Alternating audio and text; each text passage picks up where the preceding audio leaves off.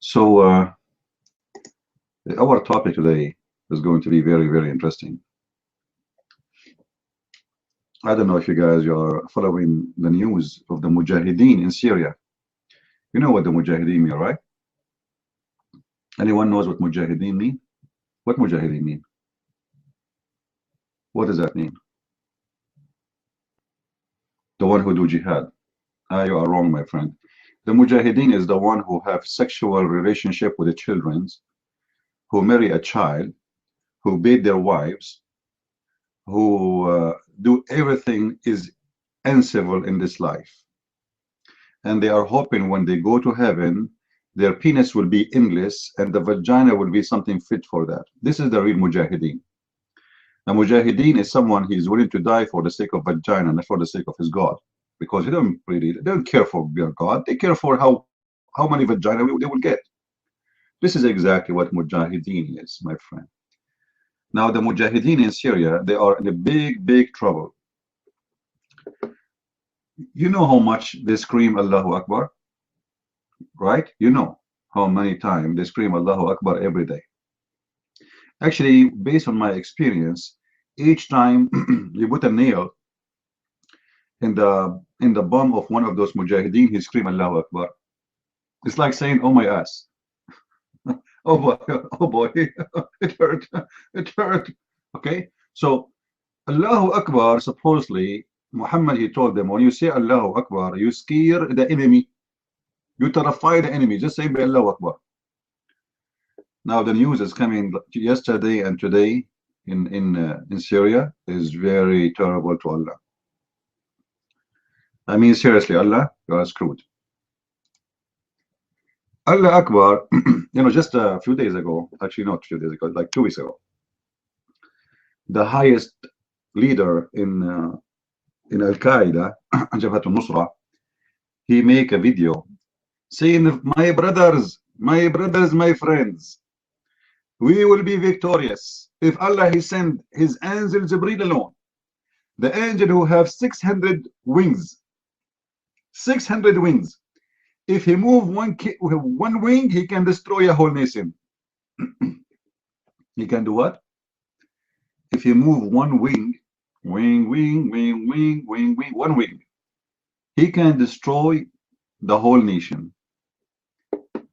Now those Mujahideen, Mufakhideen, the child molester, they are waiting for the angel with one wing, and they keep saying Allahu Akbar, and Allah Akbar is not coming, and no angel is coming. So yesterday and today, hundreds of the Mujahideen got killed. The biggest areas in Aleppo fell down in the hand of the kuffar. All right, the news in the front of me.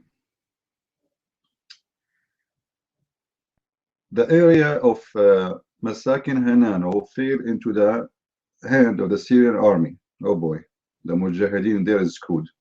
They are feeding them falafel right now. Another news. The area of controlling the area of Al-Halik and the area of Bustan al-Basha. Oh boy. What else? This is all in 3 days. What is left of Aleppo? Where is Obama?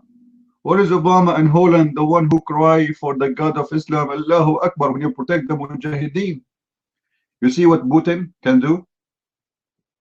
Do you see the man, Putin, the one you guys, many of you don't like him? This is the guy. This is the guy who can teach them how to behave.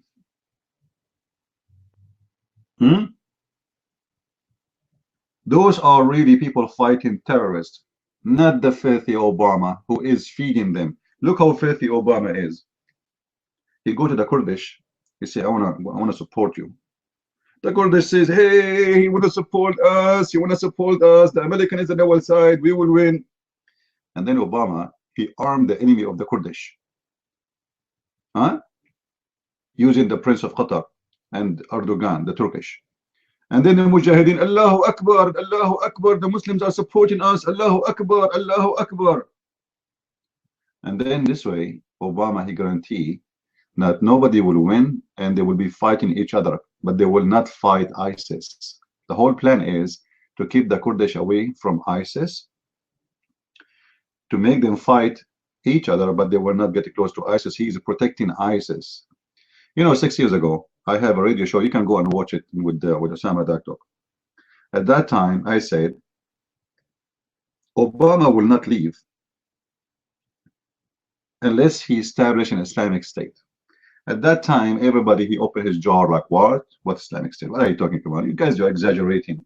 And I received many statements from many of you saying to me, you are really exaggerating. You know, how he can do that? In less than 2 years, Obama, he established an Islamic State, as we say, starting from Egypt, the Muslim Brotherhood. When the Muslim Brotherhood failed and they lost the ground, Obama, he moved to the Plan B, Islamic State, ISIS. And you see Hillary Clinton, the scumbag. Anyone ask himself what was our ambassador, USA ambassador, doing in Benghazi? Anyone ask himself what he was doing there? Why we have an ambassador there anyway? All the ambassadors from all the countries, they left. The country is in a civil war. Everybody is killing everybody, except our ambassador, he is there. Why? Just not to sell for free, my friend. What to sell? It's for free. I wish they are saying it. It's for free. The weapon, they have a big depot for weapon in Benghazi. And the ambassador, our scumbag ambassador, was killed because he was giving some of the terrorists which Obama he like and Hillary Clinton she like, and he don't give weapon to the other terrorists. And this is why they attack him and they killed him. Because he is arming their enemy. All of them, they are terrorists, okay? But he is arming some of the terrorists, which the other terrorists consider it as arming the enemy of them, because they are fighting together. And this is why they killed him. So the plan was so clear. Obama, until now, actually, you know, Obama, like, you know, they say to you, we are fighting ISIS. Just hold on and wait until Trump, he is in position, and you will see how fighting ISIS will be. You will see how ISIS cities will collapse overnight. What fighting ISIS? This guy never fought ISIS, and he will never fight ISIS, and he is one of ISIS.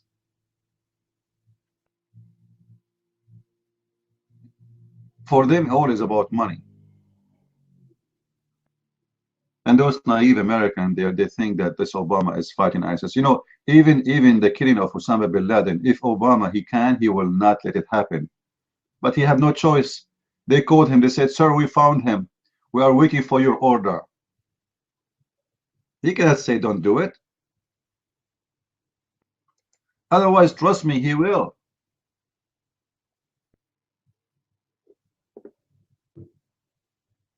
He don't want Osama bin Laden to be killed.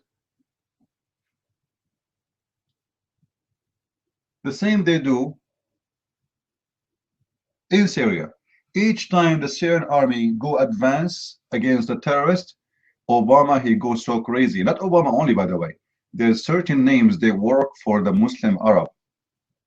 Obama, Holland, the guy who, if you get him inside your room, he don't know how to find the door to get out. And the Prime Minister of England. And the stupid Miracle, you know. Now the Miracle, she's not getting paid. The rest are getting paid. The rest are under the influence of the money. They are corrupt for real. But the most I like between those leaders is Holland. This guy is amazing. He can't even find the door of the car when he get out. You get him inside the car, he didn't get out. He tried to open the front window to get out of the car. And the best scenario, you ask him to get in the car, he'll try to open the door of the trunk. Those people, they are the one who protect ISIS because they're leaders in the Middle East, especially Qatar. Qatar is the head of the snake. All the evil things you see happening, it is done, planned, and paid by Qatar. Qatar is the biggest enemy to the West, but Western leaders, all what they care for is how to make money, and those people have a lot of money. No, Obama is the puppet. He is not really an enemy. He is just a work employee for them. This guy is nothing. You know, this guy, he have look at this guy, just to show you how stupid he is, and his and you know, those who vote for him and they made him president for 8 years. 8 years happened. He is leaving. He did nothing. Zero. 8 years. Imagine all his orders are not even a law. It's executive order, which means Trump, when he go to the White House, all what he need to do to wipe it out is to fart. It's just to make a signature, and all his work for 8 years, which is nothing, is going to be gone over a day, over 5 minutes, because he never have a law. He made executive orders. An executive order, you can delete it by executive order too, which is actually good. You know, the 8 years of Obama, we have to get rid of it. But this scumbag, for sure, he had a huge impact on the Middle East by his plan to establish an Islamic State.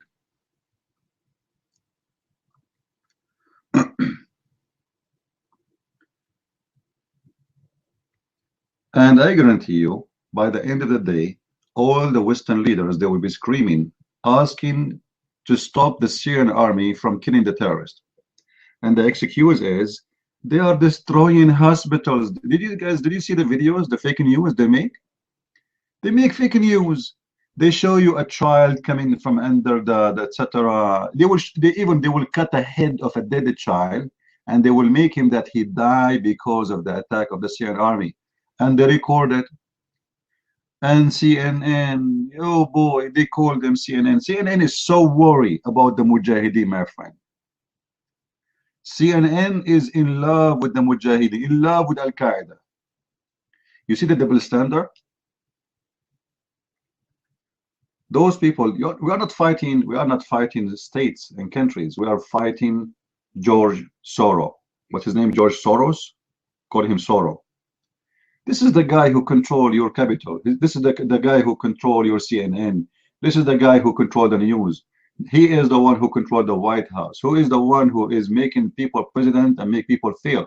Trump, he was going to fall down in his election because of the Soros, not because of election. Until now, this filthy, he is trying to make Trump lose. Anyone want to make a case against Trump, he fund him. Not only Obama, he owned half of the Congress and half of the senators. What are you talking about? Those people are for sale, my friend. And he owned leaders in Europe too. This guy, he owned more money than any state in any country in the Middle East. He is the real leader.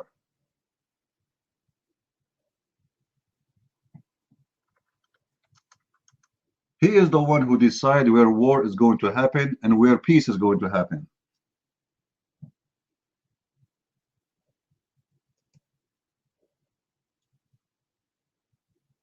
You see, the Russian, they have Soros like this Soros. They have Soros like this Soros. But Putin was so smart. You can't play with Putin.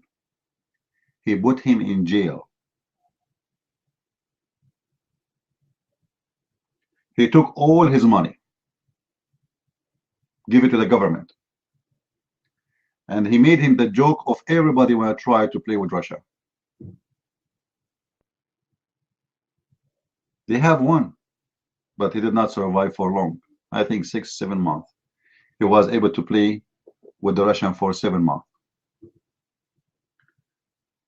They stripped him from his money, and later he died with sorrow.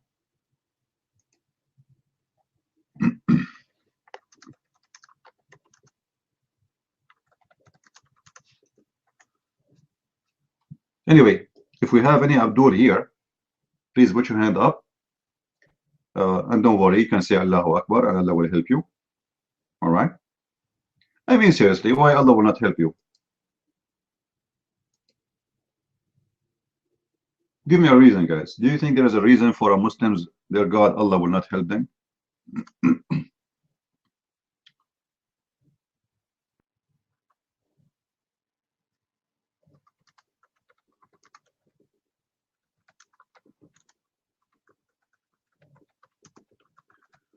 Let us see. I hope today we'll get some Abdul here who have the courage and the knowledge to come and debate us. What do you mean fix them versions? They did not even touch them to fix them yet. They are still brand new. Until now, nobody arrived there because Mujahideen don't use a map. Do you remember, guys, the video? It's called The Description of Paradise, and it's for Allah. When the Sheikh, he said, brother, when you go to heaven, you enter the door, huh? You go to your home directly. You do not need GPS. You do not need a map. You do not need any of that. You go to your home directly. Amazing, unbelievable, brother. And then he say, the angel who will take you from your hand and take you to your home. Like what? I thought he did not need GPS. When you say he do not need GPS, you assume that this guy he go by himself, right? But when you say to me the angel would take him from his hand and take it to his home, so what's the point of the GPS?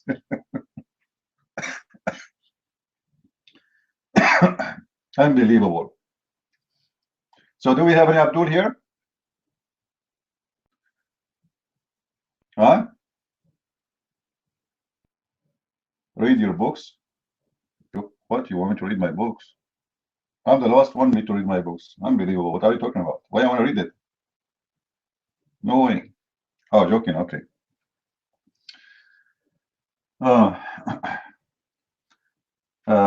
Anyway, actually, my book, the one is going to be about the roots of the Quran, is taking too long because it's hard to concentrate.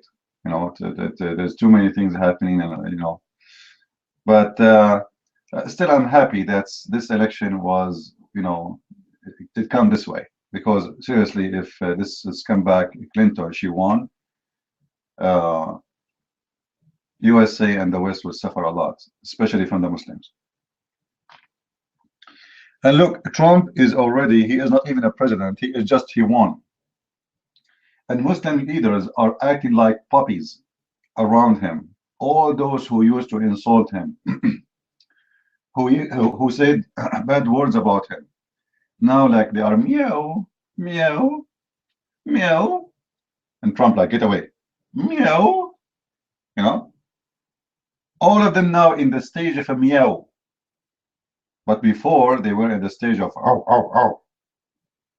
Suddenly they are very kitty cat, like, you know, who is nice, who wanna wipe her fur on your feet. And he will, you know, like, you know, love me, you know, love me, I'm good, you know, forgive me, huh? This is how it is.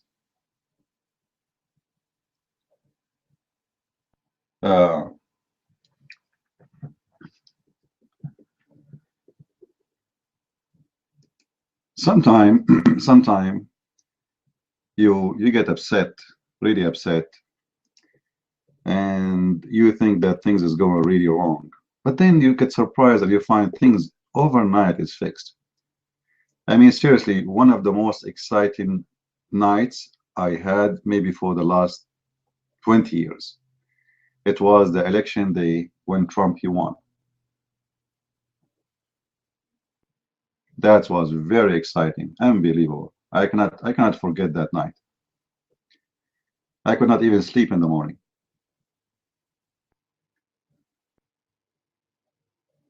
Because, you know, what happened, it was really a miracle. And we are very thankful that this is what happened. Now, I hope I pray that Trump, he will not be touched by the corruption of those who they are already there, because the corrupt one, they will start trying to surround him. You know, that position is the same as a piece of cake, and everybody will take a bite. So all the corrupt, they will try to join the wave to take advantage of it. So I hope he will be smarter than them. Maniok, the mic is yours. Go ahead.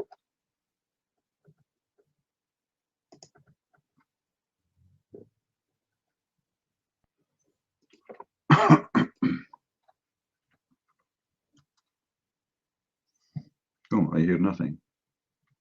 How come?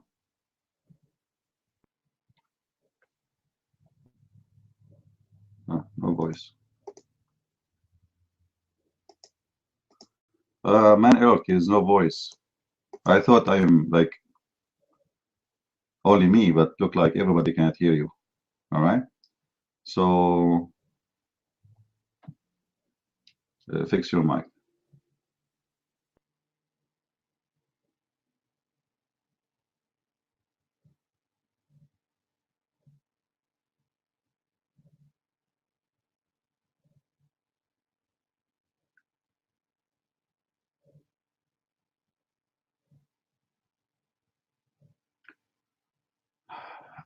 Christ is salvation, your mic.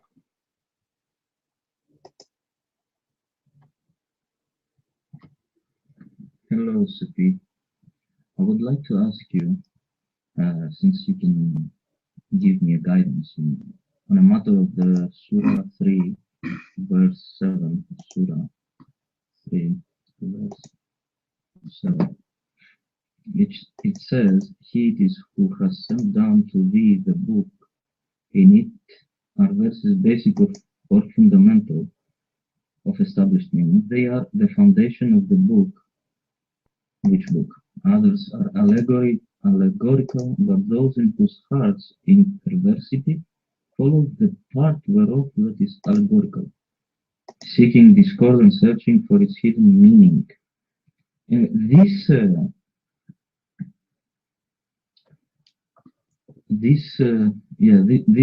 verse, this surah, this paragraph, surah, I don't know how to say it. How could you say, who is he, who is he, it is, since it doesn't say the Lord your God or something like that?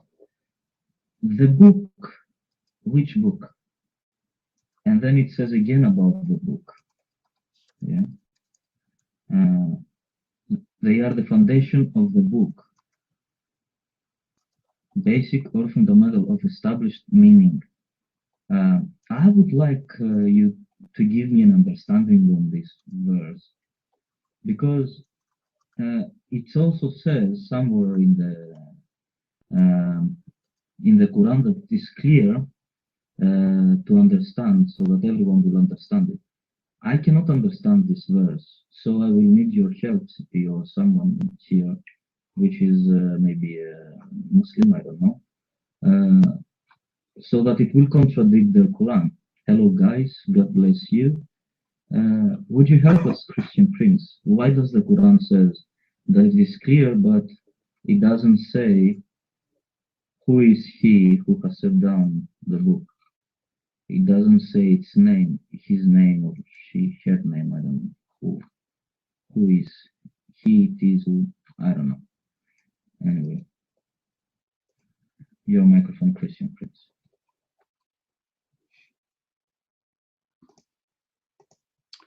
Come on, guys, don't be picky. I mean, this is very embarrassing. Like you leave stories like the Quran is speaking about Noon, is speaking about a camel who gave birth from a rock. You leave the story where somebody he died, or a nation who died because somebody screamed. You leave a story where God he killed them by cold. You leave a story where an ant speaking to her friends. You leave a story where it says that honey come from the belly of the bees and they eat fruits, yummy, yummy. I mean, and you focus on this? Come on. I mean, come on, don't be picky. Allah, he say things. Sometimes he's drunk. Sometimes he is not aware. Sometimes, do you know who is the one who wrote this verse? Nobody knows. Look what this verse is saying. That's this Quran. And I will go to what you are saying about he and she. This Quran have a clear verses and have verses who nobody knows what they mean. I mean, this is alone is a miracle, my friend. Isn't it amazing that you can say things nobody knows what they mean? And the point of sending this book is to teach you about God.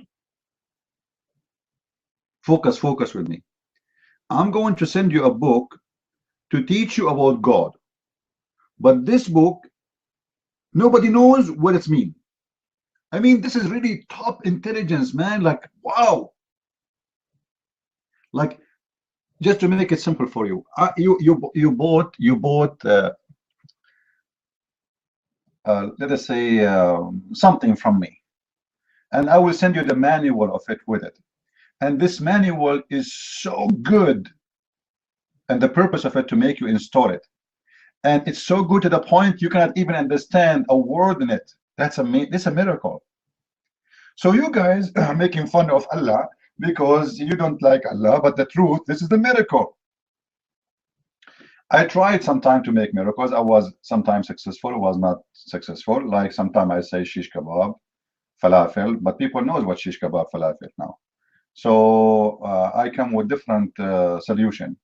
I try to speak German in a language I do not know, which is Germany, German language. So I start saying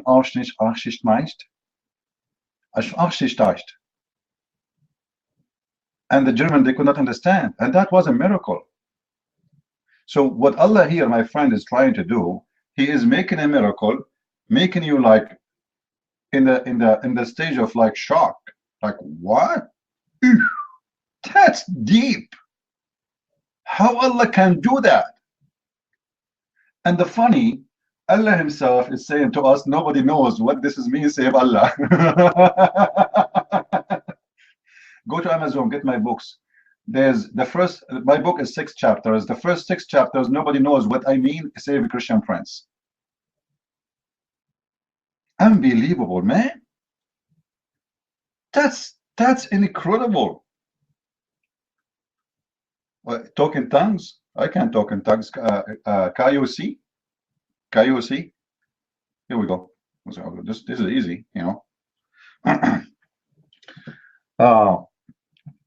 So the book of the Quran is, this is actually one of the proof that this book is made by someone is divine, my friend. Okay, compare between this verse and the Quran and Hillary Clinton. She is saying to you, what different at this point will make? I mean, come on, it's the same. What different in this point is going to make? So always remember this, what Hillary she said, you will get better understanding of the Quran. What difference in this time is going to make? Nobody will understand it anyway. Like, you know, the funny, this verse saying there's verses in the Quran which are clear, and verses nobody understand what they mean save Allah. Now my challenge to the Muslim to tell me which is the verses which is clear. I cannot find one verse is clear in the Quran. What verse in the Quran is clear? Any Muslim can tell me? I'm looking for the clear verses. Forget about the unclear verses or those who do not know what their meaning is. And the more stupid about this too, Allah saying that those verses nobody knows what they mean save Allah, and those who have sickness in their heart, they will use them. Oh boy. So Allah, He's sending a fuel, it's called Quran, to those who have sickness in their heart, so He can fuel them with their sickness. And those sickness is going to affect who? Is going to affect all the Muslims. Because remember, this is a book only Muslims follow. Christians, Jews, Hindus, Buddhists don't follow this trashy book. So when you say to me that this is a book have verses is going to be used by the sick one, and those sick ones are Muslims, it's the same as Allah is saying He is giving you Muslims who they are sick fuel for your sickness so you can deceive more Muslims. Right? Do we have any Muslim here? And then, and look, we always will say a Muslim scholar, right? Muslim scholar, like, are you a Muslim scholar? He is Muslim scholar. In chapter 3, verse number 7, it says, وَالرَّاسِخُونَ فِي الْعِلْمِ يَقُولُونَ آمَنَّا بِهِ. So Allah is saying, who is the scholars of Islam? The scholars of Islam is not someone who knows what the meaning of the verses. No, it's someone who say, I believe. What a crazy religion. All what you need to say, I believe, and that will make you a scholar. That's it. This is what the verse say. Read it, read it. I'm not, read it. Guys, pause the verse again, chapter 3, verse number 7. And those who be, and nobody knows what the meaning, save Allah. And those who they are strong in knowledge is the one who say, we believe, the scholars. So the scholars are not the one who know the meaning of the verses. No, it's those who say we believe. You believe it blindly. That's it. And you are a scholar.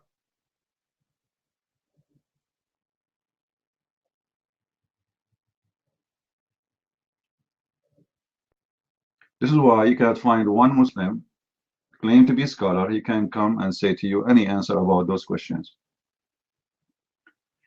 Do we have any Muslim here?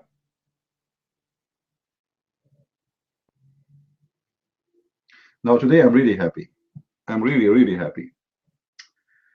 The news is making me really happy. Allah and his angels and the Mujahideen are losing big time. Oh boy. I bet you Putin is drinking wine right now. And he is singing, Allahu Akbar is gone, Allahu Akbar falafel. Allahu Akbar. Where's Allahu Akbar? I wish you guys you speak Arabic, because you can watch the videos of those who call themselves Mujahideen. Speaking about Allah will send them angels who have 600 wings and they will destroy the enemy of the infidels. And then no angels is coming and Allah is not doing anything. And they are in a chaos. Absolutely. What are you talking about? You don't know what's happening? Maybe I should show you some videos of those terrorists crying and asking the Muslims from around the world, saying, brothers, you left us alone. The Russians, they are killing us. Just a few months ago, they were saying to Putin, we will destroy you. We will teach you how to behave. You don't know you are fighting who? Yeah, right.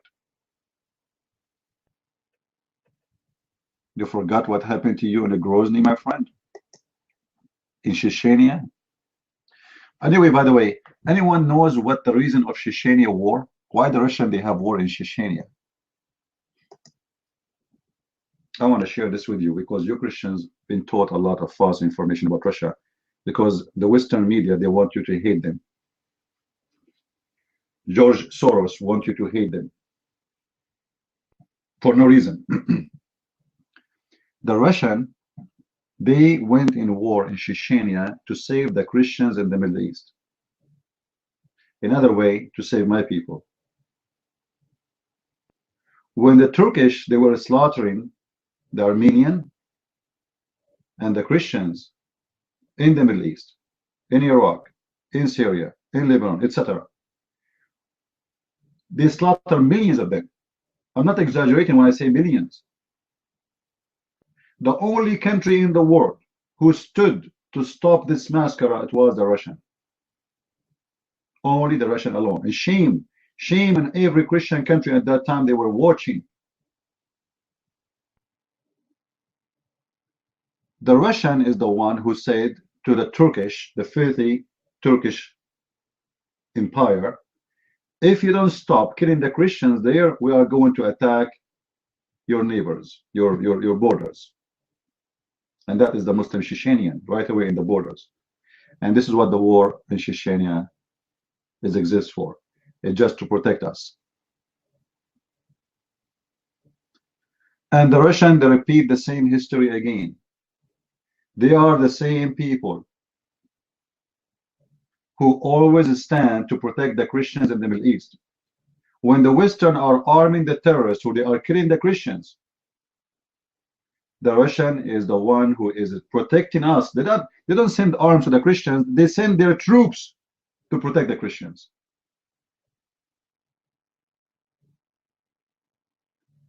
If not Putin, all the Christians right now in the Middle East, they will be slaughtered. This is what your CNN is not telling you, and this is what this is filthy in Holland and in France is not telling you, and this is what the Prime Minister of England is not telling you. They are arming the terrorists, and Putin is the one who is protecting the Christians. Someday will say to you he's protecting his whatever the interest of his country. I don't care. What I care for, all countries in the world have interest anyway. How come it's okay for you to go and have war in the Falklands? How come it's okay for England to go have war with Venezuela? Do you know how far it is? Just because an island, you think that this is interest for you, but this is not your land. You go and you occupy it and nobody talk because this is the great England. It's okay. When it's come to Muslims, because they are paid by the Muslim leaders, they are potatoes. Muslims can do whatever they want. As long there's somebody putting coins in the holes of those Western leaders.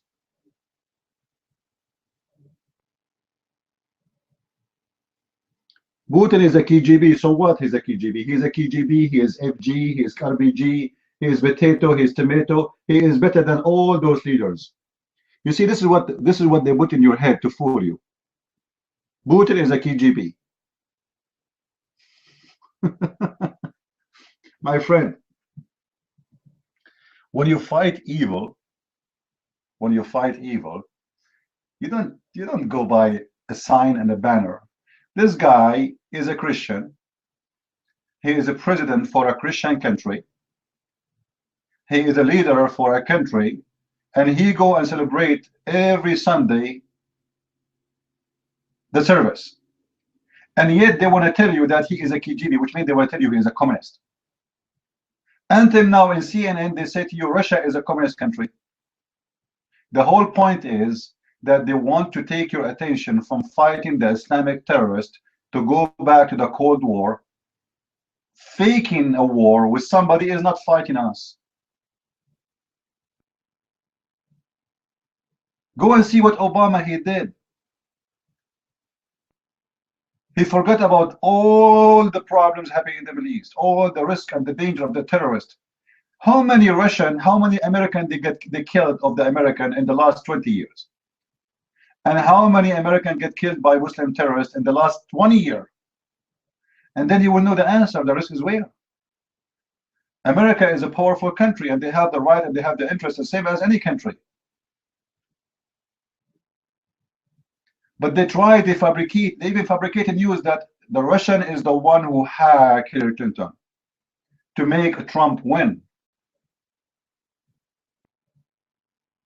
They want to take your eyes from the scam of Clinton, so now you think about the hacking. The hacking is a problem, not her email.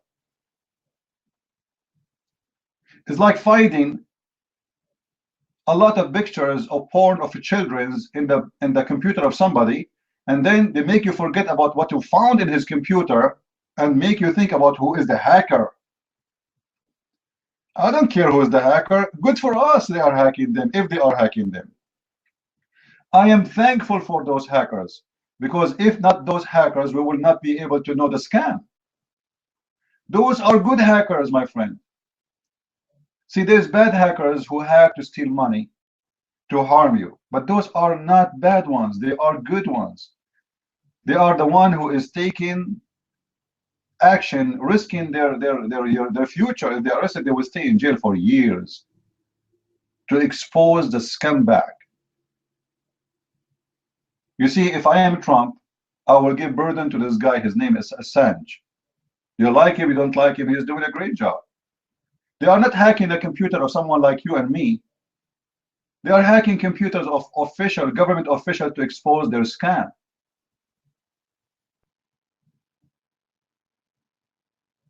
Many of us, we believe for a long time that those people are good guys and etc. And then suddenly we find that everything is wrong. Even imagine this filthy Hillary.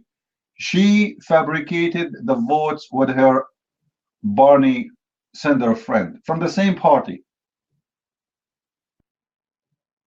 How we know? Because of those hackers. If not those hackers, nobody will know.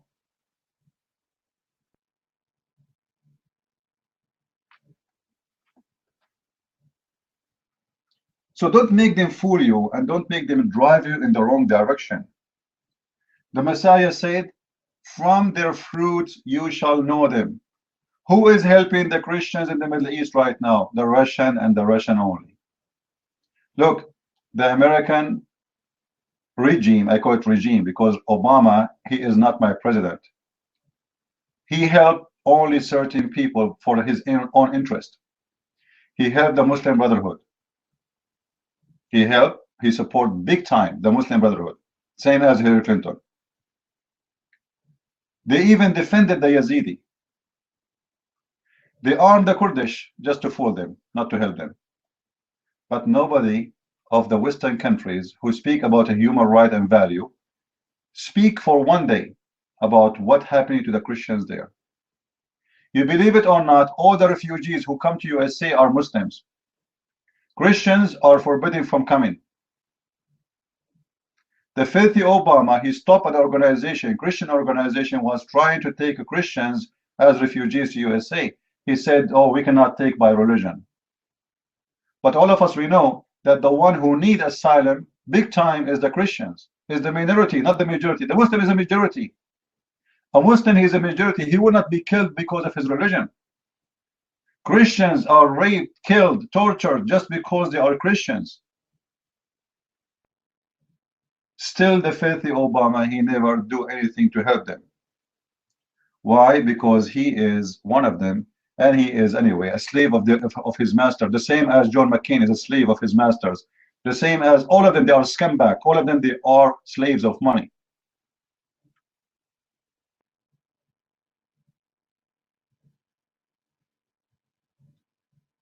And look how they were able to betray the system. The first assistant to Obama is a Muslim, and the first assistant to Hillary Clinton is a Muslim. I mean, how they can get to such position unless somebody is paying for it. I am Middle Eastern, I am in this country, I'm a qualified more than anyone to be in such a position, if you ask me about knowledge about the Middle East. How this woman, she get that position? That's impossible. Unless somebody is paying Clinton to hire her. She is our cashier. You want to get paid?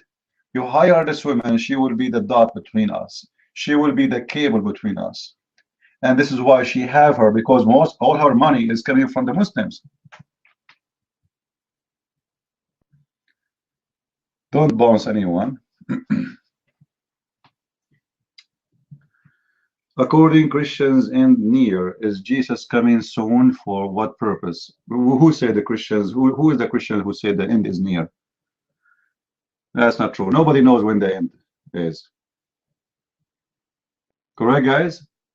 Jesus says it clearly, no one knows when the end is. Anyone, he claimed to be Christian, he say that, he is just making you excited, he's fooling you.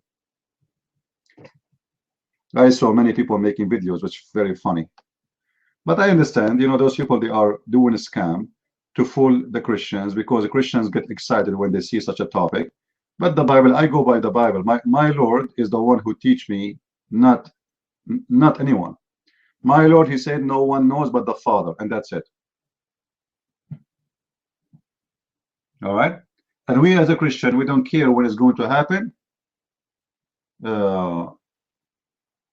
I have misspelled title. Okay, that's very normal. Actually, this is a proof that this is me, is the one who made the title. Let us see. Allah Akbar is losing the big fight in Syria where Allah and angels with 6 friends. Ah, okay. What do you want me to put there? I will change the title. I will make it shish kebab, falafel. What do you want?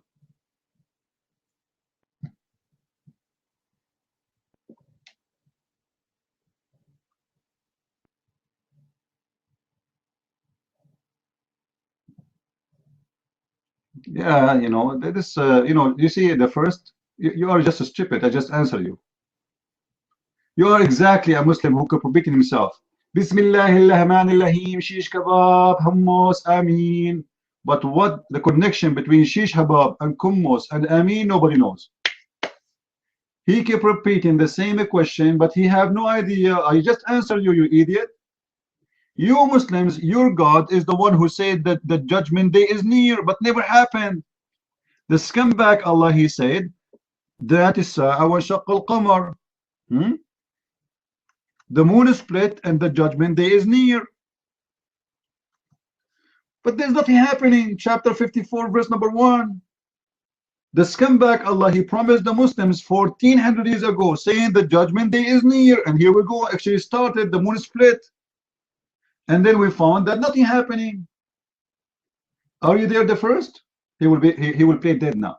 The first, are you there? Can you answer me what kind of God he claimed that he knew that judgment day started and the moon split and nothing happened? Hello? The first, are you there? He will play dead now. How are you, teacher? Paul, he was a false prophet. Thank you very much. I have a question for you, teacher. How come your prophet, he never said that Paul is a false teacher?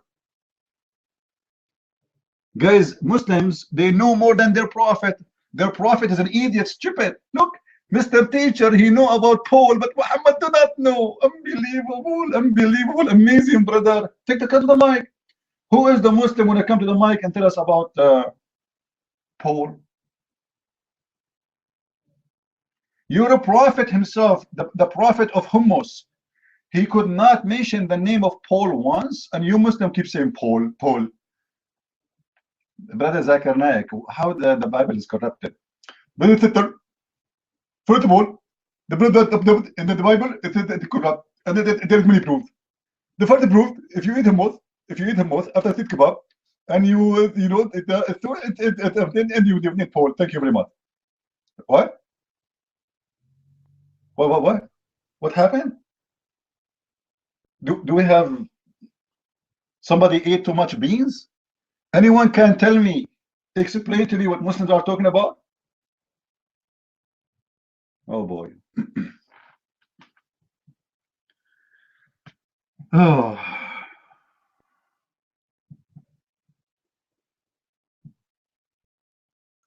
You know, teacher, what about you come to the mic and we answer you about what you are trying to say? Do you dare? Do you have the courage, teacher? I will give you a chance. Your mic.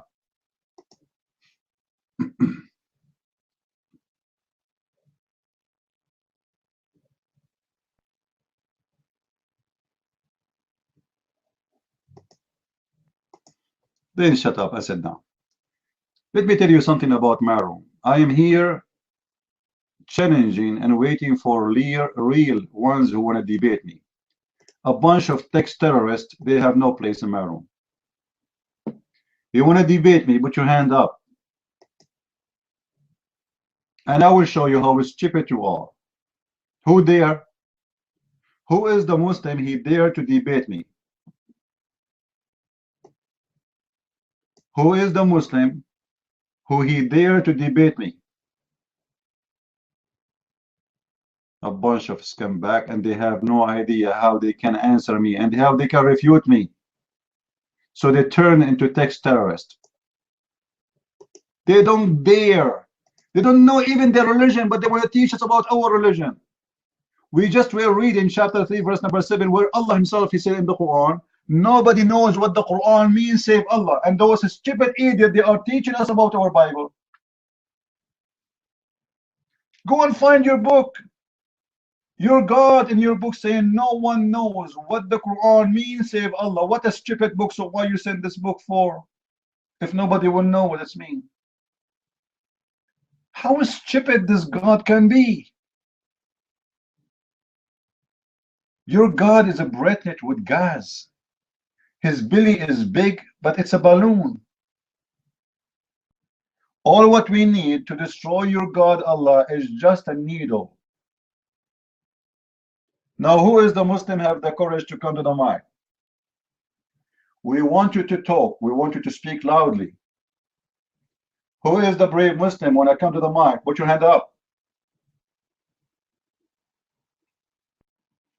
You see the cowards? I'm trying to force them to come to the mic, but they are cowards. They don't, you know, they cannot make it with me. Okay, let me encourage you more. Allah will give you virgins if you debate me. Imagine, my friend, this is jihad. If you debate a Christian friends, do you know how big the virgin Allah will give you? Allah will give you women with the 3 nipples. 3 nipples, my friend. Don't you want to have women with 3 nipples? If you debate me 7 times, Allah will give you women with 7 nipples. Don't take me wrong, this is not a dog. Have seven breasts, huh? This is a woman, she's a human being, but she have 7 nipples. And Abdul? Cowards. The prediction about in the Bible about the coming of Jesus, this is not about tomorrow Jesus will be here and today Jesus will be here. It's about when Jesus is going to come. It's not about the timing, it's about how to be, how his coming will be. Be ready. The Messiah, he taught us that he will come the same as a thief. What does that mean? Thief, he will never inform anyone when he will come. He will come when people are unaware. What the Bible is speaking about is getting ready for his coming. We are always going to be ready. You remember the same as, guys, the story, but here the Bible used the word virgin, but the word virgin in the Bible have nothing to do with the virgin in the Quran. Do you remember the virgins who they are waiting for the Lord? Anyone remember the story?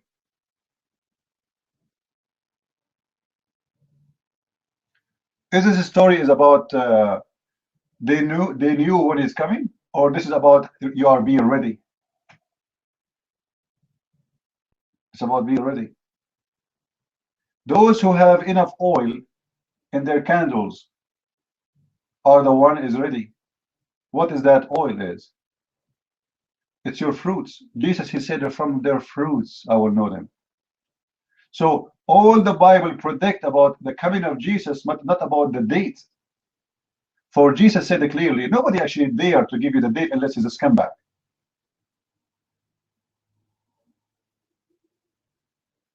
Unless he is a false church, false priest, trying to fool you. So you take his words over the words of Jesus. Jesus said it clearly, nobody knows when the day will be, not even the Son, but the Father. That's it.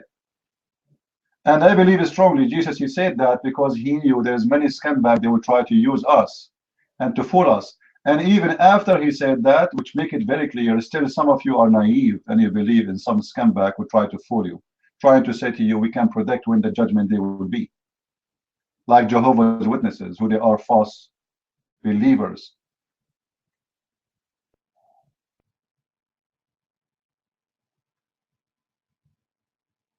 The oil is not about metaphor for the Holy Spirit. I don't believe in that. I believe that it is about being ready. Being ready for the Lord. It's your fruits, how much work you did, how many people you brought to Jesus, how many acts as a Christian you did in your life. This is about how ready you are. The Holy Spirit is always there. Jesus said, every 2 of you mention my name, I will be between them, I will be the third.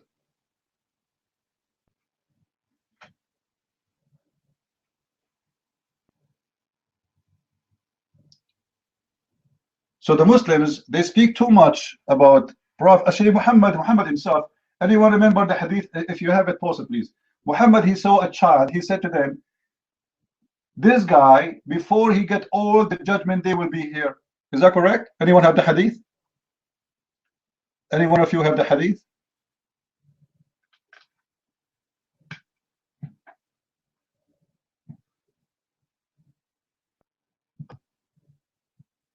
If you have it, post it.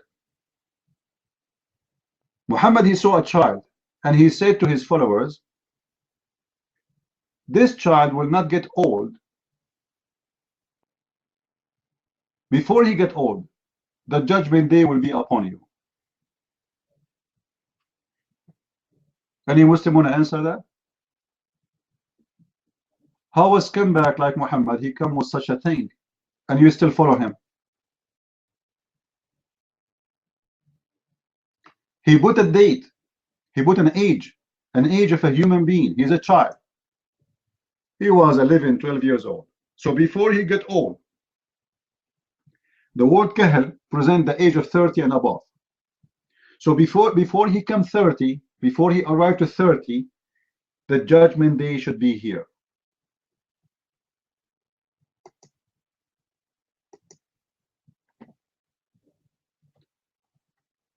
Obviously, Muhammad is a liar.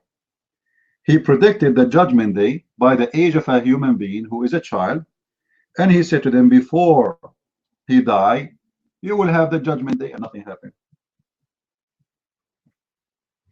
Any Muslim? The same as he predicted that one of you can fight 10. The Muslims went to war, they lost.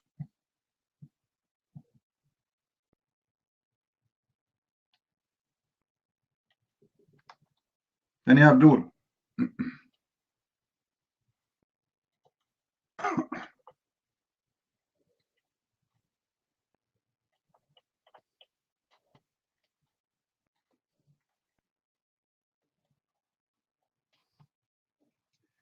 I'm trying to find the hadith in English.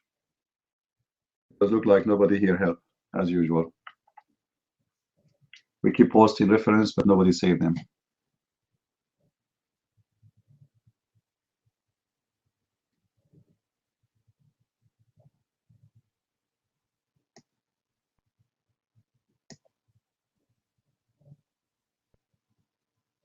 Nobody helped.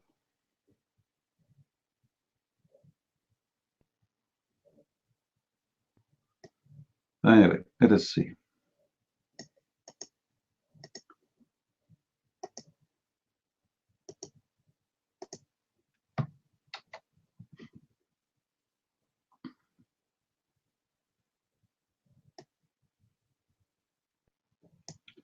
Here we go.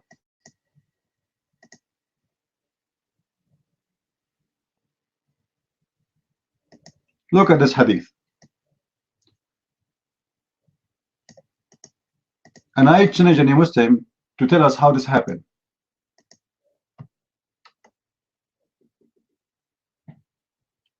Do you see it, guys? Do you see it? Isn't it obvious that Muhammad is a scumbag? He prophesy that this boy, before he get old, the judgment day, the hour is going to be. But nothing happened. And this is the reference, because I know nobody will save it, right? Thank you very much for not saving and not helping. Any Muslim can explain to us what kind of a prophet he predict and he prophesied? And look here, he is speaking about an age of a child, a human being. It's not metaphorical. It is something all of us we have. One day we are children, the other day we are youth, and then we are old, and then we are older, and then we die. So how Muhammad he says such a thing? That this kid, and he point his finger at certain kid.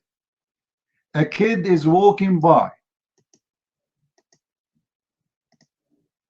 It happened that he is passing by, which means that the kid is not important really. It is his age. It's just a kid passing by. Do you see it?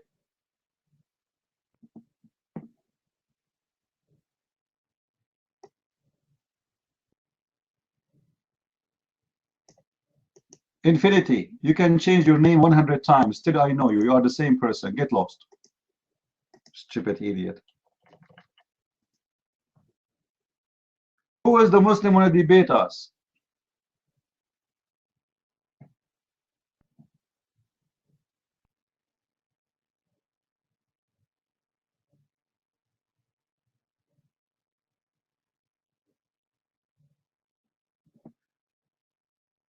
Just to show you how stupid this guy. He said, the Pope, he cannot marry, the nun, they cannot marry, and the pagan, Sanasasayaya, cannot marry. So prove that they are a stupid idiot. And who said to you that they cannot marry? This is a choice, you idiot.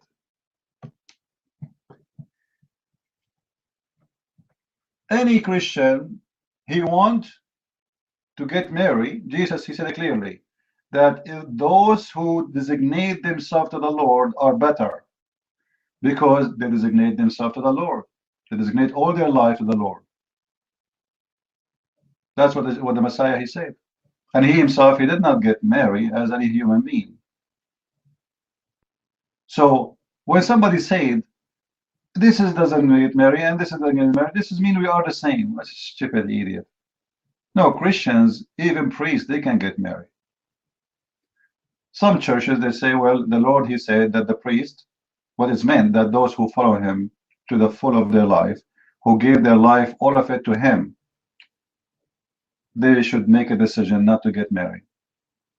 And this is a personal choice. Do we have any Muslim here?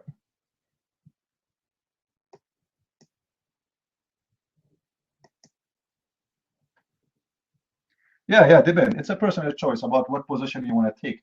However, I believe that it's better for priests to get married unless you are very strong with your faith and you will not do any mistakes. Because, we saw some priests who do child molestation and etc.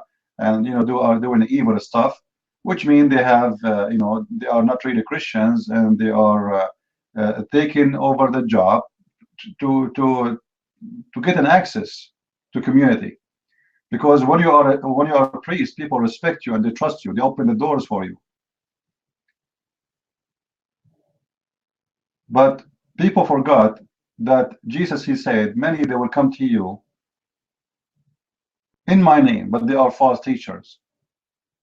They will come to you in the clothes of a sheep, but they are wolves. Right?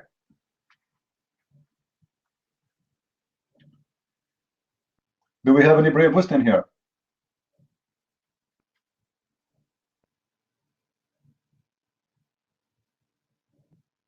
Any Abdul?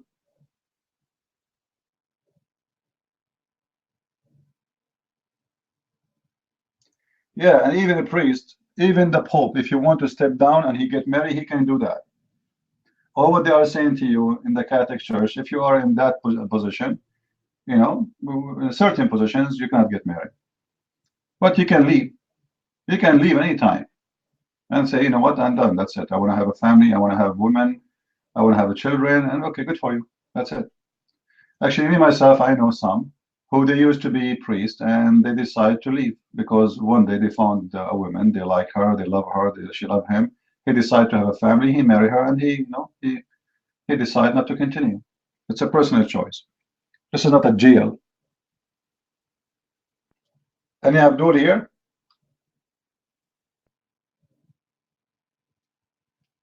Any Muslim want to teach us about Islam? Why Allah Akbar right now in Syria is losing ground? Big deal.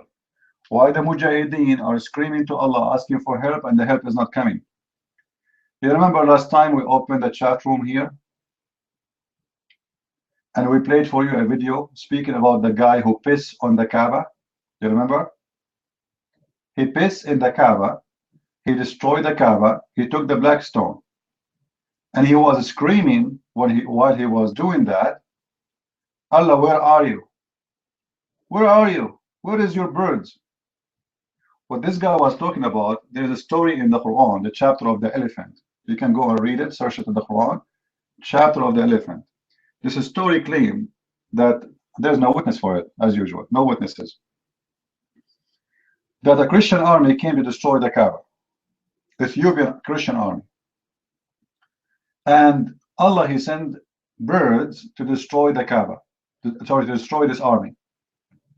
And those birds are carrying rocks, and they throw rocks like F-16, or so this is Allah flight jet. They shoot missiles at the enemy and they destroy that army. So this guy, he wanted to prove to them that this is nothing but a scam and Muhammad is a big fat liar. So he went to the Kaaba, he destroyed the Kaaba, he took the black stone, he pissed on the Kaaba. Imagine, he pissed. And he slaughtered 35,000 Muslims in Mecca. 35,000.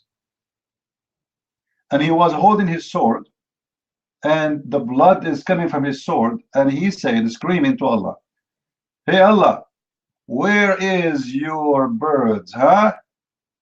Where is your protection for the Kaaba, huh?" Because Muhammad told them that the Kaaba is protected by Allah. That's it. So he wanted to expose Muhammad and his religion. And actually, after that, for a long time, nobody go to Mecca no more, because people, they lost their faith in this religion after they saw what they saw. And this guy, he took the black stone, he make it a poo stone, he pissed in it for, according to Muslims, 22 years only.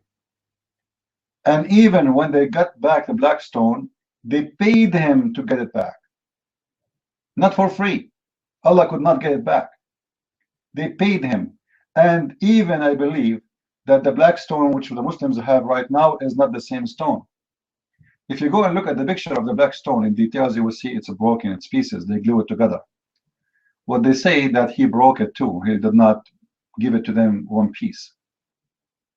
But I believe, I believe strongly that this is not the black stone which they have there. I mean, not the original. Why? The Muslim, they said that when he took the black stone, it was heavy, and when we get back, it was so light. How does happen? How the weight of the stone? Because even if they are pieces, still the weight will be the same. Let us say he broke it to 3 pieces. It's going to be the same weight. Nothing will change. So obviously this guy, he did not bring the same stone for them back, even after they paid him. No, I don't want to indult anyone. Anyone want to, you see in here, I don't debate people in text. Don't tell me what to do, please. Anyone want to debate me, I want to hear him so we can debate. Text debate is not a debate. Is that right? Anyone here is interested in text debate? If you are interested in such a debate, go to Facebook. Go for Facebook and post on Facebook and have fun. People, they post for you, you post for them. Play like children. Here we have a real debate. Who want to do it?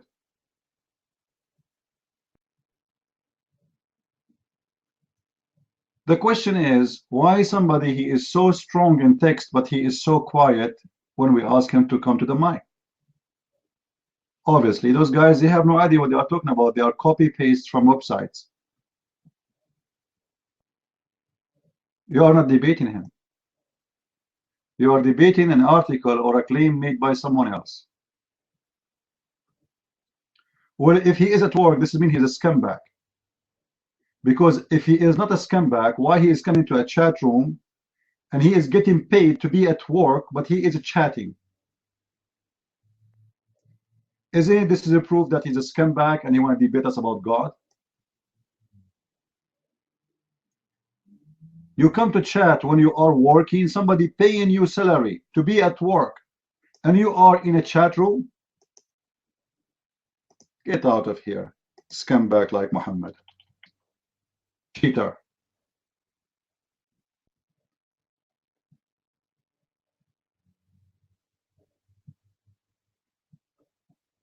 Imagine you hire an employee and you pay him a full salary, and you pay for his insurance, and you pay whatever it's things for him, and then he go to a chat room.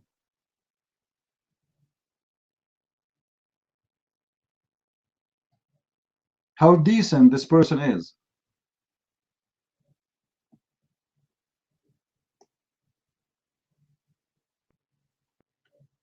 Do we have any Muslim here? What is the Abdul? What happened today?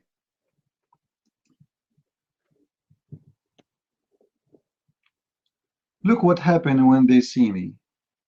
They are so quiet. They are so polite. What happened? Who is a Muslim he would like to come to the mic and tell us about his God?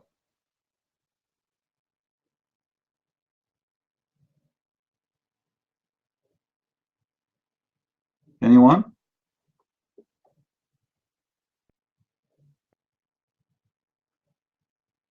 Oh, Muslim rooms always is empty, even if there's people there. They park their name there. You know, they do jihad. You don't know what Muslims they do. They park their names in the chat room, but they are not there. Nobody there. Supposedly, this is how they support Allah. If you go to the Muslim section, you will see that people, they are parking their name there, but nobody understands even what they are saying in the tape. He's speaking Arabic. The guys who is parking their name there don't speak Arabic. They are playing a tape by Arabic, but none of those who they are in the room speak Arabic. It's amazing, isn't it? Imagine somebody play for us a lecturer in Latin, and none of us speak Latin, but we are just here. That's beautiful, my friend.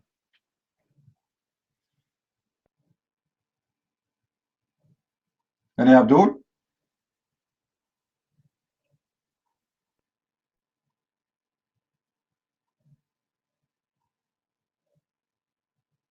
Sometimes we are lucky we get Muslims Abdul to debate us immediately. Sometimes we are not. And look like today we are not getting any Abdul yet. I was thinking to allow especially women to open their cameras, because that alone will bring a lot of Muslims here. But I'm afraid that they will not be listening to me. They will be just horny, a bunch of horny people if we do that. You know, they will not be focusing with me at all. You ask Abdul the question, he will say, huh? I am with you. Yeah, what? What the question? Uh-huh. Yeah, actually, I like it's, she's white, and I like her hair. Abdul, I'm talking about Quran. Come on, this guy is an idiot. Give me the room for me. Allah himself, he made a room for me. What are you talking about? I have a room in his house. He go and he bow down, ask for forgiveness. Say, Christian friends, can you speak to your Lord so he maybe forgive me? And I say, no. After all the crimes you did, I will never speak to my Lord to forgive you. Don't try. All right?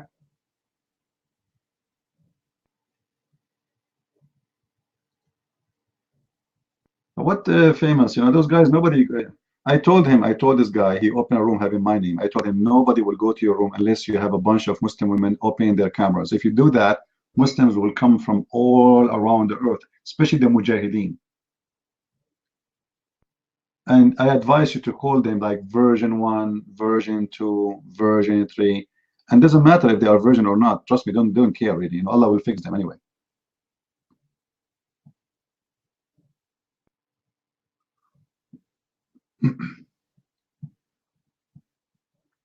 Yeah, especially if they are blondie women. You know? Or if you bring boys too. Boys is a good choice. Muslims love boys. You know that the big mullah of Taliban, the Taliban, the Mujahideen in Afghanistan, they don't bring women to dance for them. They bring boys. They make them dress as women. They put makeup. Go and search for it. Go and search for it on YouTube. Taliban leaders, they don't watch women dancing. They prefer to watch boys, pretty boys. And they have sex with them after the party. Not only they dance, they dance for them, they have sex with them. That is Islam, my friend. At the same time, Muslims are #1 in the top in the world who speak about dignity. Nobody speak about dignity as much as Muslims. But in the same time, nobody is a scumbag as much as the Muslims.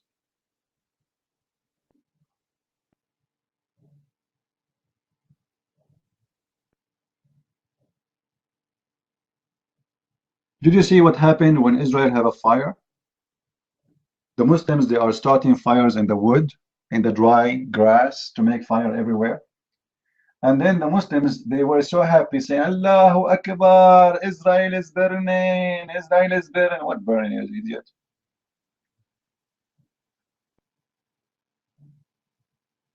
This is how they are. The only one who feels so good about disasters.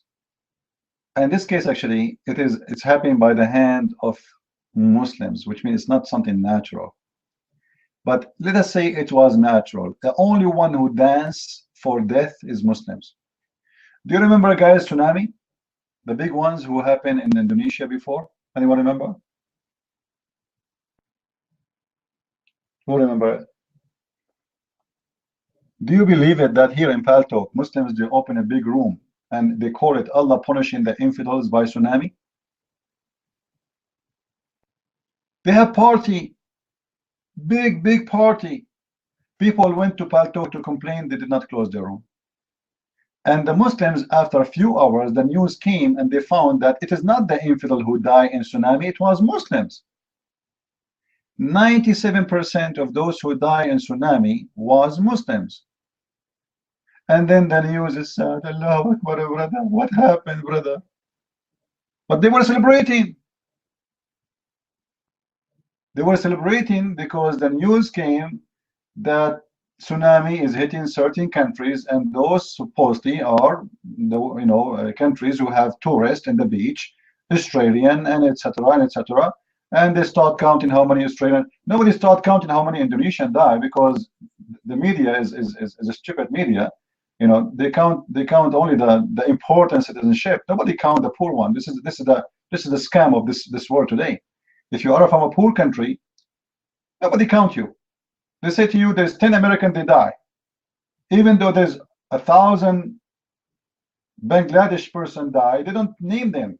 They count only the American, as if only the American are the human being. Anyway, so the Muslims were so happy, celebrating Allahu Akbar, Takbir, and this is showing you how evil this religion is. This is the only religion celebrate death of others. Same as they did in 9/11. In 9/11, they were dancing in the street. The videos is in YouTube. You can go and search it. Search for Muslims celebrating 9/11. They give sweet for free, cake for free, cookies for free, candies for free, just because of 9/11. People are dying, burning, and they are dancing in the street. And that is just one side of the evil of this cult. It's called Islam.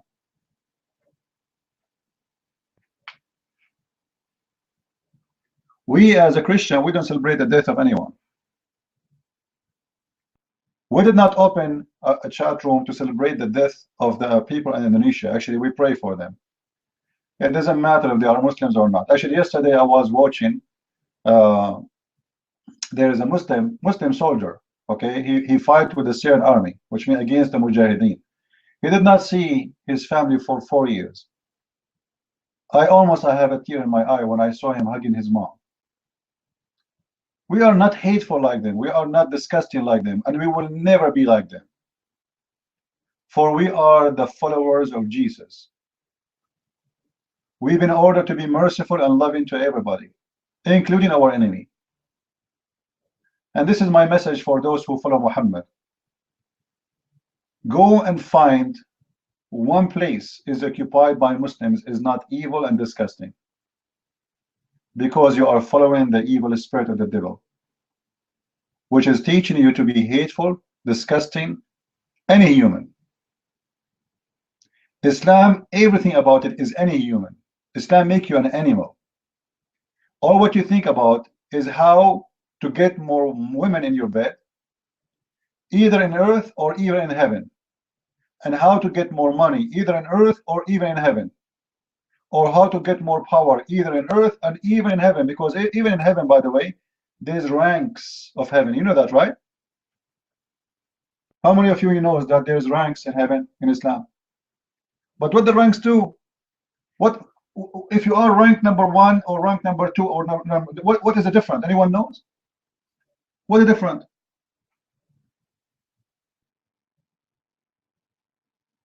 The difference is how much money you get and how many women you will get. How much gold and silver and diamond you will get, and how much women in your bed you will have. So the more your rank is higher in heaven, the heaven is divided to 100 rank. 100 rank, which means there's 100 floor. Every floor have different stage of enjoyment, wealth. And when we say enjoyment, we speak about having sex with women and kids. How many child you will have, how many women you will have, how much gold and silver you will have, how much diamond you will have, how big your palace. So even heaven in Islam is based in physical, material, money, sex. And I don't know how hard it is for any human being to notice that this is coming from the devil. Why is so hard to understand that this is from the devil? What kind of God he promised me? 80,000 vagina. I don't say women, by the way, because those are not women, they are vagina. Those are supposedly women who we do not know them, we never met them. So all what the Muslim man will get from them is their vagina. He don't care for who they are, he don't know their names. Do you think a human being can remember 80,000 names? All what they care that they are women and they have a vagina, that's it. The interest is not in the women. He do not know her. She don't, they have no idea who are they. They are created for one purpose, sex. And the funny, all those women, they look the same, which is very stupid. All of them, they have a black eye, white around it, and they are transparent, and you can see through their bones, which means you are going to have sex with jellyfish. Anyone interested with jellyfish sex? It's a sex toy which you can have or you can see through. Imagine you can see through your wife. That's amazing. I wish I can have that now. This is actually the only reason I'm not getting married until now, because I am looking for a woman I can see through her. So if she eat my hamburger, I will know where's my hamburger is gone. Who in the world want to get a jellyfish? Huh? Thank you, Light Cross, for posting the hadith. Do you see, guys, the hadith? Do you see it? That's what Muhammad, he said. You will see you will see through the marrows of their bones. Do you see it? Hillary Clinton, she keeps saying she will be transparent. I mean, I think this is what she meant.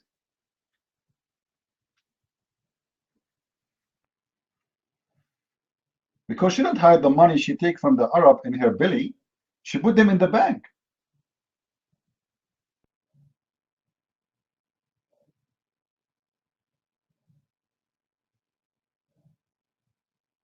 But we have to be honest here. I think this is very, very sexy. Imagine a woman, she's walking to you, walking down a street, and your eyes is closed, and then she said to you, open your eyes, and you open your eyes and you see an X-ray bones. Like, wow, it's a Halloween day. Allahu Akbar. What is that? Is that a Halloween? You will see through their bones. You will see the blood running in their nerves, and this is supposedly so exciting.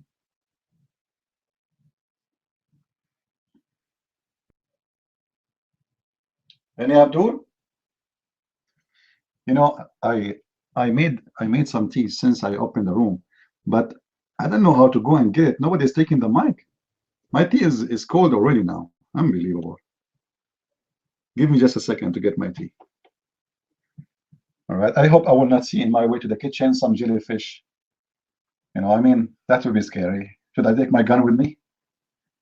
Like, imagine you go to the kitchen and you turn the light on, and like suddenly you see a woman, you can see through her bones. Like, what? Christian Prince will jump from the window and say, Allahu Akbar, help me. I go, you know what? Unbelievable. All right, man, your mic. I hope your mic is working now.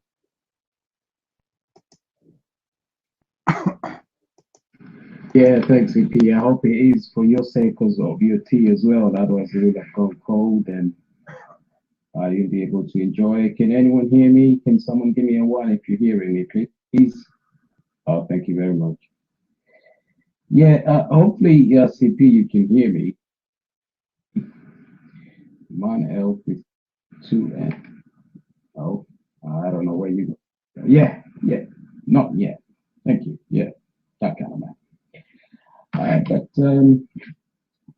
yeah, the comment I really wanted to make, and it's comment stroke question, and it's for us, especially the Christians. Um, yes, that kind of man. Especially as Christians, because we believe in the Bible of this true revelation of God, and the only true revelation of God that there is. And the problem that I get is that when I'm out there and I listen to my fellow Christians, and perhaps they end up having to debate with Muslims and so on, and the content of the Quran come into question, and the Christians then I want to say stuff like to this Quran by saying that it's all copied from the Bible anyway. And the problem I have with someone saying such a thing is that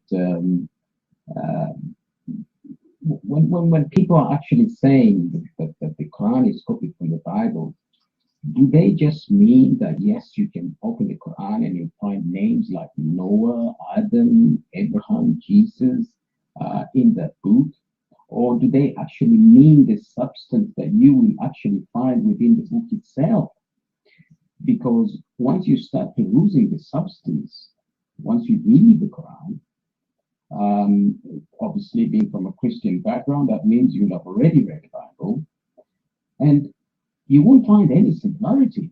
Yes, you will find Moses, but Moses is involved in activities that you've never heard of before.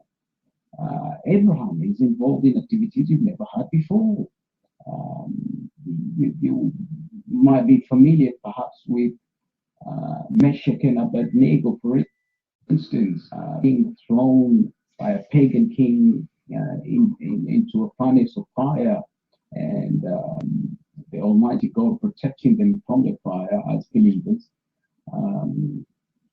And you see these being applied to Moses and to Abraham, and being applied on the wrong date, because it's being applied at the time of Nimrod, who existed many hundreds of years before Abraham. So yes, there is names like Abraham in the Bible, in the Quran, but are these the same? So the question really we should ask is, why would anyone actually claim that Muhammad is a copy and paste copy and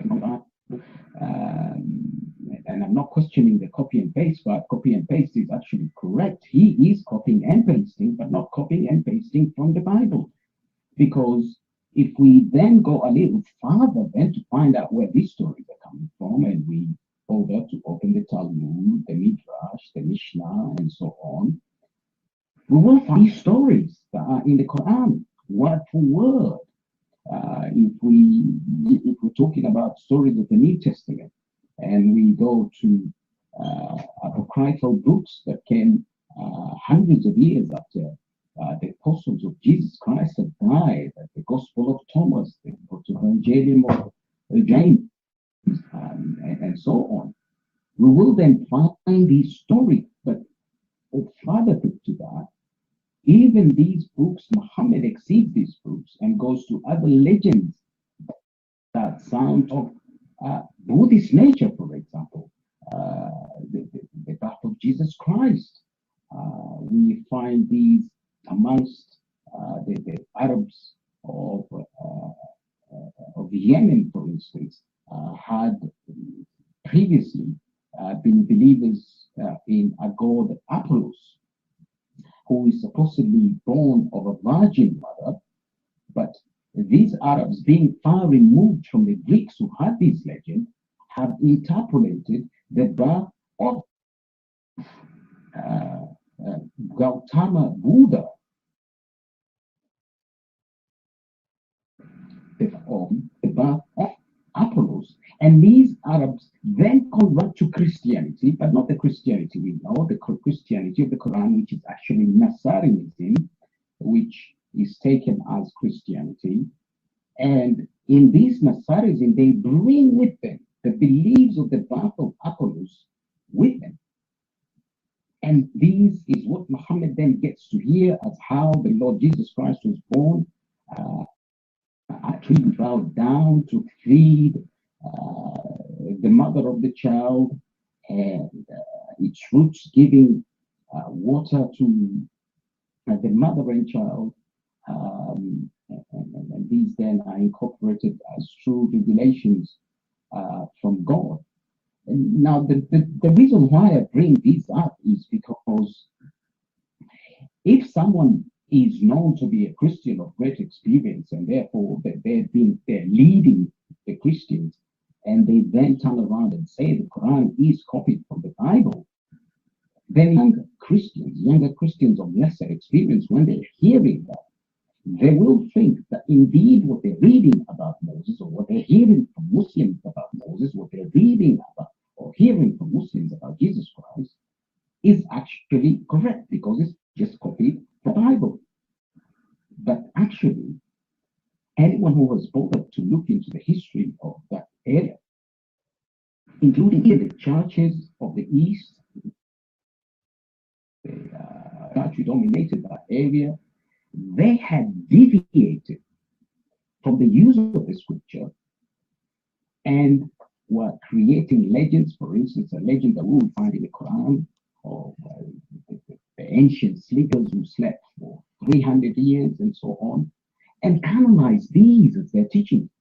And that hence Muhammad's total rejection of Christianity, because the kind of Christianity that was being practiced at that time, not Christianity, and in fact, they're not actually Christians.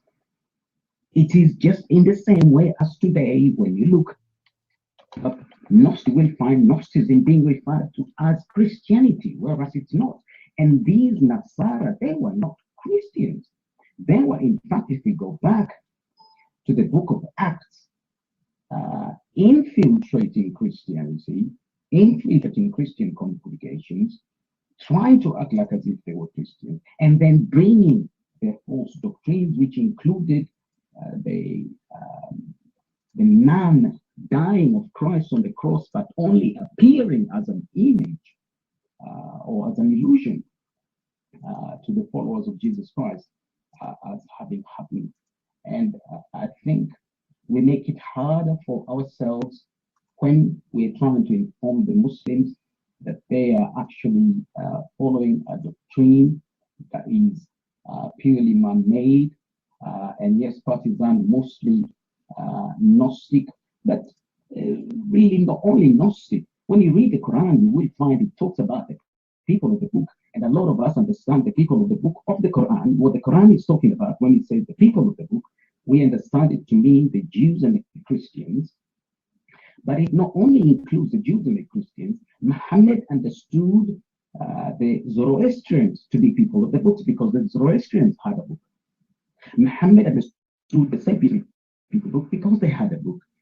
And because Zoroastrians and Sabians also incorporated some of the stuff that can be found in the Bible, Muhammad did not tell the difference between a Jew, a Christian, a Zoroastrian, and a Sabian, which is something very important. So some of the stories that you, as a Christian, you would be referring to as being plagiarized from the Bible are actually not even from Christians or even false Christians like the Gnostics and so on, but actually from Zoroastrians who have taken something from the Bible, or from the Sabians who've taken something from the Bible.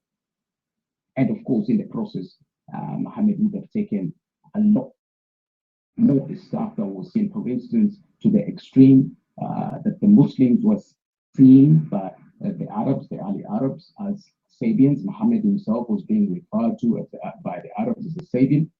And if after the death of Muhammad, when Khalid and Walid is the who have apostatized on behalf of Abu Bakr, and it's fighting even the other tribes who have nothing to do with Islam and bringing them by force back to Islam, then burns down some of their villages. You can find in the books of Islam, and they're saying, okay, we have bowed down and we are now Sabians. We have accepted Sabianism because there was no difference between Islam and Sabianism. And Khalid al-Walid accepts them as part of his Ummah.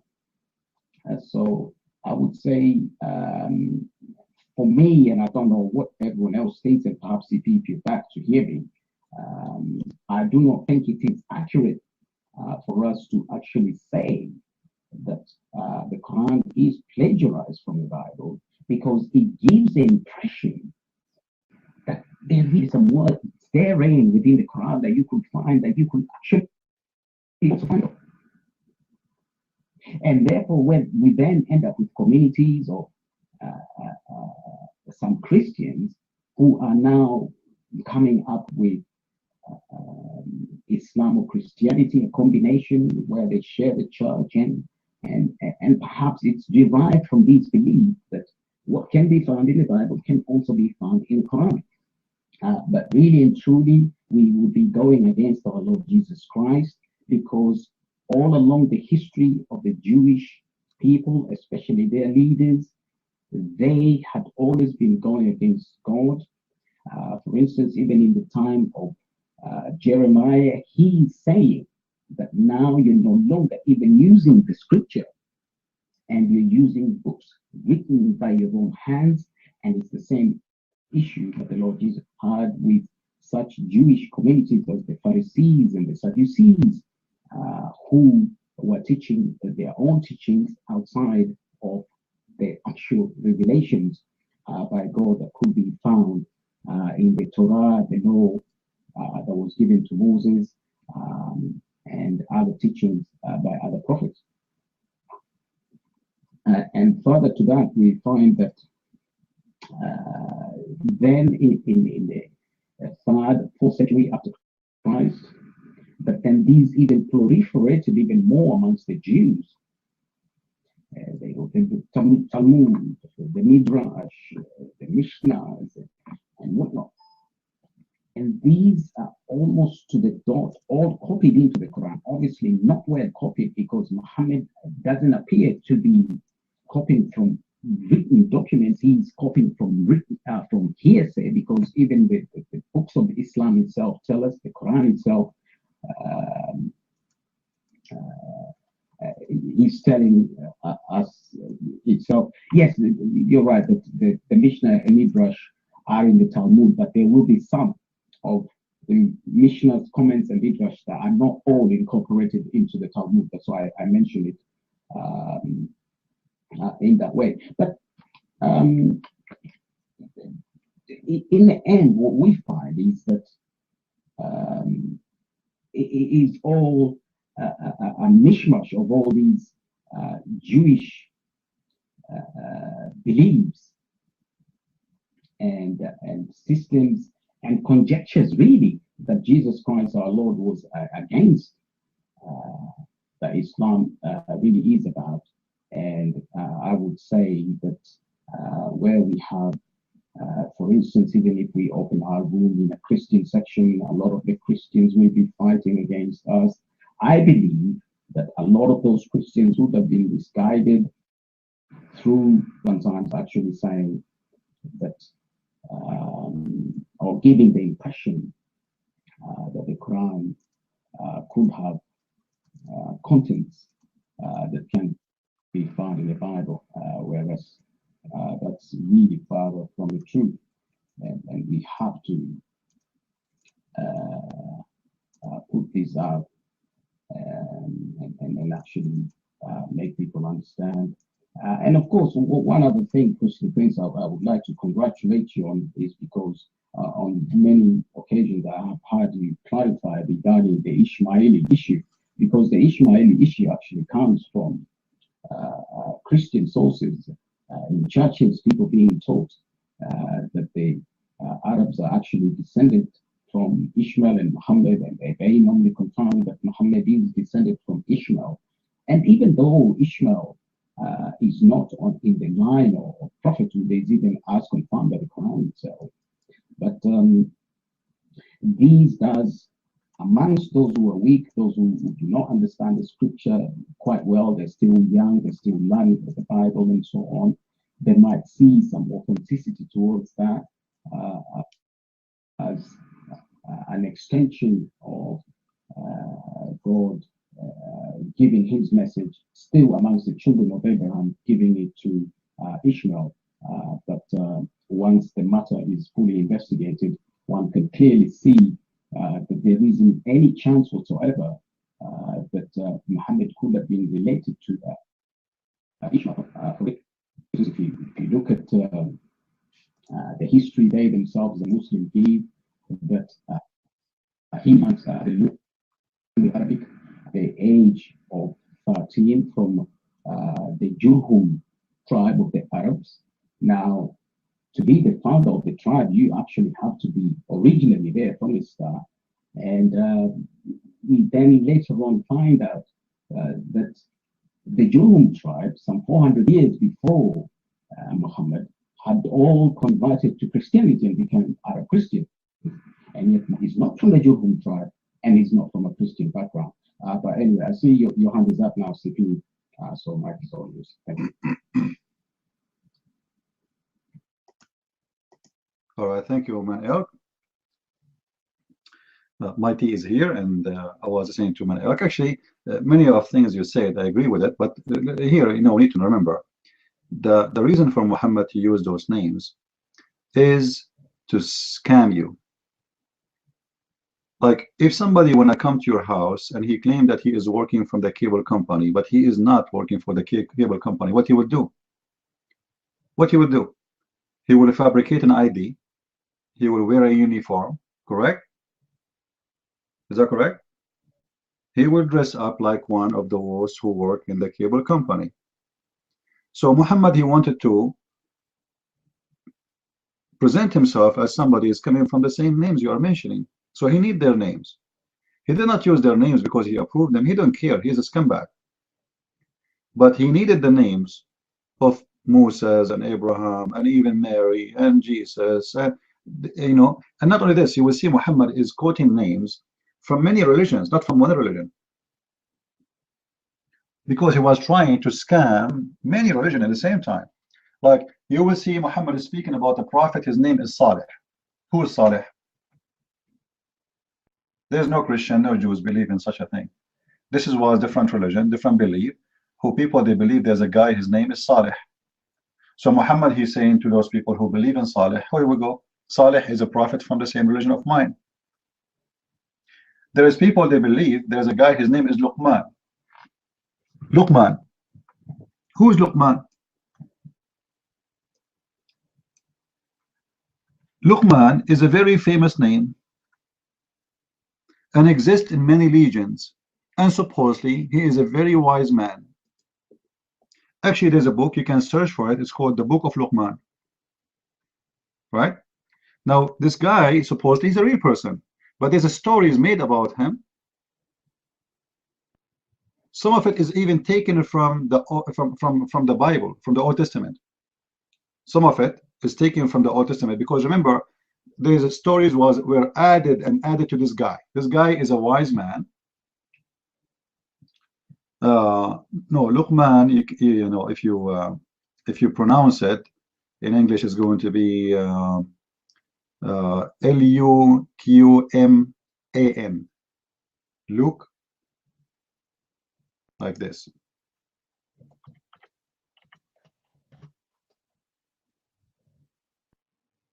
All right.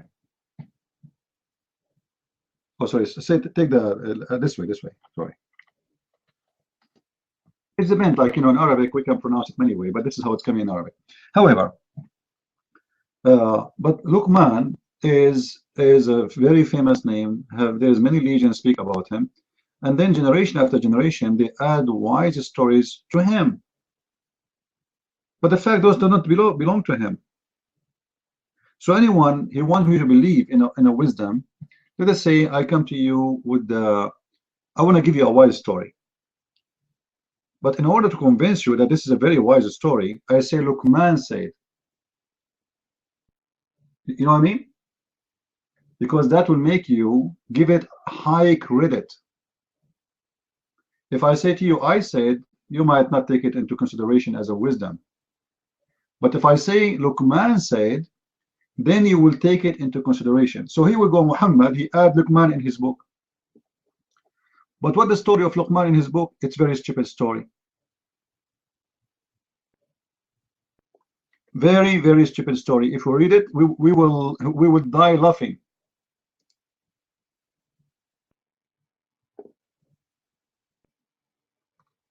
A beach, are you a Muslim, right?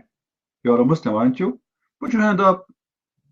Explain to us the story of Luqman. Who is a Muslim want to explain to us the story of Luqman so we can laugh together? In chapter 31, verse number 12, Allah starts speaking suddenly about Luqman.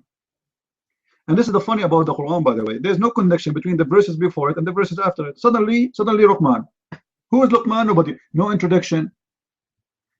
It doesn't say where he lived. It doesn't say where he is. It doesn't say what year. It doesn't say anything. Suddenly, full stop, Luqman. That's it. And let me tell you about Luqman. Who is Luqman? I mean, why you are telling me even about Luqman?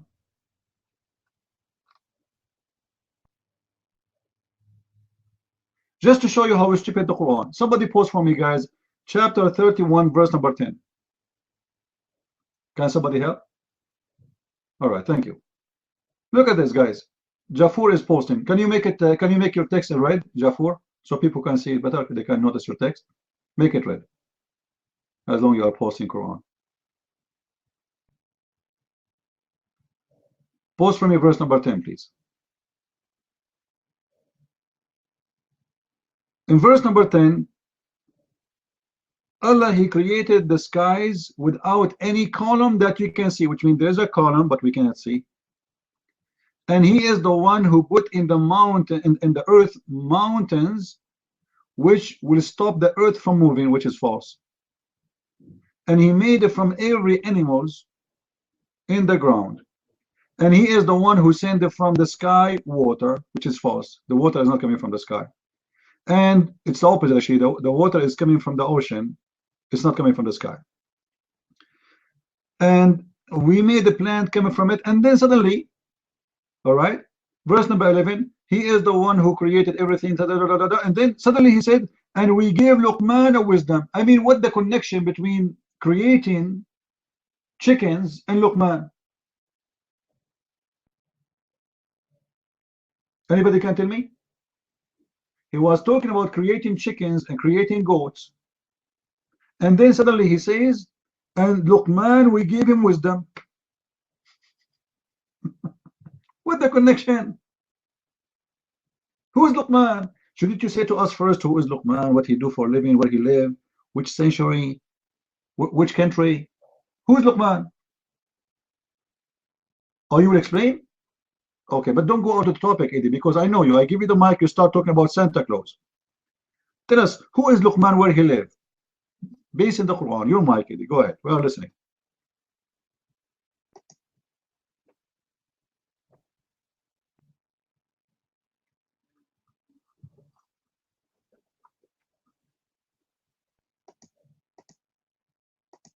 Come on, Eddie, go to your room. Open a room. Open a room. Open a room. It says, who is a Christian prince?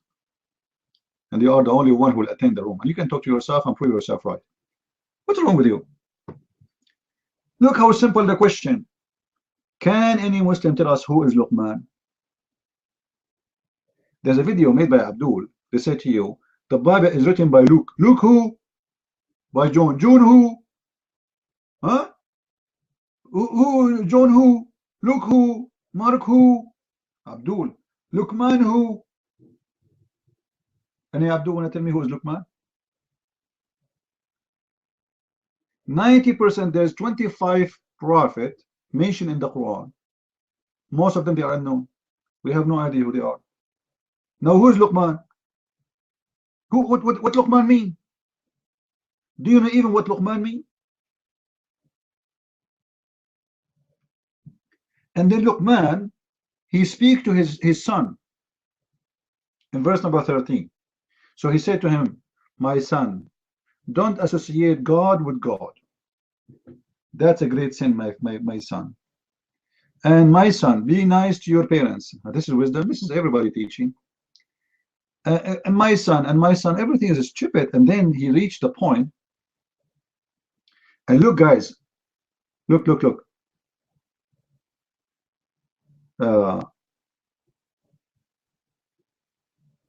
Verse number 16. Verse number 16.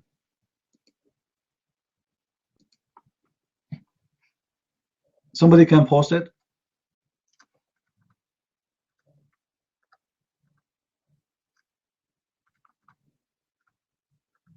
Do you notice there is somebody copying from somebody here?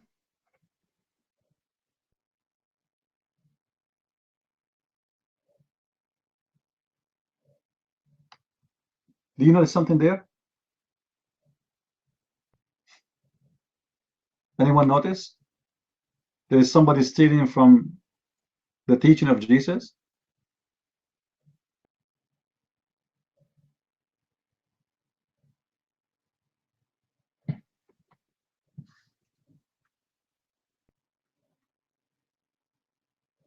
Muhammad, he said that this guy, he said to his son this. Did he?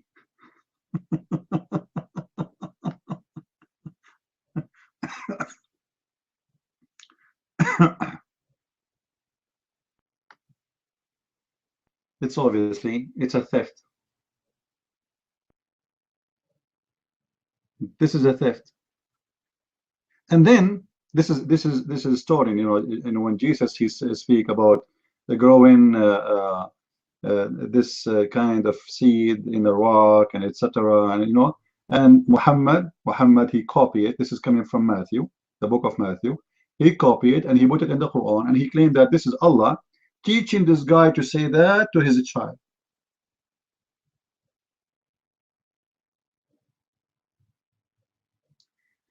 Now we continue. And then he said to his son, "Oh my son, do the prayer in order to do good and forbid the bad."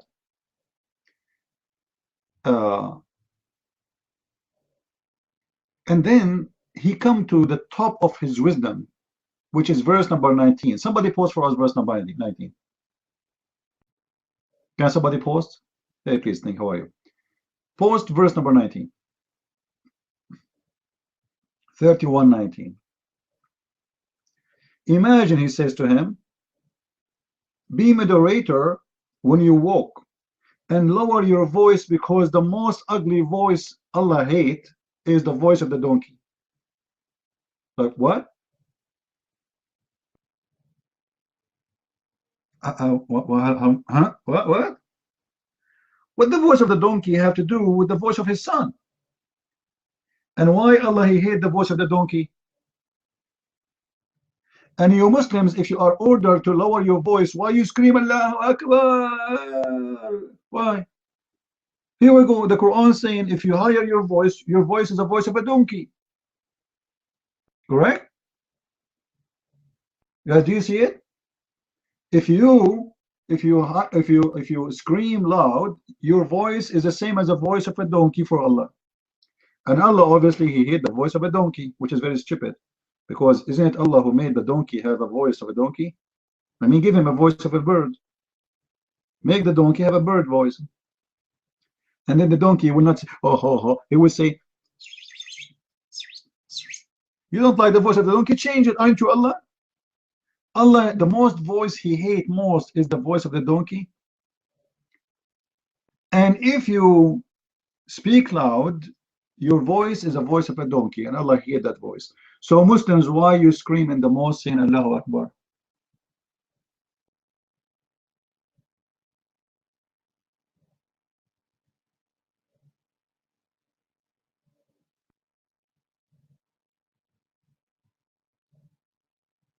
Obviously, the story of Luqman is taken from old legends. Muhammad he added in his Quran, and he add to it some verses from the Bible, and he make it as his own book, or his own God speaking. But that doesn't make sense. What we learn from Luqman?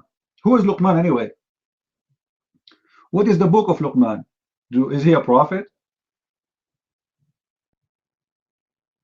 Muslims, is Luqman a prophet? Idi, get out of here. I gave you the mic once, you did not take it. Go. Don't come here without your parents, Idi. All right? Don't come here without your parents. I don't think you should be allowed to be in the internet alone. You need a supervisor.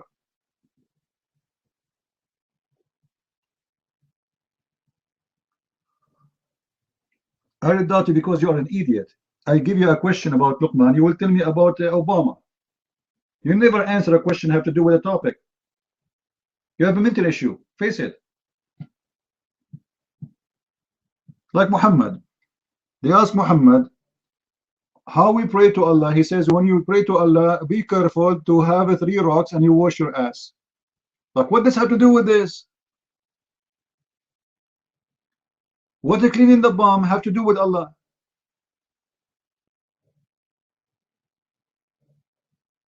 Even cats, they clean their bum. What's wrong with this religion? This religion, because it's empty, they focus on the stupid things.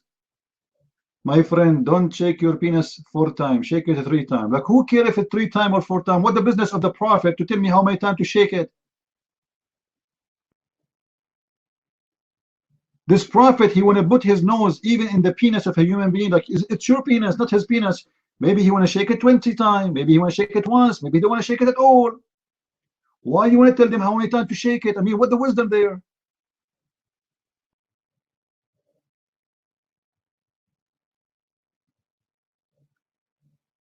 You Muslims, you follow a stupid, dumb prophet, and then you come to us with all your wisdom, the wisdom of your prophet, which is amazing.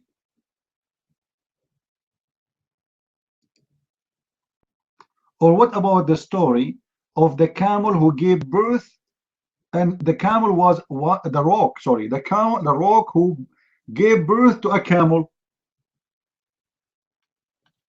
What do you think? There's a group of people, my friend. They are the people of Saleh. What? Who is Saleh? Huh?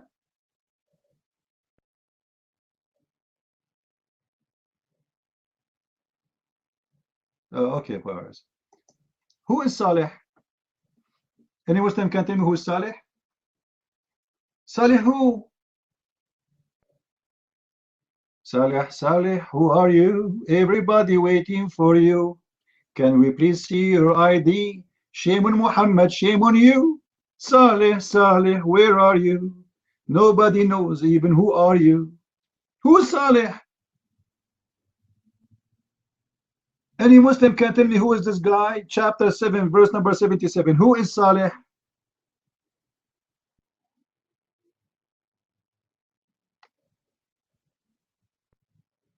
I will give you 70 versions. I will leave 2 only for me. I will give you 70. I have 72. I will give you 70 versions out of my 72 versions if you tell me who is Saleh. Who is Saleh? Allah knows best, my friend. Allah knows best. What is the story of Saleh? Where he was exist? Which country? What language? Who is his people? Where we can find them, and why he have an Arabic name?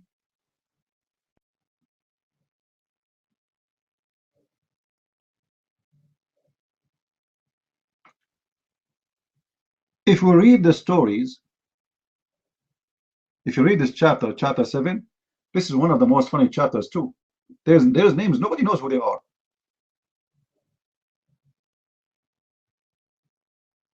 Anyone want to tell me who is Saleh? Okay, forget about Saleh. Saleh, his people, they said to him, okay, Saleh, if you want us to believe in your God, we want you to make this rock became a camel, and this camel, she have to be pregnant, and she have to deliver 10 month old baby. What? I mean, have you ever heard of such a thing? They are asking the rock to give birth to a camel, and the camel to give birth to other camel, which is already 10 months old.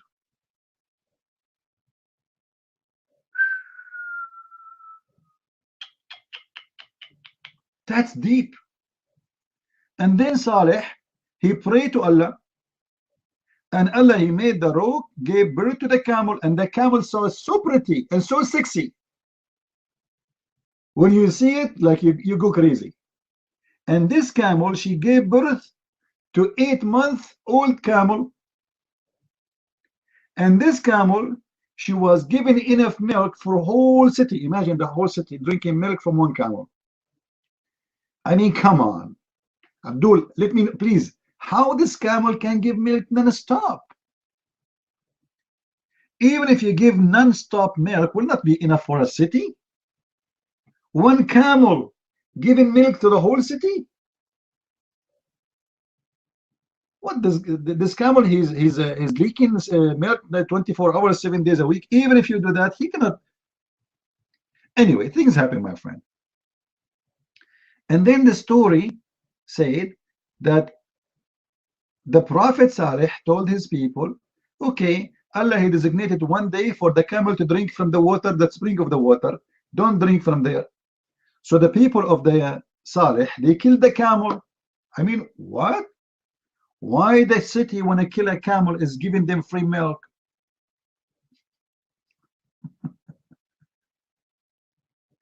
And then Allah, he destroyed them.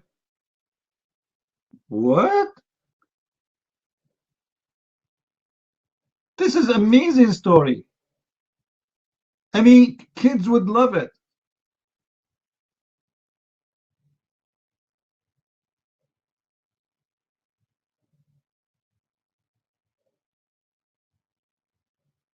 And after they killed the camel, what Allah did to them? Allah destroyed them.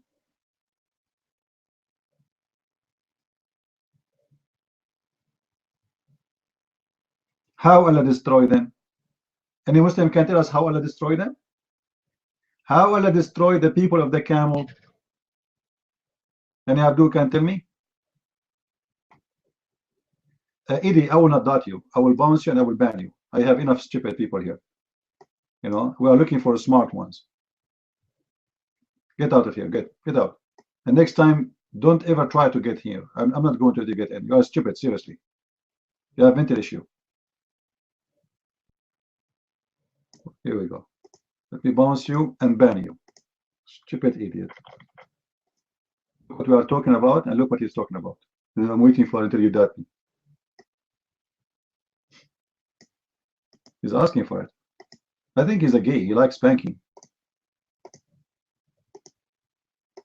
Here we go. You are banned. You remember the guy, his name is Tom Tom? Like, come on, we don't, you know. We are trying to find someone we can talk to, not someone you do poo-poo in the room. They don't answer questions. In the same time, they keep complaining. Why you come here?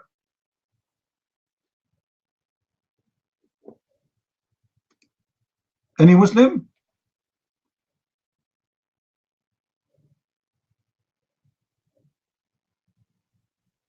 Or you can find it in the Sunnah. You can find the details, but you can. But the Quran is giving you more details about it, where this camel is amazing and etc. And then they killed the camel, you know. Like as an example, in chapter 17, verse number 59, when Allah he says, "Nothing made us refrain from sending miracles except people of former generation did not believe in them." But this is not what the Quran is saying. The Quran is saying they believe in it. But still they killed the camel because they were angry. The camel is taken one day to have the water. What do you mean they did not believe it? They did.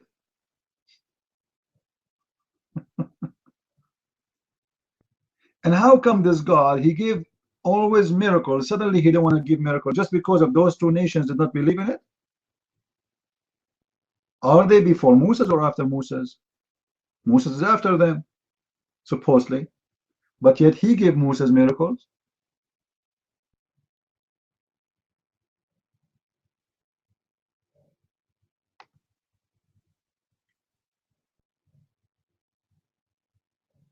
Any Abdul?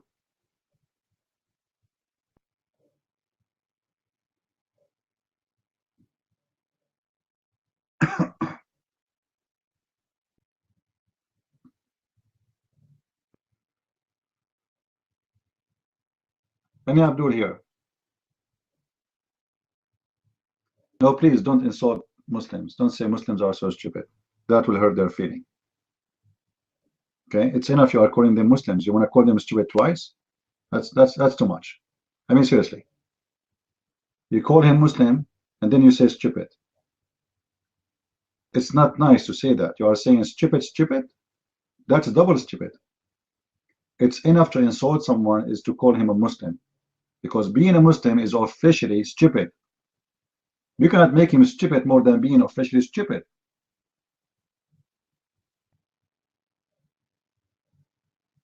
Then after they killed the camel, what Allah did? Anyone knows? What Allah did? Allah destroyed them by sending on them a very strong winds.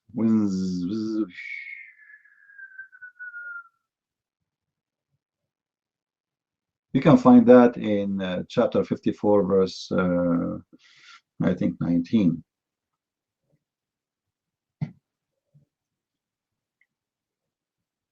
What we learn from this?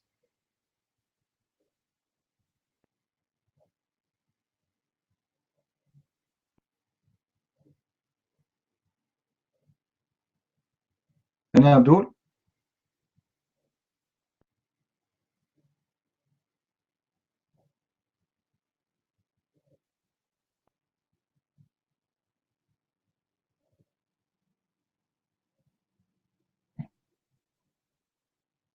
Any Abdul here?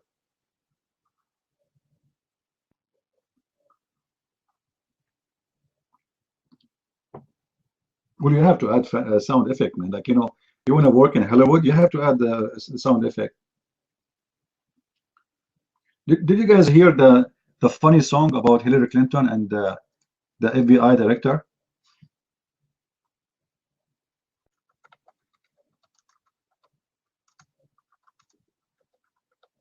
No? Oh boy, you are missing a lot.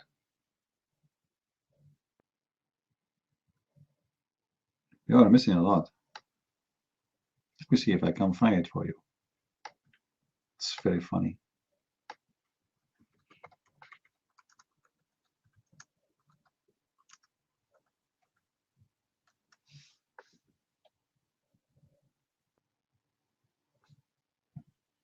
You want to hear it?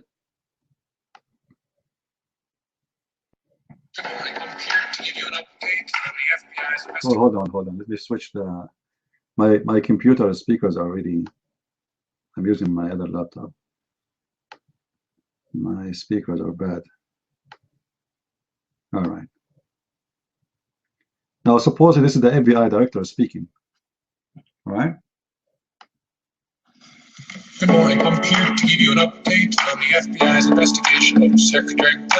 What I want to do is tell you what we're recommending. But first, let me tell you what we found. 110 emails, 52 email chains have been determined to contain classified information.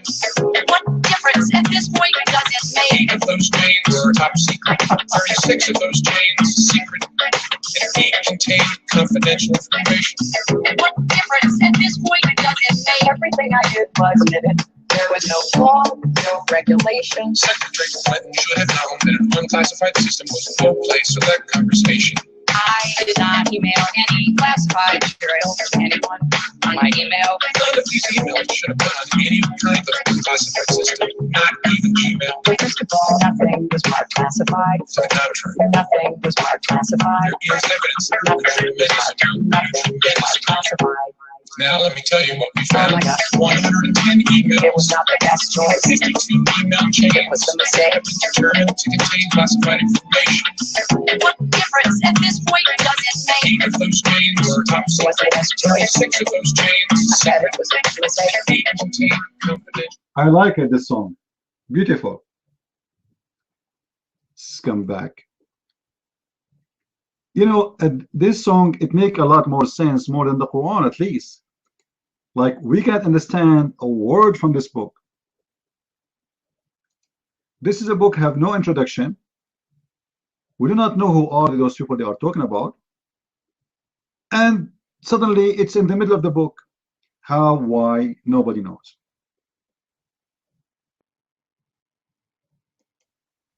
Any Abdul, when I come to the mic.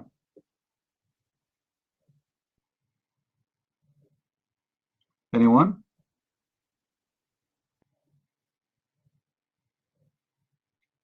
Any Abdul here? No Abdul? Well, at this point, what difference it make? You can't answer me, face it. I mean, what difference it make? You know, come on. Hello. Contain confidential information. What difference at this point does it make? With respect to our recommendation, this is going to be an unusual statement in at least a couple of ways. Although there is evidence, our judgment is that no reasonable prosecutor would bring such a case. I know there will be intense public debate. I know there will be intense public debate. I know there will be intense public debate. What difference at this point does it make? 110 emails. It wasn't the best choice. 52 email chains. I made a mistake. Determined to contain classified information. What difference at this point does it make? 8 of those chains were It's not a good choice. 6 of those I chains said it was a mistake. contain confidential information. What difference at this point does it make? I mean, this guy who made this song, he is genius. And he has a lot of skills in music, for sure. Right? He made a song out of nothing. Any Abdul want to make a difference for Islam? Who is the Muslim here? He dare to come to the mic and prove us wrong.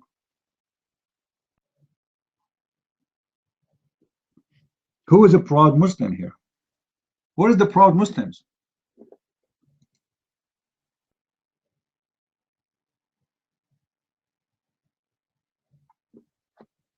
Any proud Muslim?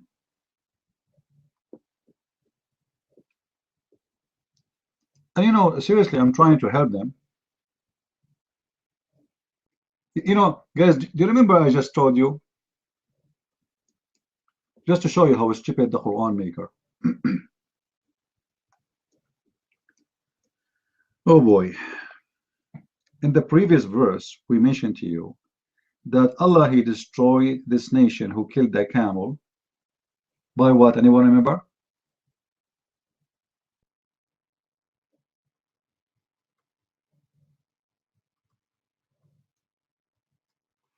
By wind. You believe it or not, Allah changed His mind.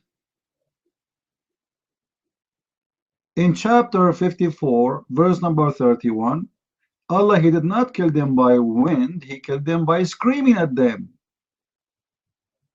He made a scream and their head blew up. So which one is the correct one? Did He kill them by the winds or He killed them by screaming at them?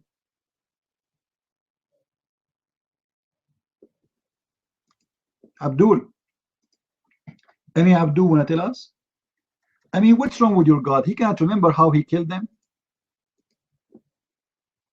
There's a huge difference by killing them by cold wind, rihun sarsar, very cold wind, and killing them by a voice. Which one is the correct one?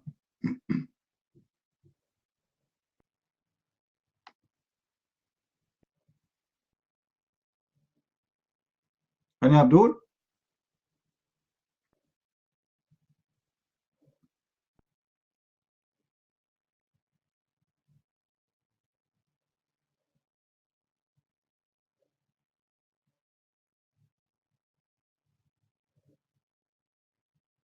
Any Abdul here?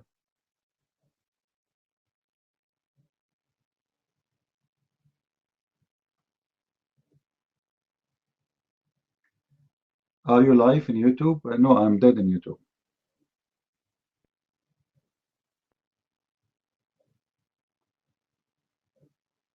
No, in YouTube we have different name. The name of our room in YouTube is called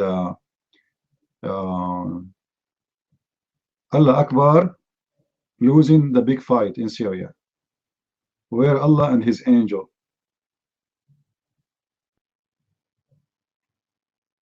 with 600 wings.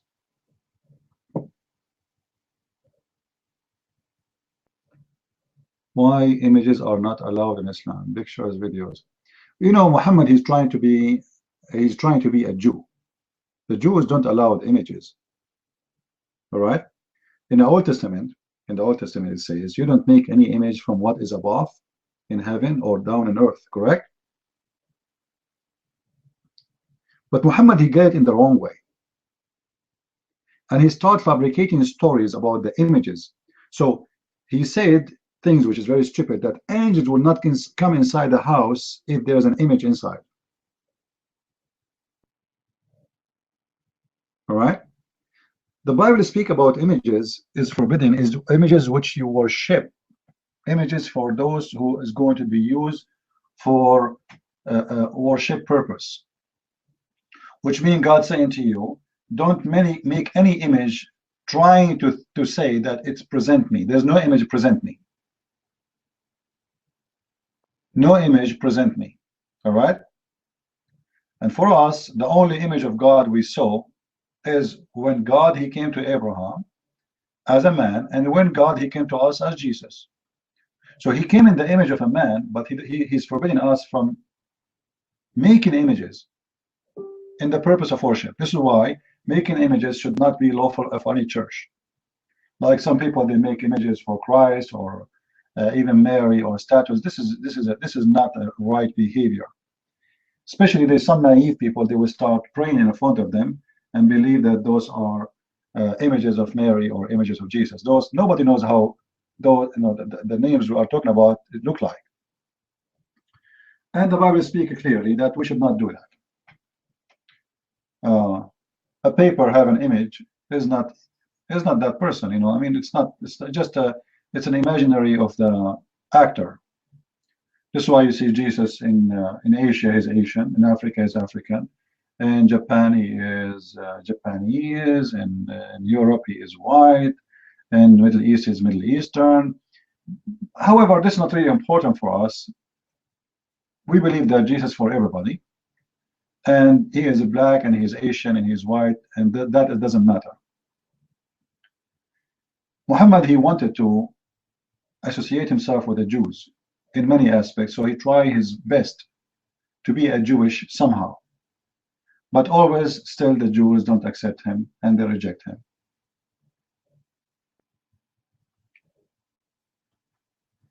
Ramadan have nothing to do with Islam. Ramadan is something that exists before Islam, all right? And actually, the month of Ramadan never been called Ramadan as a month of fasting. But just to show you how stupid Muhammad is. You know that Ramadan is the name of a month too, right? Is that correct? No, before we talk about the fake fast,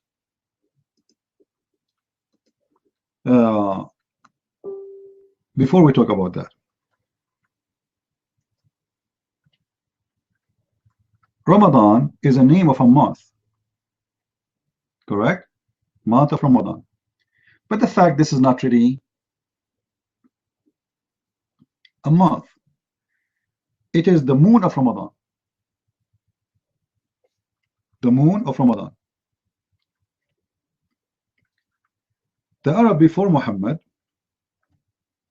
they name their months by moon, not by anything else, which means they believe every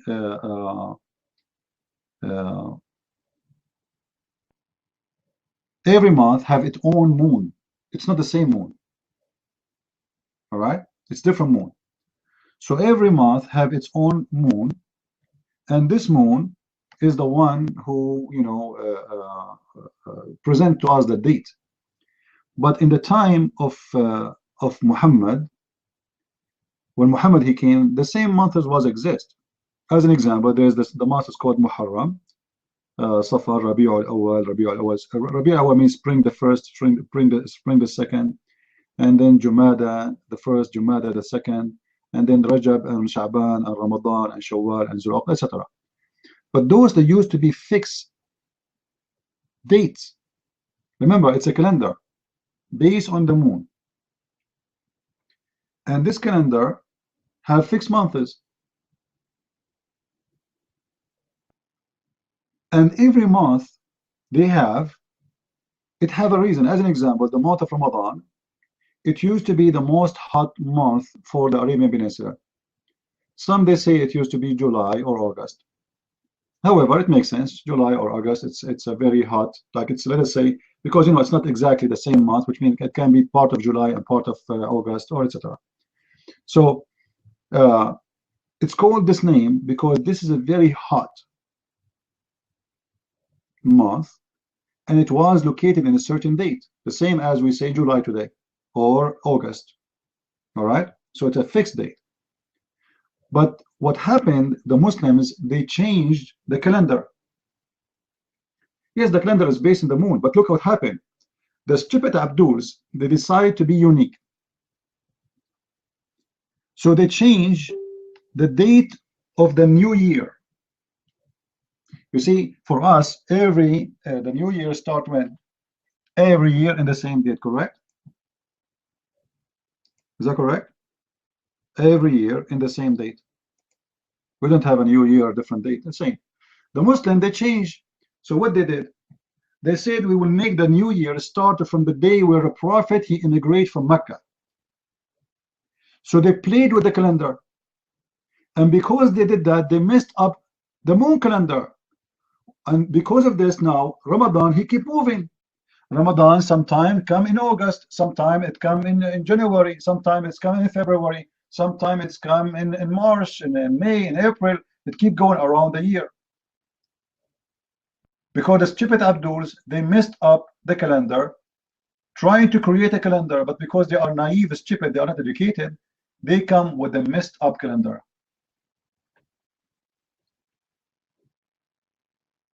The old generations before Islam, they used to add days every leap year. You know what leap year, right?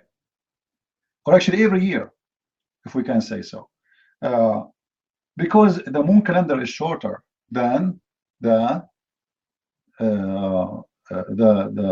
sun year.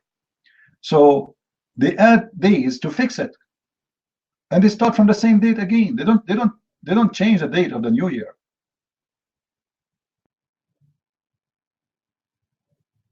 Like we see that the Jews, they have Nisan as an example, the month of Nisan, which is April,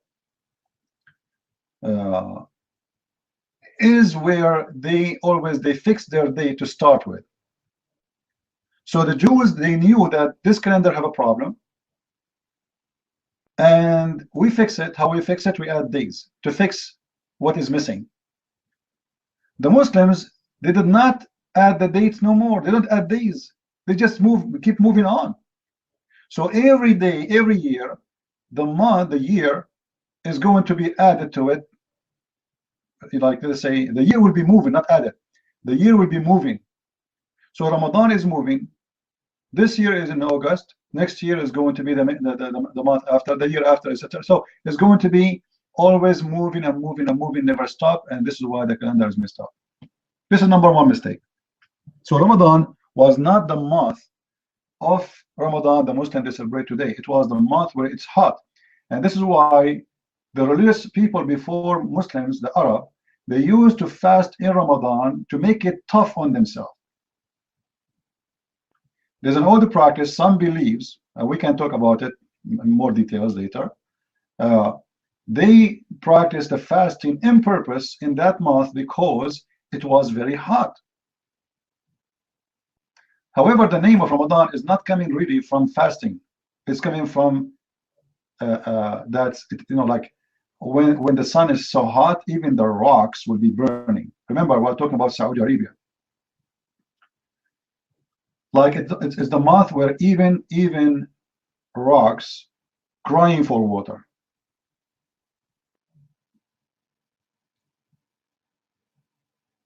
And the month of Ramadan, it should be in the tough month where it's very hot. So either it's going to be You know, people, they have different theory about which month it was. However, it's obviously it was a very hot month in the year.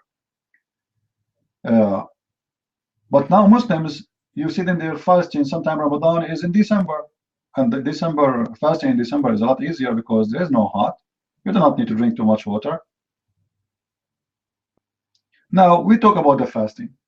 The fasting of Ramadan. Are they really fasting, guys? How many times you heard me saying I eat once a day? How many times heard me saying that? Right? I eat once a day. Seriously, I eat once a day. I'm fasting every day. And if we want to say to you, we don't drink water. Many times, you know, you stay without water for 8 hours or even 10 hours. And the Muslims, what they do, they spend the whole night eating like goats until the morning, and then they sleep. And by the time they open their eyes again, sunset, they start eating again. Actually, in Ramadan, people, their weight increases. They get so fat because there's no real fasting there. They eat like goats. They eat everything.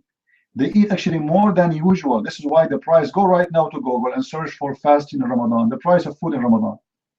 You will see that the price of food in Ramadan double, 3, 4, 5 times. Why? Because they are not fasting, because they are eating more. You see, if people are fasting for real, which means eating less, the price of food should be dropped. Is that correct? Do we agree? Because food, you cannot save it. You know, food will be damaged. Vegetables will be damaged if you don't sell it. So you make it in any price so you can get rid of it. Otherwise, you can save it for 2 days, 3 days, and then after that, it's going to be damaged. And even today, with the technology of freezers, even vegetables, if you put in the freezer for 15 days, it's going to be damaged. Doesn't matter how good the freezer is. So it should be cheaper, but it's not cheap. It's a lot more expensive because Muslims are eating like crazy, and they get fat. And actually, a lot of people die in Ramadan just because of food. Cholesterol increase, diabetes increase, madness, heart attack. I don't know if you have some studies about heart attack. There's a study actually about why many people, why the number of heart attack increase in Ramadan. Why? Because in Ramadan, Muslims are supposedly so nervous, and they get angry so fast, and they fight with each other more. The man, he fights with his wife like 200 times more than before, or percent. Why? Because in Ramadan we are fasting, and anything can make us nervous, supposedly. And the Muslims, it became part of their culture. If they want to silence someone, he's arguing with them. He said, listen, I am fasting, okay? Shut up. And right away he got into the stage of anger to silence you. And this will end with fight and end with heart attack. But the fact there's no fasting, and heart attack happen for a very simple reason, because you are eating a lot more. And if you fast for 8 hours, let us say you are fasting for 8 hours or 10 hours, and then suddenly you start eating like crazy, that will cause you a heart attack. Go and search for it. You are not eating normally, you are eating like crazy. There's a huge difference between I eat a normal meal every day and I eat like crazy. It's like I'm doing revenge from food. They spend the night watching porn and eating food. The good Muslim who don't watch porn, he watch belly dancing. I remember when I was a kid, they have a program. It's called Fawazir Ramadan. Fawazir Ramadan, like it's like I don't know what translate the word Fawazir. Like if somebody asks you a question and it's hard to answer, what happened, how this happened, I don't know. It's like you have to solve the issue, right? But the whole program is a belly dancing girls who they are almost naked. And the whole night is belly dancers. Women are naked in the beach, and the TV is going crazy with nakedness of women. But this is the month of Ramadan. However, they have a logic for that. because you fast all day, my friend, and now Allah will reward you, which is very beautiful, right?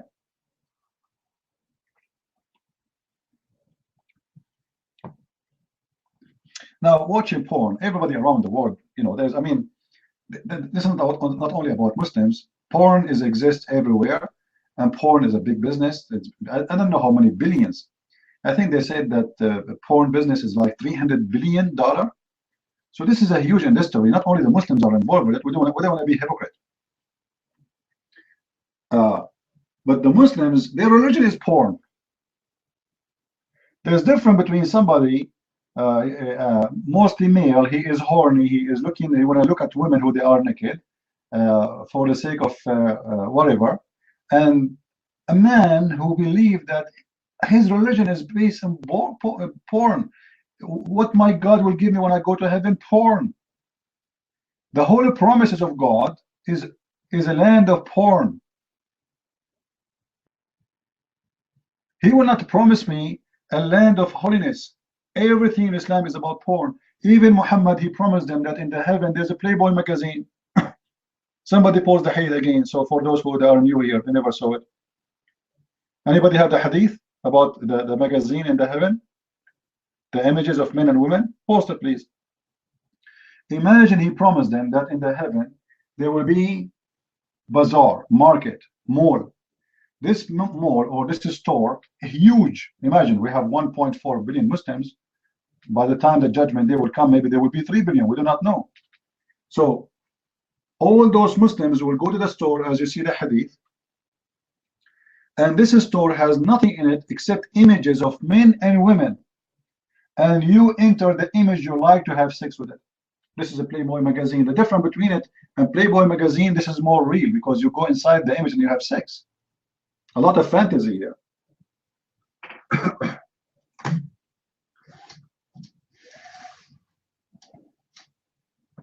You see it? It's in front of you.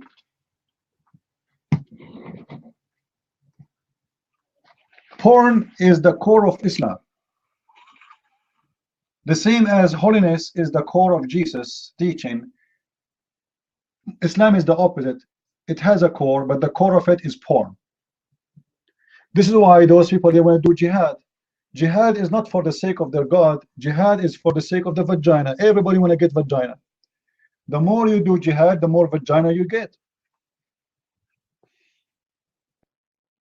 Islam is based on how to seduce you into such a reward. And the reward is either going to be food or it's about your penis.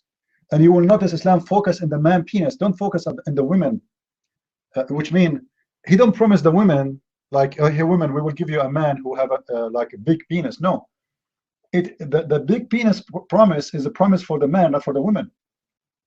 To make the man happy, not the women happy. The women is not important.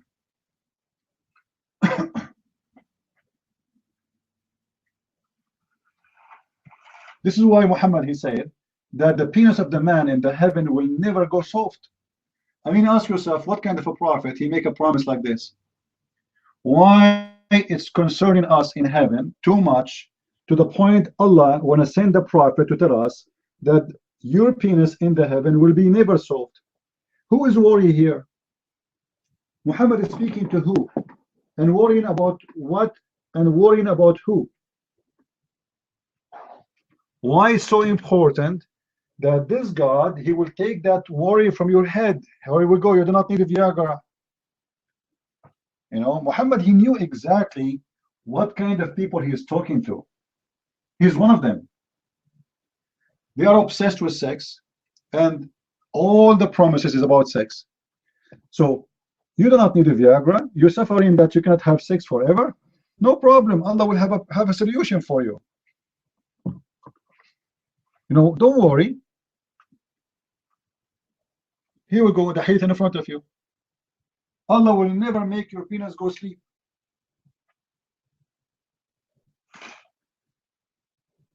So when we say Ramadan and fasting, people, they will think, oh, this religion have fasting.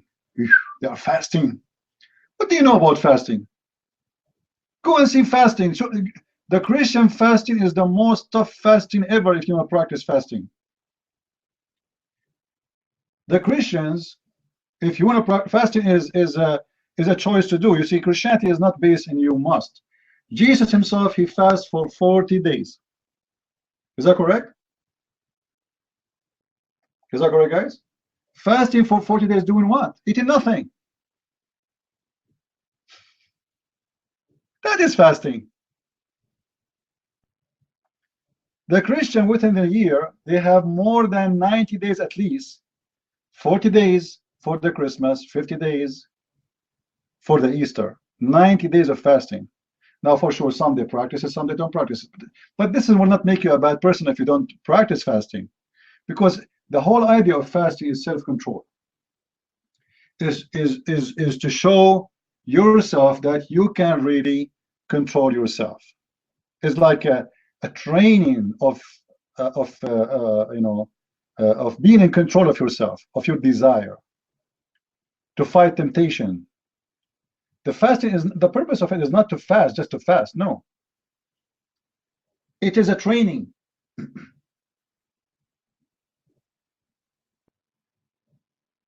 So the Muslim fasting is a joke. They eat all night until the sun's morning, and then they sleep, and then they wake up afternoon, and go in the Middle East. The Middle East in the month of Ramadan is dead. There's no businesses. There's nothing. Nobody open the store in the morning. They open afternoon for 1 hour, and then they go home to eat, and then they spend the whole night eating, drinking, and watching belly dancing. You see, Muslims, they have many things which sound like the same as many religions we know around us. Prayer, the prayer.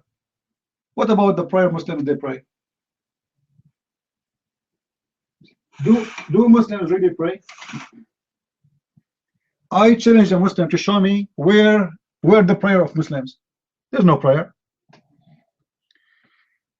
They recite a chapter of Al-Fatiha, which is very few verses, and they repeat it, but this is not even their prayer. This is Allah saying that, supposedly. Where is the prayer?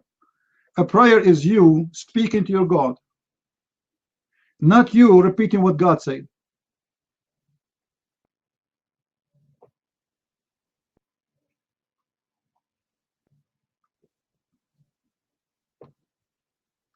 If I open now the book, the Bible, John chapter 1, and I read the whole chapter, and I repeat the same every day, am I praying? I'm not praying.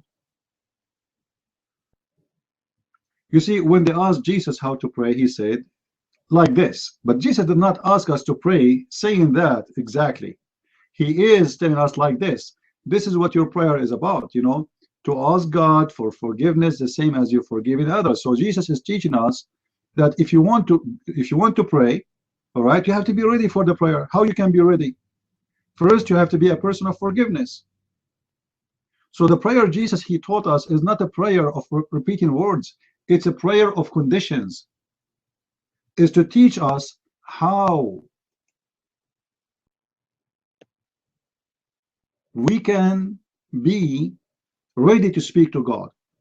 So our Father out of heaven, and then we ask the Father to forgive us the same as we forgive others. So Jesus put the conditions that if you want to pray to God, it doesn't matter what you want to say in your prayer, all right? Before you ask for anything, you have to forgive others before you step into God to ask him for something.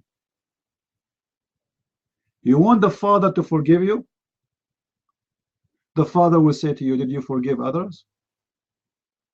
If you say no, well, then he will say to you, why I should forgive you then? You commit sin against me.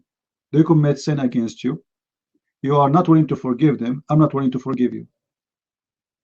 This is what Jesus is teaching us. It's not about how to pray, how to stand up, how to put your hand. This is very stupid. Even Jesus, he said, when you pray, you go to your closet. Closet what mean?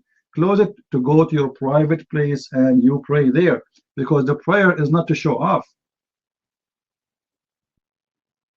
And when Jesus spoke about the hypocrites who pray in the corners, it's exactly as if he's speaking about the Muslims today.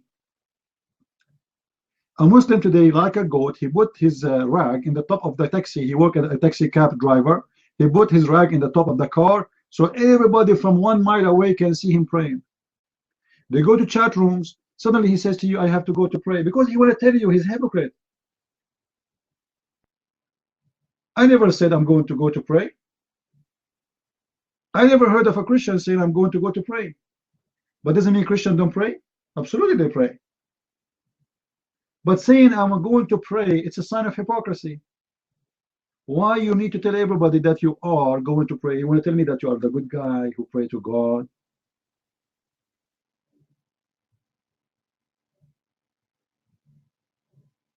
I have to go to pray, my friend. Okay, this is something private. This is something personal. Same time, the timing of the prayer. You remember the hadith where Allah, he said, supposedly, or Muhammad, he said, Allah is God. He come in the third part of the night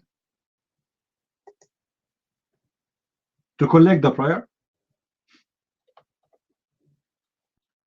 The idea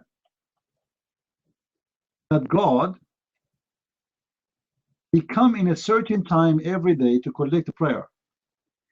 That is a clear proof that there is no prayer in Islam, and this is a fabrication made by Muhammad.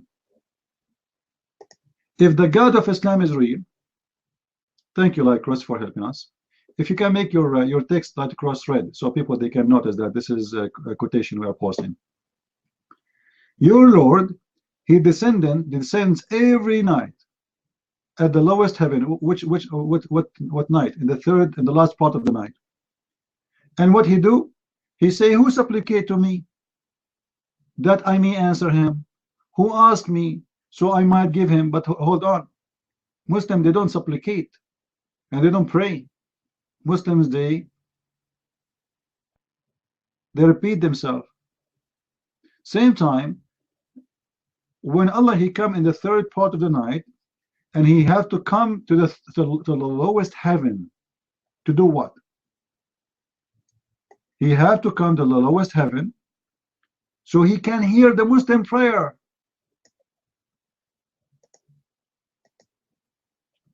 What kind of God? He need to go down so he can hear you. Look like Allah is using AT&T network, so he have no connection in the seventh heaven. So he go to the lowest heaven so he can get better connection. He have no reception. His antenna is not working. I never heard of God. He need to go from the seventh heaven to the lowest heaven every day. You remember, the Muslim, they believe there are 7 heavens, and the lowest heaven is number 1. Allah live above the 7th heaven. So imagine this poor Allah have a duty to come every day at the last part of the night to take the bus, wake up so early, take the bus or take the train, or maybe he commute with somebody else, I don't know, and then he go down to the lowest heaven. And what the purpose? So he can hear you. The funny Muslim, they say to us, Allah can hear us, but this is not what Muhammad said. Otherwise, I challenged a Muslim to tell me why he coming down. Here we go, the story in front of us. He come down at the third part of the night and says, who supplicate to me? He's coming down for a purpose. Same time here, we have a problem. Anyone notice what the problem in the hadith, in the story of Muhammad? There's a problem. There's a serious problem there.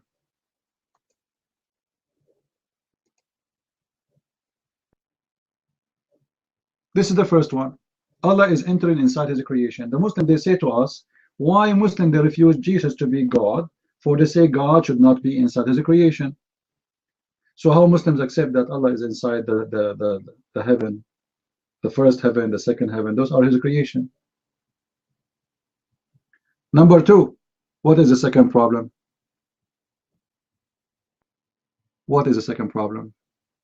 Different time zone. That's good. Allah, He is telling us that there's only one time He come, assuming that the whole earth have one timing. What is the problem number 3?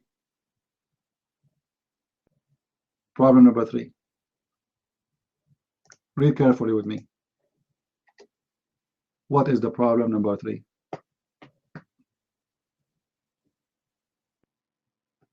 Anyone?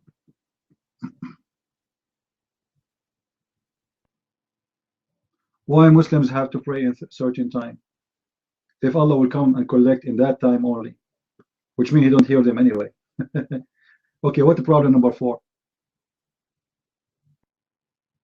Problem number 4. Something serious. Very serious. He does not know who is praying. Problem number 5. There's something more serious than all of those.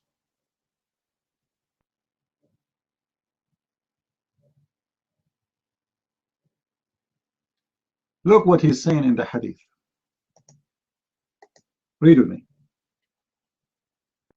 Who supplicate me so I may answer him, who ask me so that I may forgive him, or okay, hold on. Allah talking to who? What the point of this saying this question? Can anyone hear him?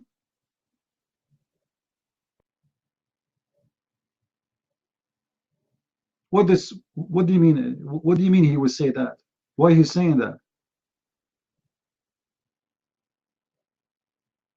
Allah speaking to who? Supposedly to the Muslims, but nobody can hear him. So what's the point? By a very short statement, Muhammad, he made many bad mistakes in just a short statement.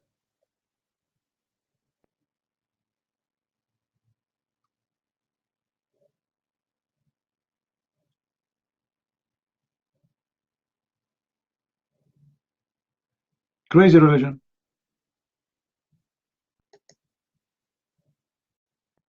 So their fasting is fake, their prayer is fake, their timing is fake. And you heard Muslim saying to you, I don't want to miss the prayer, right? What do you mean miss it? Is God is always there? What do you mean miss it? And the story of the prayer is very well known. You remember when Muhammad, he went to the 7th heaven and he landed inside a tree? Anyone remember? Muhammad, he landed in a tree, which means he come from the root of the tree. If you remember, we spoke about that before.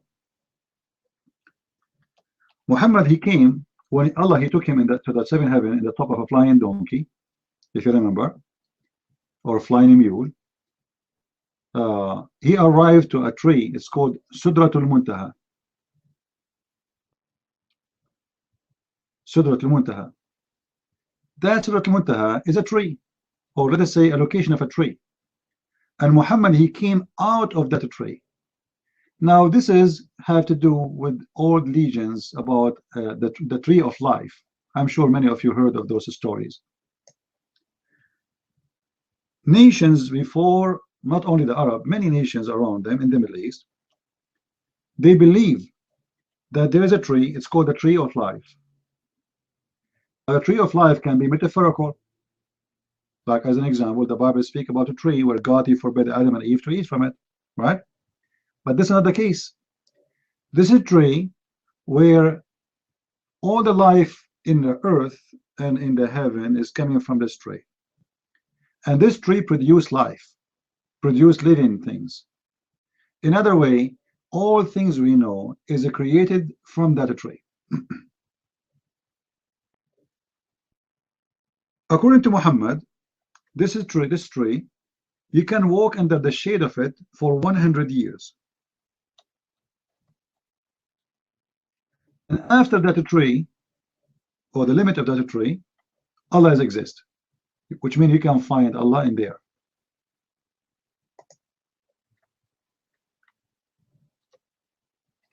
Another way, this is the borders of Allah.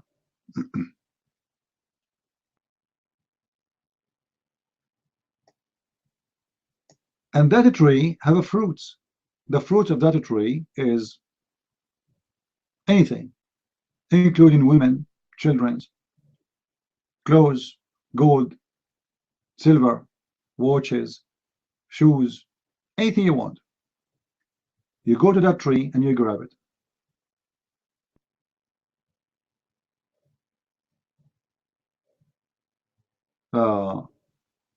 Actually, even the Quran, by the way, mentioned that tree. But you know, as usual, the Quran does not really give details. I never saw the Quran giving details. If you go to chapter 53, verse number 14, all right, I don't know what the Muslim translated there, but when you arrive to that tree, which is the borders of Allah, let us say this is the airport of Allah. All the good prophets, they land there. And then they come from the roots of the tree, the same as Alice in the Wonderland. You know, the story of Alice in the Wonderland is coming from somewhere. Alice, she fell down inside the roots of the tree. And then she found herself in other dimension, other world. And then Alice, she drink water. And then she shrink. And then when Alice, she leave, she go bigger. Actually, this is exactly how Islam is. How many times you heard Muslims saying to you that Adam, he used to be 60 meters tall? Is that correct?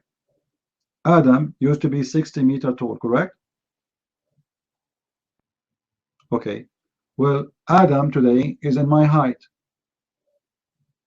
Actually, he's taller. I'm 3 foot tall. So Adam, suddenly he shrank. But he was actually not 60 foot, sorry, 60 meters tall. I'm sorry. It's not 60 foot.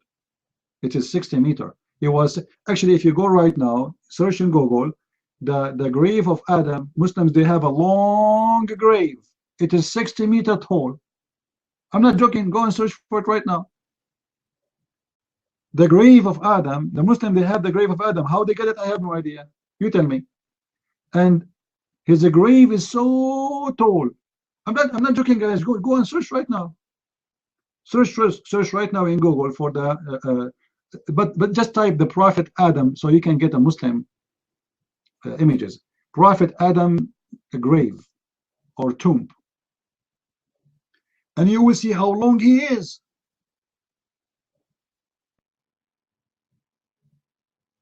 Why? Because Adam was so long. Now, do you remember the video we played about the description of the heaven? The video by the Deen Show? And they say to you, before you enter the heaven, the angels will make you drink 2 kinds of water. Remember? The first one will make you white, and the second one will make you tall. Who remember? When you go to heaven, you will drink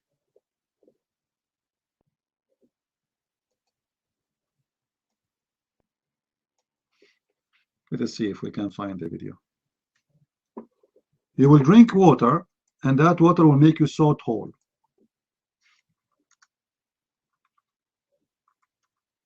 And will make you 33 years old.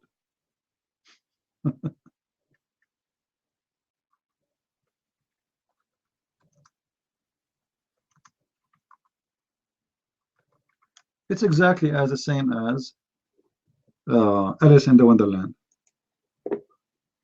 Let me see where I can find the video. I have it here. All right. Let us see.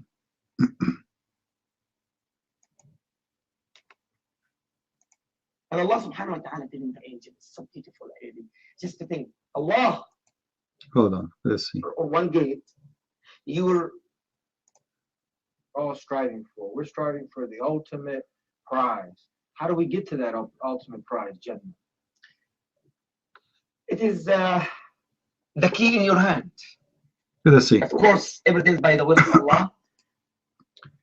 I will try to get to the point where he speak about drinking the water. Like start to see it because they see the dollar and they can feel what they're going to do. Why the Jannah, you're not going to describe the Jannah the way is the Jannah is. Because the Prophet ﷺ said in authentic hadith, he said, Fil Jannah, in the paradise, ma la aynun ra'at. There is no such eyes can even see something like the Jannah. Wala udunun sami'at. Not even the ears, you cannot even hear about the true Jannah because the Jannah is beyond what you are hearing. But then he described for you the size of your shoes. He described for you everything, and then he says to you, nobody can describe it. The whole video, the video name is the description of paradise. And he just starts saying, nobody can describe to you the heaven. I mean, do you see how stupid this religion is? The Prophet said, nobody can describe it. And now, let me describe the heaven for you. You just said nobody can describe it. ولا خطر على قلب بشر. You not even imagine, you cannot even describe or think what is the Jannah. Before, let me describe something beautiful about your castle. Look, do you see how stupid they are? He was just saying nobody can describe for you. And now he will describe for me even the details of my castle.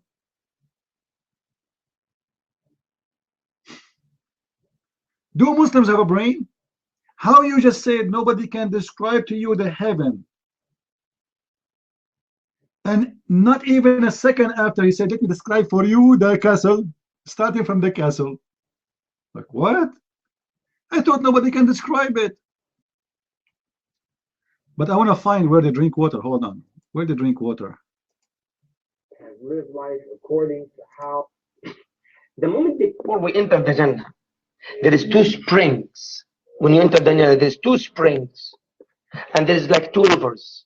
One spring of water, you drink everything inside you, like hate, like envy, like a transgression, anything from you carry it with you from the life, from the dunya, from the lifehood, it will be removed.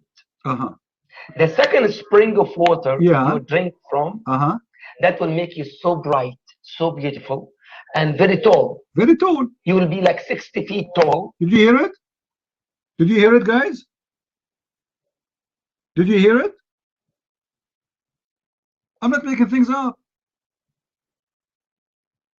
There's two drinks of water. The first one will wash you out, will make you have a diarrhea.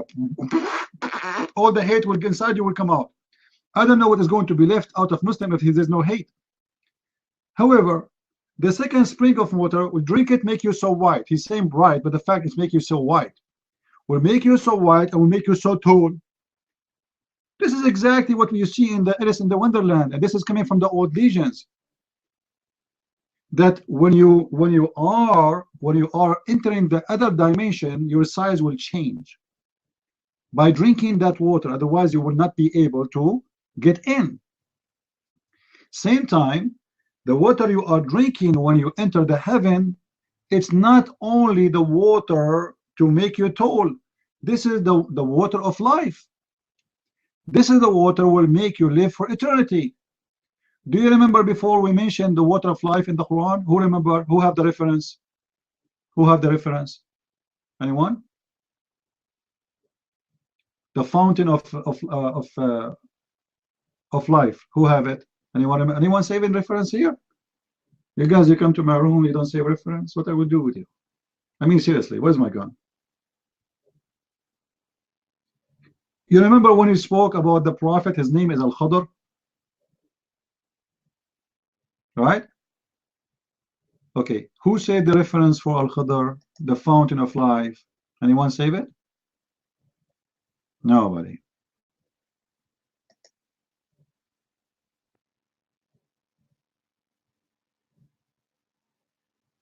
All right, I will find it. You guys make me so upset. How one day you are going to argue with the Muslim and you need a reference, what you would do? You will come to Christian Prince? I might die tomorrow. I'm here spending my time to teach you.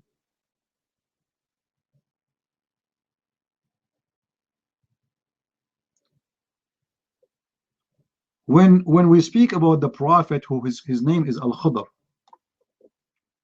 Al-Khadr, which means the green. Why he was called the green? because supposedly he drank from the fountain of life. The fountain of life,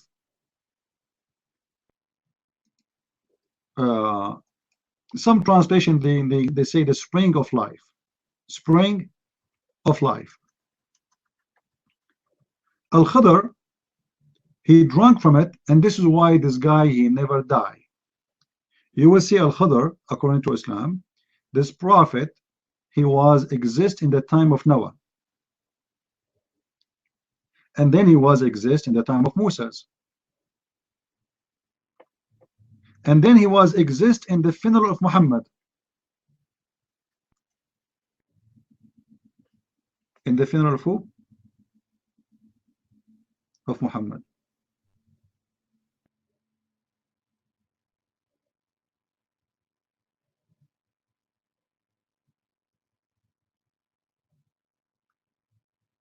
How he can be all over? How this guy, he can be in the time of Noah, and he is in the time of Moses, and actually even Allah, he sent Moses to learn from him, if you remember, if you go to chapter 18, and then this man is exist in the funeral of Muhammad, simply because he drank from the fountain of life. If you go and read the legends of Gilgamesh, you know what Gilgamesh, right? I don't know what the name in English would be. There's many legends exist before, long time ago, before all of us we exist, about kings are looking for the fountain of life, and all of them, they want to find this fountain so they can live the same as this guy Al-Khadr. Actually, you can find it in Ibn Kathir. Let me see.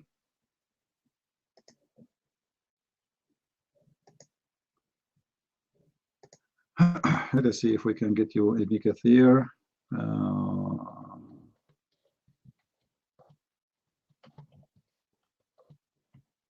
Maybe in Arabic. I get it in English.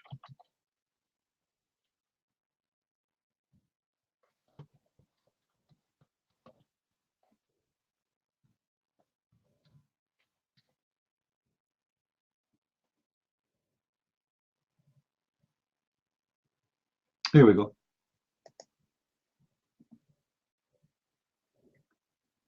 I hope this time you guys, you will say the reference, please. So next time if we ask for it, you can help us. All right. This is the book of Ibn Kathir.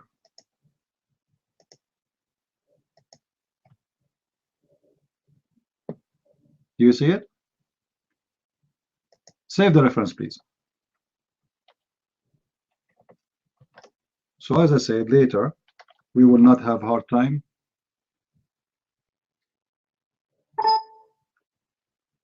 to find it.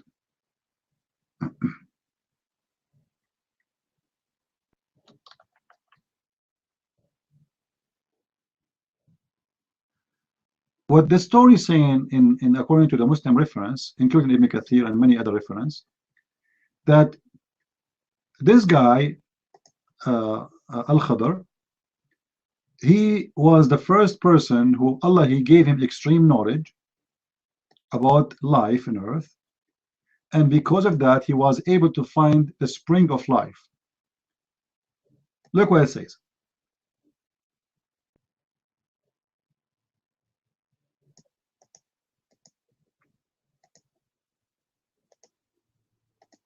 And then, but when they reached the junctions of the two seas, they forgot their fish. By the way, it's not a fish, it's a whale. He had been commanded to carry a salted fish with him, and it had been said to him, when you lose the fish, that will be the sign that you have reached the right place. So they set out and traveled until they reached the junctions of the two seas. where there was spring called the spring of life. Right? Nightmare, put your hand up and let us laugh. We have one like him. So what happened when Musa's Allah, he sent him to look for this guy, Al-Khadr, who is alive forever. When he arrived to the spring of water, they stopped there and then they continue going. Then Musa, he asked his slave, where is the fish, or let us say the whale? The man looked in the basket, he could not find the whale. He told him, well, he jumped from the basket, but he's dead. How the whale jump out of the basket? How you can carry a whale anyway? However, forget about the size of the whale. How the whale is dead? He jumped from the basket. If you go to chapter 18, read from verse number, maybe you can start reading from verse 50, if you want to start in advance, and then you will find that in verse number 61, when they arrived to the conjunction of the two sea, they forgot their whale, and this whale, he ran into the ocean, and when he ran in the ocean, he left a track of rocks. The ocean became a rock, imagine, which is amazing. In verse number 63, he says, you know what? When we sit in that rock there next to the spring, the shaitan, he made me forget the whale. So let us go and follow his track. So they follow his track. And this is how they were able to follow Al-Khadr. So what happened to the whale? How the whale came back to life? He was in the basket and he was dead. Simply, according to the legends, old legends, the same as in Gilgamesh, when this guy, how he found the fountain of life? He was a fisherman. He fished. So he went to clean his fish. He found a spring of water. When he dipped the fish in the spring of water to wash it, the fish came back to life. So he noticed right away that this is the fountain of life. And he drank from it. And this is how Al-Khadr, he lived forever. The Quran adopt the same stupid story and make it as a real story coming from the real God. And here we go, Allah is teaching us how Musa, he was sent to the Prophet Al-Khadr, and he adopting the same exact legend as if it's true. And even the fish come back to life because the fish was washed with the water.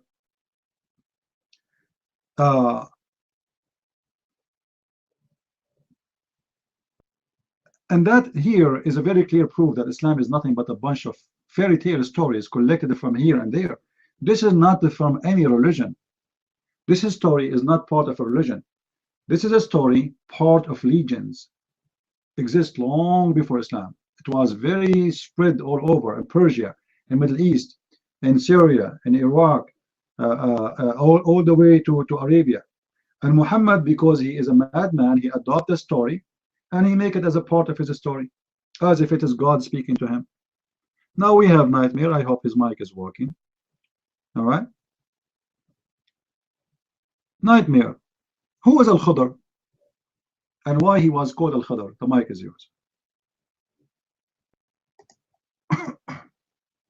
I think you already talked to them what is the habit. But tell me, who is this guy who had no genealogy and no beginning, resemble Son of God, who remain priest forever? Tell me, who is this guy? You get the same thing in your Bible.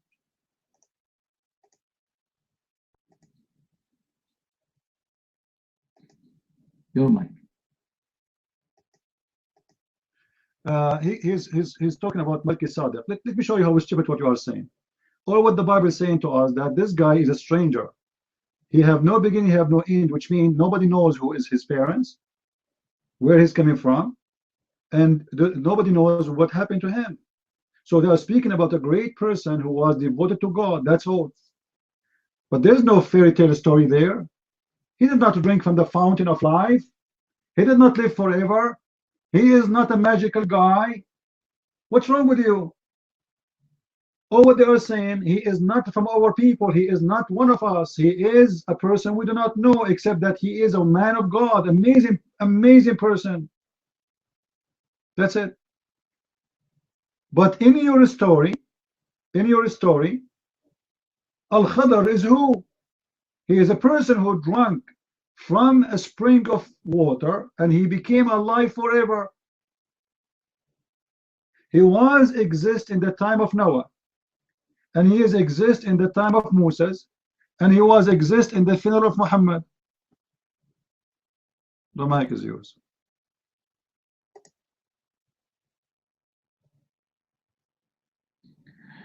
Okay, the other guy also, he exists in the time of Abraham. Did you read the verse 4? 7, I think. Let me show you how stupid you are. If he is exist in the time of Abraham, is that a problem? Was he exist in the time of anyone else? The mic is yours. Did he live forever? Your mic.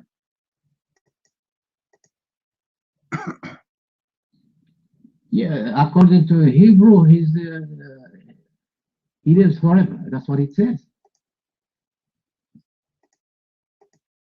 Where it says he's forever? Show me. I want to see it. I want to learn from you. Your mic. Go ahead. Show me.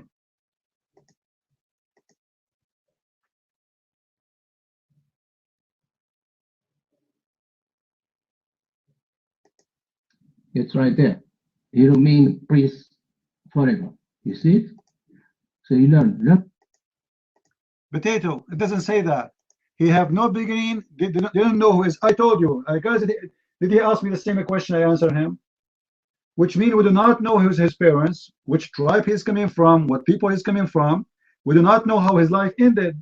He disappeared. We do not know who's he. That's it. It doesn't say he's alive forever, you liar. Where it says that? We do not know who is his father. We do not know who is his mother. We do not know when he was born. We do not know when he died. This is a known person for us. All what we know that he is a great, great devoted man to God. And people appreciate him. One of the first believers. Your mind. Do you know how to read English? Beginning of days or end of life.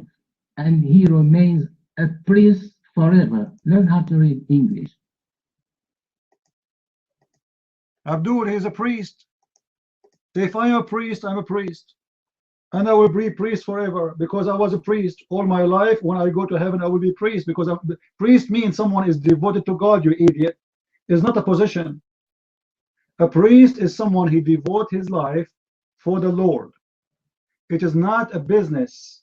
It is not like a title. It is a job you do. So he is a priest for God. He is an outspoken person for God. He is a preacher for God. So if I was a preacher for God in this dirty earth, I will be always a preacher for God. In order to avoid answering us, look what this guy is coming with. Have nothing to do with our story. Nowhere it says that this guy, he was drinking the water of life to stay alive, or doesn't even stay alive. All of us, we believe, actually, Christians, that whoever believes in Jesus and die, he will live. Is that correct, guys? All of us, we will live with the Messiah forever, but not by drinking the water of life from a fountain. So in order to avoid your stupid prophet taking allegiance from all generation, have nothing to do with any religion except the stupid stories, people they carry and they tell their children at the bedtime, your prophet put it in the Qur'an as part of his religion. To avoid answering about that, you say to me, well, there's a person in the Bible, they say nobody knows who is his parents, nobody knows who is his father, nobody knows when he was born, nobody knows what his life is in, so what? That will not change anything. Now, are you willing to answer? Your mind. Go ahead. Some Muslim scholars say he was a righteous man. That's what they say. Some say he was a prophet, but majority they say he was a righteous man. Insanun Saleh, Rajulun Saleh. That's what they say, Muslim scholars. But he drank from well of life or something like that. I don't think Quran says that. Mufassirin, the other one who say that. Do you have a verse where it says he drank from the fountain of life? Yes, the Quran is saying that the fish was dead. The fish was dead. What make the fish come back to life? The mic is yours. This is Quran now. This is Quran. The fish was dead in the basket. How the fish come back to life? The mic is yours.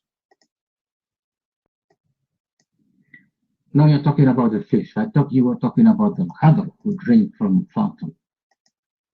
Abdul, both are the same. How the fish come back to life? Because she drank from the water of the fountain. It's the same. Your God told Moses to go and find Al-Khadr. Where he will find the Khadr? Next to the spring of life. How he found out that this is the location? The fish. The fish, they dump the fish in the water. The fish come back to life. The mic is yours.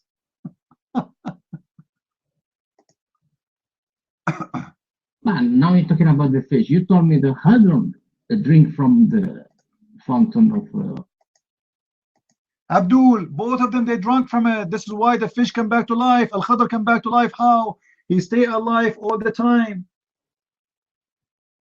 Your prophet, he mentioned that Al-Khadr was exist in the time of Noah, and he was exist in the time of Moses. And the Muslims after that, they say that Al-Khadr was in the funeral of Muhammad. Focus with me in the Quran. Where Moses, he will find Al-Khadr. Can you tell me where, according to the Quran? Where? What is the location? How he will find him? Your mind.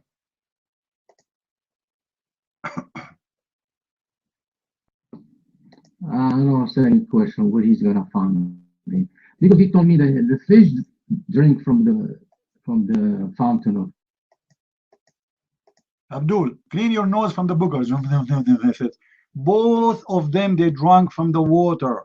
How we will know where Khadr he lived? By finding the spring of life. If the fish drink from the water, became alive. Al-Khadr, he drink from that the water too.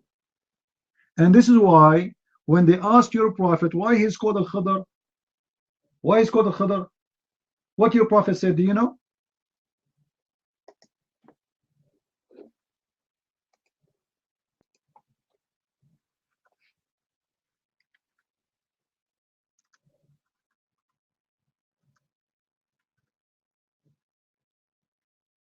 He's searching.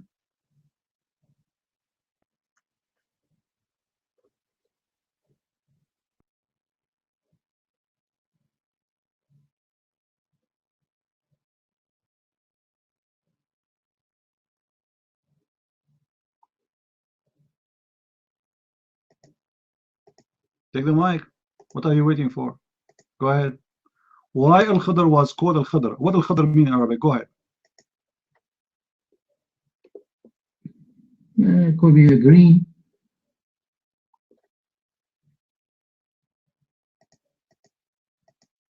Have you ever heard of someone, his name is a green? Why he was called a green? Why his name is a green? You're mine. No idea. Because I have to find out why he was called green.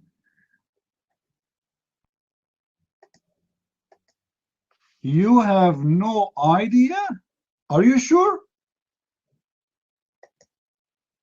As I know, Al-Khadr, he was called Al-Khadr because he is drunk from the water of the life, the fountain of life, and since then, if he sit in any grass, the grass will come back to life and he will become a green.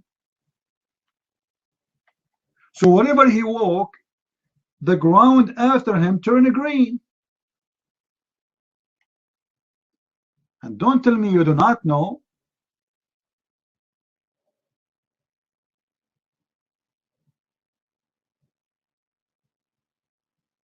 Are you there, Nightmare? Am I saying a lie, or I need to give you reference and proofs?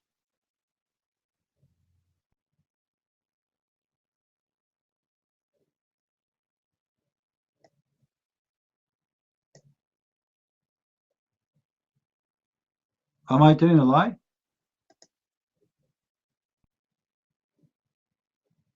Nightmare. Uh-oh. Hello. Is that true that he was called the green because wherever he sit or walk in make it green? Yes or no, you might. Now, where do you have that? You got a reference where it says that? I never read it. Now, Abdul, anything I say, I never read it too. You're coming here to learn from me Islam. Just admit it, man. For sure you never read it. You're Abdul. Have you ever heard of Abdul? He know how to read, how to write?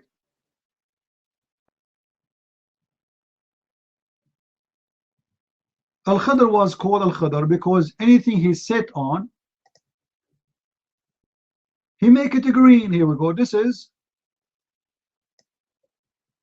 Abu Huraira. Abu Huraira saying that. Do you accept Abu Huraira saying that? Or you don't accept Abu Huraira? You might. He heard it from the Prophet, or he just said it? Is it hadith? So if Abu Huraira he said that, not the Prophet, you will not accept it? You will accept it only if the Prophet said that? You might. Of course. Who told Abu Huraira about the Qadr? Where he got this information? So Abdul, when I say I trap Muslims, I mean it. See guys, I told him Abu Huraira said that. And do you agree that Abu Huraira said that? No, of course I don't accept. I accept only the Prophet. Let me get you busted. It was the Prophet who said that. I told you it's Abu Huraira because I know if I say to you the Prophet he said that, you will say it's not accepted. So I told you Abu Huraira, so you say I don't accept it unless the Prophet he said. Now as long the Prophet is the one who said, how you can deal with it? I know what you will do. You will say I don't accept the hadith. Here we go. This is Sahih al-Bukhari. This is Sahih al-Bukhari. Abu Huraira said that the Prophet said the following. The Prophet said Al-Khadr was named so because he sat over a barn, white land, and it turned into green. Do you see it?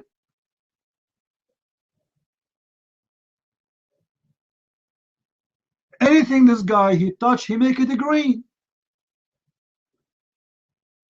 A dry grass, which is dead grass, Al-Khadr he walk in it, it make it green. Why he make it green? The mic is yours. How Al-Khadr, whatever he touch, he make it green? You tell me why, Nightmare. It doesn't say whatever he touched, he turned it green. It says he said a white land, and that white land it turned green. Just that particular white land, not everything.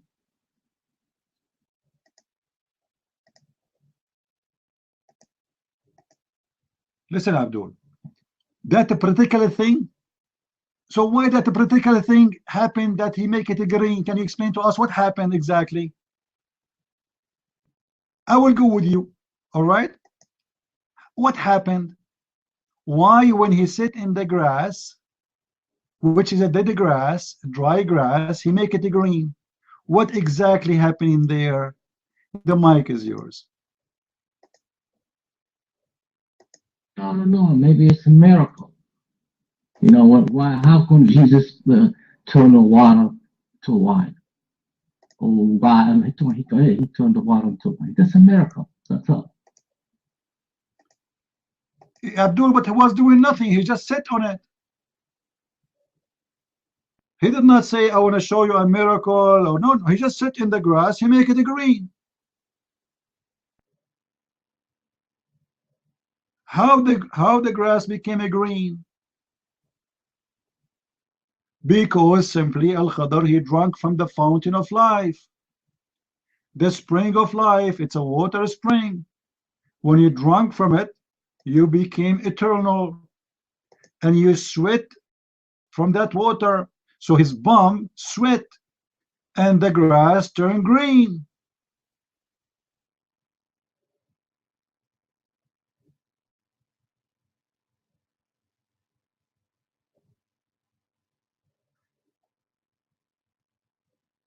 And actually, not only that, like the Muslim, they say that the translation, it turned to be green. It doesn't say that only. The grass start dancing, my friend. It does that. The grass start dancing. The guy, he fought in the top of the grass. He sat in it, and right away the grass turned green and start dancing. Why? Because he drank from the water of life.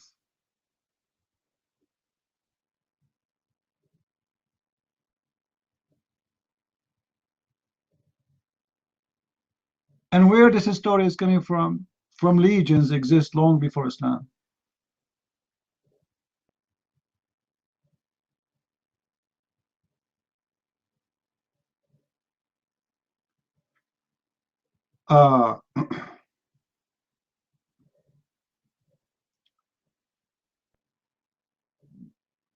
One of the stories, Muhammad, he spoke about Al-Khadr. Muhammad is very funny. I like him, this guy. Unbelievable. This guy is the best cartoon maker. Guys, is my voice clear? All right.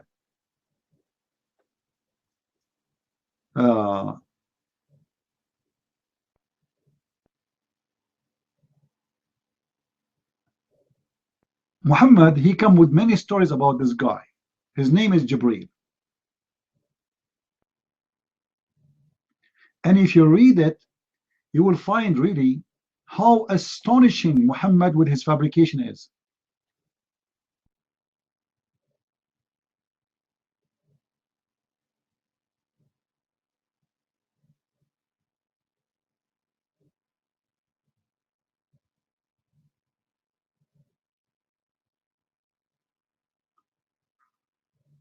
Look what Muhammad, he come with. And this is a connection with the story of Jibreel, of Al-Khadr. Jibreel come to Muhammad, and Muhammad, he smelled Jibreel. And guess what? Jibreel is using perfume. How many of you use perfume here? How many of you use perfume? You do? Okay, here we go. You are copying Mr. Jibreel, my friend. Come on, don't do that. Look what happened. Oh, Jibreel, Muhammad saying to Jibreel, this is the good frequency. He said, Jibreel, this is the frequency of the grave of the hairdresser and her 2 sons and her husband. Like what? Hold on. What? Focus with me, please. Everybody focus. Put your glasses. If you are a person who wears glasses, put your glasses. Put your glasses, please. Jibreel is coming to Muhammad, and he have a good smell. It's not normal for an angel to have a good smell. Look like that Muhammad before, when he see Jibreel, he smelled like a garbage.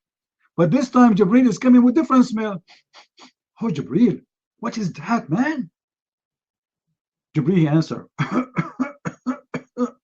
Muhammad Habibi, I will tell you, but don't tell anyone, okay? I put it from eBay. It says it is a frequency of a woman, she work as a hairdresser. And from her grave, the grave of a hairdresser? What is the connection of the hairdresser and Al-Khadr, Mr. Nightmare? There's a connection. Who is the hairdresser? Your mic, Al-Khadr. Sorry, your mic, Nightmare, not Al-Khadr.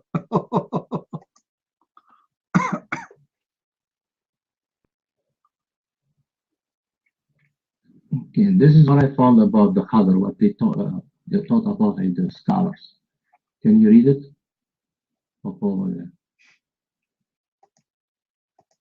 You know what you send me, Nightmare? Honestly, when Muslim they post for me in Arabic, they prove to me that they are stupid. How Al-Khadr is from the people of Israel, and then Moses, he never heard of him. And Moses looking for him in Bahrain. And where? In Bahrain. He is a Jew, and he is a prophet, and none of the people of Moses, and Moses himself, the teacher of the Jew, the teacher of the whole Jewish nation, the leader of the Jewish nation, he do not know who is he. What happened, Nightmare? How Moses do not know about Al-Khadr that he is a Jew? Go ahead. Where does it say he was Jew? Where does it say he was sent to the Jewish people? You know, you have. Abdul, do you know how to read? Post what you post for me in Arabic. You posted that he is from the nation of Israel. The nation of Israel, all of them, they are Jews, my friend.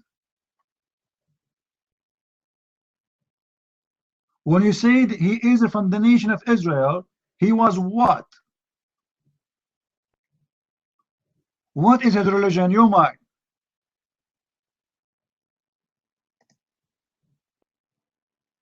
Nation of Israel. دول كثيرا على أن سيدنا الخضر عليه السلام نبي، إما أنه نبي مرسل أو غير مرسل، هذا موضوع خلافي.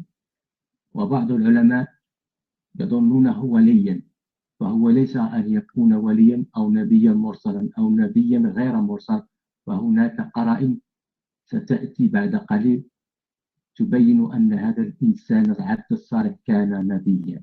Well, I don't read from the Jewish people. Show me. Maybe I didn't see it. Go ahead, show me.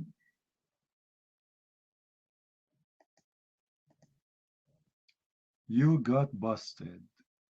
So he is a prophet, he is not a prophet. He is a good man, he is not a good man. So what he is? If he was a prophet, he was a prophet for who? Your mind. If he is not a prophet for the people of Israel, he was a prophet for who? Go ahead. Well, you are the one who got busted. You're lying. You're telling me you were from the Jewish people. There is no Jewish people mentioned in what I sent you. So you're lying. This is number one. The prophet, who told you that all the prophets were Jews? Where did you get the? So let us make it. Let us confirm this. Are you accusing me that Al-Khadr, he is not a Jew? I am lying when I say he's a Jew. Are you saying the one who say that Al-Khadr is a Jew is a liar? You just said that to me. Confirm that, please.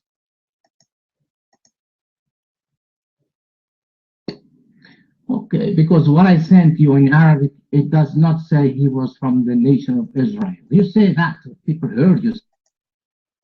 It's not my business if you are stupid and you are ignorant. The question is not this. The question is Al-Khadr a prophet for the Jew? Yes or no? Either you say yes, you are the Muslim, not me, remember. Correct, guys? Who is the Muslim here? Mr. Nightmare. So you should teach me, not me teaching you. Is Al-Khadr, according to Islam, a Jewish prophet? Yes or no? You're mine.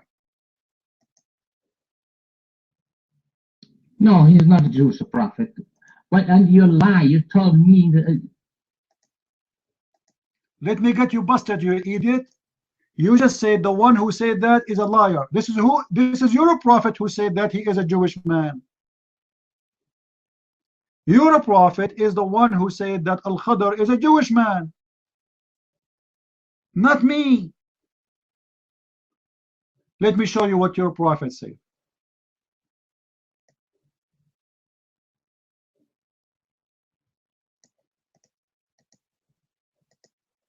Read for me, Abdul. The mic is yours.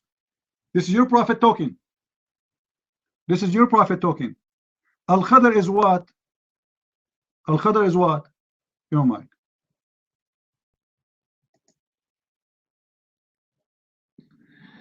Okay, I'm not talking about this is what you said is something. I'm talking about what I sent.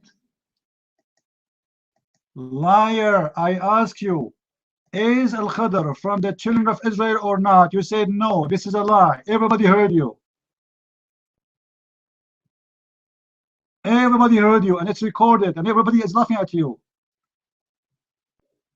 So you just admitted that you're a prophet is a fabricator and a liar, because you accuse me of lying by saying Al-Khadr is a Jewish prophet. Now we repeat the question for you after getting you busted as usual. As long as Al-Khadr is a Jew, how come Moses never heard of him, and he is a prophet, and he is a noble? He is a noble of the people of Israel, and he used to teach Islam.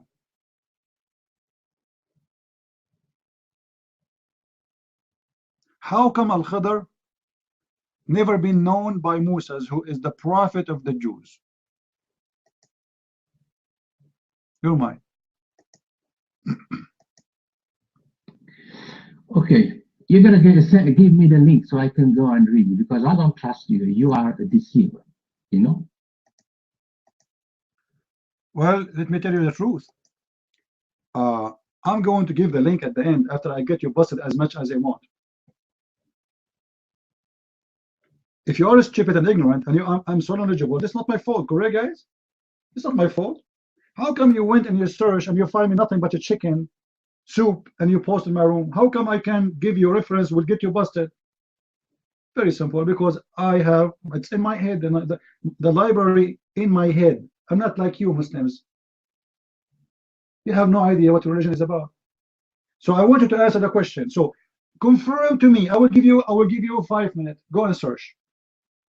Go and search yourself. And let us see. And you know, SR, why you are posting the link? Come on. Why you are doing that? If I want to post the link, I will post myself.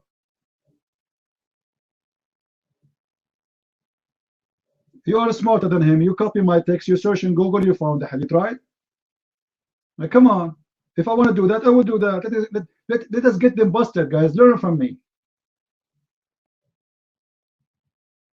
Nightmare. I was trying to help you.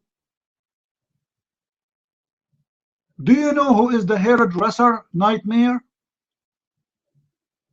Guys, did I say the hairdresser, she have a connection with Al-Khadr? Did I say that?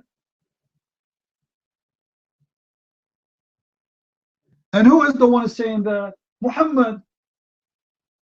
And why Jibreel, he smelled good? Because he stole the perfume from the hairdresser grave.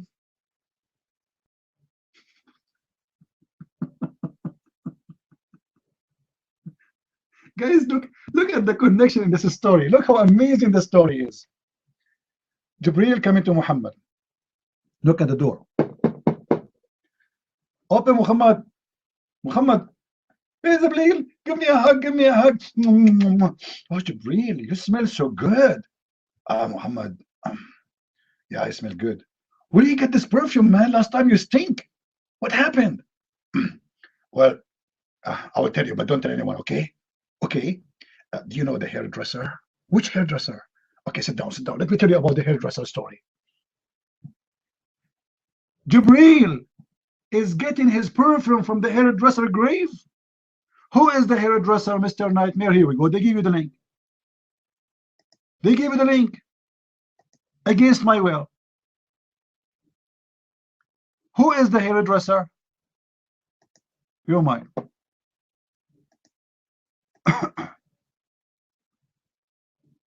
I'm reading the link, you know. I'm reading the first time I'm reading this hadith, you know.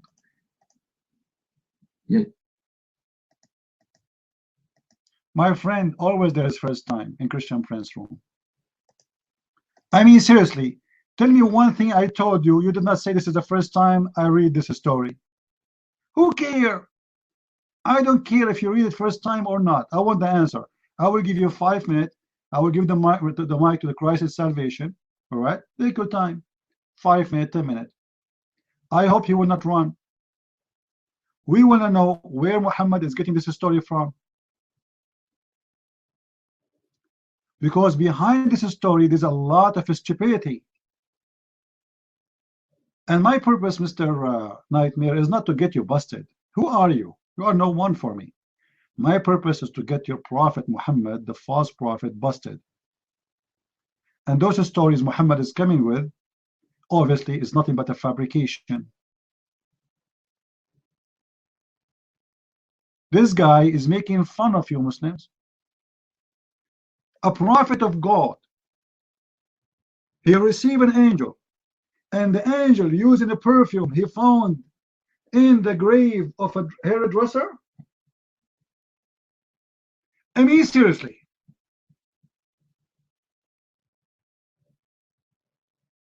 Who is the hairdresser? This is my question. I'm waiting for the answer. I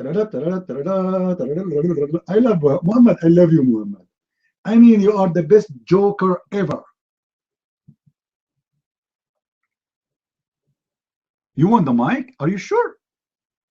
You want the mic or the perfume of the hairdresser? Which one you want? Okay, take the mic. Now I know why you don't want to give me the link, you know, because the hadith is da'if, weak hadith. You're a deceiver. It is not. It is not, Abdul. This is what it says in the website, but this is in Sunan Ibn Majah, and it is a strong hadith, my friend. It is not weak.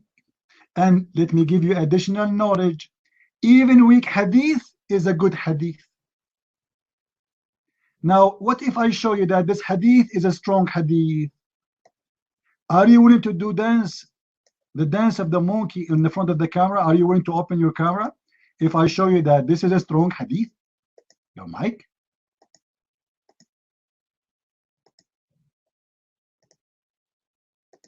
I read it in front of me. It says weak. I couldn't paste it. My friend, I see it too. But in the book of Ibn Majah, it doesn't say that. This is in the website. This is additional. They put it there, but it's not in the website, not in the book. The book of Ibn Majah, it doesn't say it is da'if. It's not. So this is your fabrication. This hadith is marfu', not da'if. Do you know what marfu' mean? Do you know what marfu' mean? Let me get you busted again. He will like it now. He will like it more by saying marfu'. Do you know what marfu' mean? You're mine. In my side that I'm reading, it says da'if. Okay? Show me, send me the link where it says da'if. You keep asking me to show you, and if I show you, you'll cry. Okay, here we go. Let me show you. This is another website, and this is official Islamic website. And by the way, in the book of Sunan Ibn Majah, it doesn't say marfu', it doesn't say da'if, it doesn't say anything. But in this website, it says marfu'. So which one? Is it da'if or marfu'? Which one? You might. Go ahead. Send me the link. You know what is the marfu' mean? Go ahead, tell me what is marfu'. Abdul, the link in the front of you. And what do you mean? Tell me what marfu' mean. I thought you are the one who's teaching us. What marfu' mean? Tell us. Okay, go ahead. Your mic. I want to listen to you. Go ahead.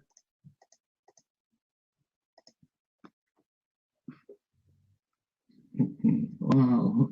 Why don't you say, because you claim to know Ben. Go tell me what is marfu'. I know what is marfu'.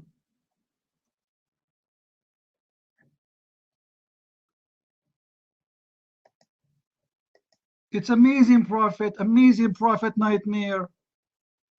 What do you mean you do not know? You do not know, you know? Well, marfu' doesn't mean it is weak or strong. It is a hadith of the prophet. Marfu' is a name they give it to any hadith have to do with the prophet and have many, let us say, many side of it. So it can be marfu', which mean adl, which means it's fine. It's okay. It is a statement you say when the hadith is, let us say, reported by a companion of the prophet. The prophet said, etc., etc., etc., regardless if this hadith is sahih or da'if or fine or etc. So how you confirm that this hadith is wrong? Your mind. Okay. You are reading something. You are not reading from your mind. I'm not stupid. You will read, you look for it in the online and they give you the answer. Prove it, my friend. Did I say something wrong? So this is true. So you got busted again. This is not da'if. So you just admitted. This is the point. Let us say I'm reading from the internet, my friend. Let us say for the sake of argument, but you just admitted that this is not da'if. You see how stupid you are? You just admitted that this is cannot be da'if. It's not da'if. And I gave you the website, which is your official Islamic website, and they are not saying it's da'if. It's not. This is not da'if. The Muslims, when they see something very embarrassing, right away they say it is da'if. My friend, it's da'if. Like, come on. So we have to run away from it. It is da'if. How we can get away from this? The only way is to say it's da'if. And by the way, even the da'if hadith is a good hadith. Let me get you busted more. Here we go.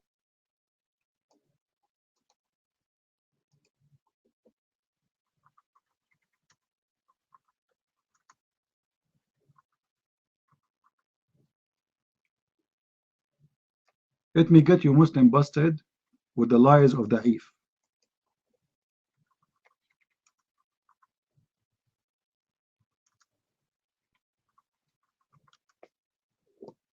They keep saying to us da'if. Anything they don't like, they call it da'if. This is their sheikh teaching in the mosque. And so when the ulama say it's a weak hadith, it passed. In other words, it's something that cannot be proven to not have been said by the Prophet. The probability that he said it is far greater than the probability that he didn't say it. So it's called a hadith da'if because the margin of error is great. Did you hear it? It da'if, it pass. It pass. So even when they say to you da'if, it's a scam, my friend. Even the hadith which is da'if is approved. Listen again, listen again. It passed. In other words, it's something that cannot be proven to not have been. Are you deaf? Listen again, listen again. Here we go. Sahih Muslim 97%. So a weak hadith is not thrown out. Just like a professor doesn't throw out a paper that gets a D-. It didn't flunk. It passed. It passed. It passed, you bunch of scumbag. It passed. So even when they say to you it is weak, it passed. You Muslims have no dignity. This is your book. This is your teaching. This is your teacher. This is your video. This is your scholar. This is your unbelievable. And when you get them busted in the corner, right away they say to you, it's weak. It's weak. Even the weak, it pass. Hold on. Hold on. The nation of scumbag. Shame on you to say it's weak. When you say weak, what do you mean? You are trying to say to us it's rejected. When the Muslim cannot reject a weak hadith, it's not rejected. You are a liar. You are a scumbag. You Muslims officially scumbag. A weak hadith is accepted. It pass. 99%. Sahih Muslim 97%. So a weak hadith is not thrown out. Just like a professor doesn't throw out a paper that gets a D minus. It didn't flunk. It passed. And so when the ulama say it's a weak hadith, it passed. When the scholars say it's a weak hadith, they mean it's passed. So why you are telling me it's weak, you idiot? What the purpose is to make us believe that this is rejected. Correct, guys? This is the purpose. He's saying to you it's weak, so you will not consider it. Okay, we throw it in the garbage. Here we go. But the fact is the opposite. It passed. So even if it's a weak hadith, it's good. Take the mics, come back. Go ahead.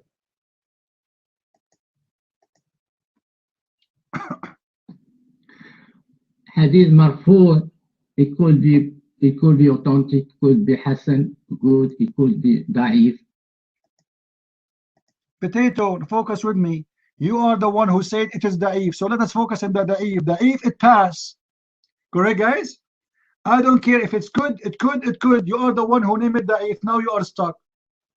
Guys, is it him who said it's da'if? Now he don't want da'if no more. Now he will adopt the word da'if. He feels sorry. It's not da'if. You are the one who insists it's da'if. I want to stay with da'if. Da'if, it pass. So you come back. Why you told us it's da'if if you don't want to accept it anyway? If it is da'if, it pass. It pass, my friend. Did you hear your scholar? It pass. You mind.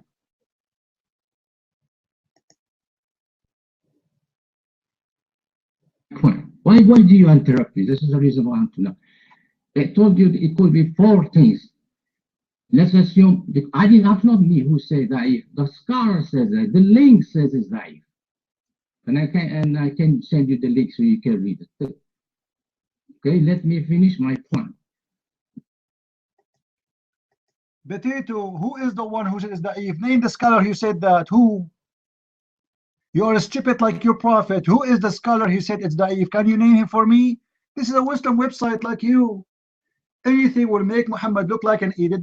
They put next to it da'if. Show me the scholar he said this is da'if. You're mine. Which means pass.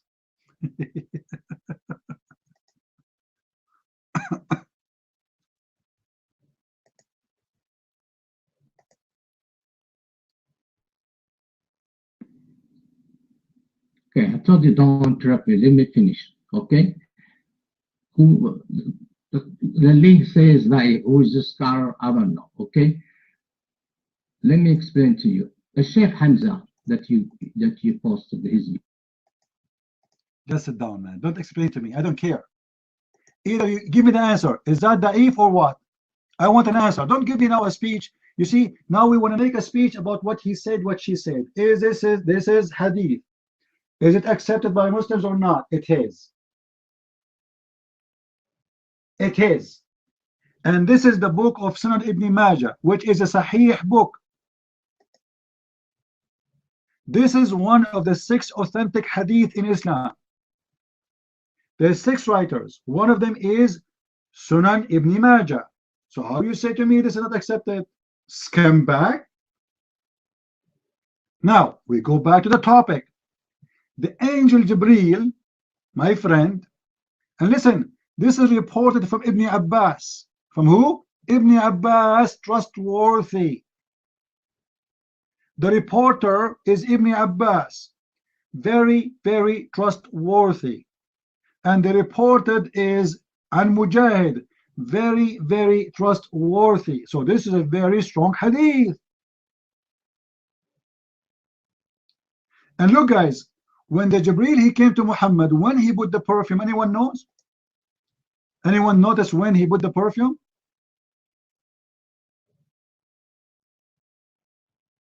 There's an occasion. Anyone knows what the occasion? Why this time Jibreel had perfume? He stole it from the hairdresser grave. Anyone? No. There's an occasion. This is when Allah want to take Muhammad to heaven. Jibreel, he come with the flying donkey. So now they are going to go to Allah. So Jibreel, he look himself, I smell bad, what I do. So he went and he found the perfume in the hairdresser grave.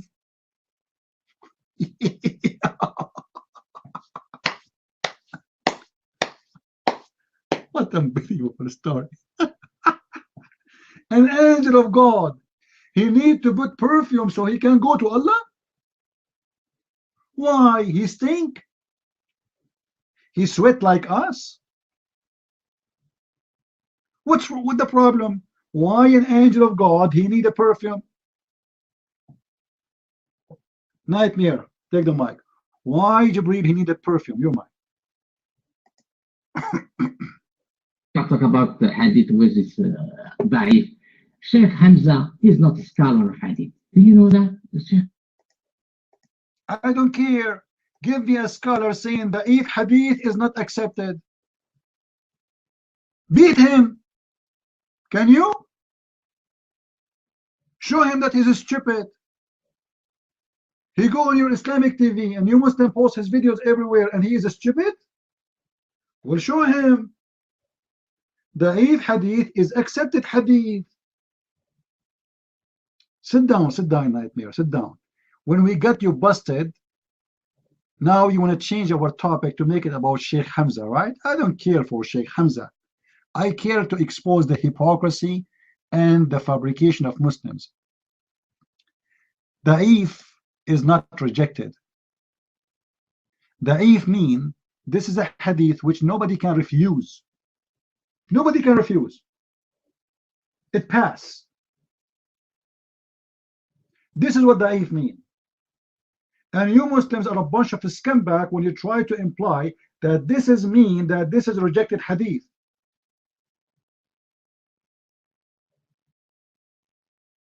Nobody can reject a da'if hadith. This is why you keep it in your books, even though you say it's da'if.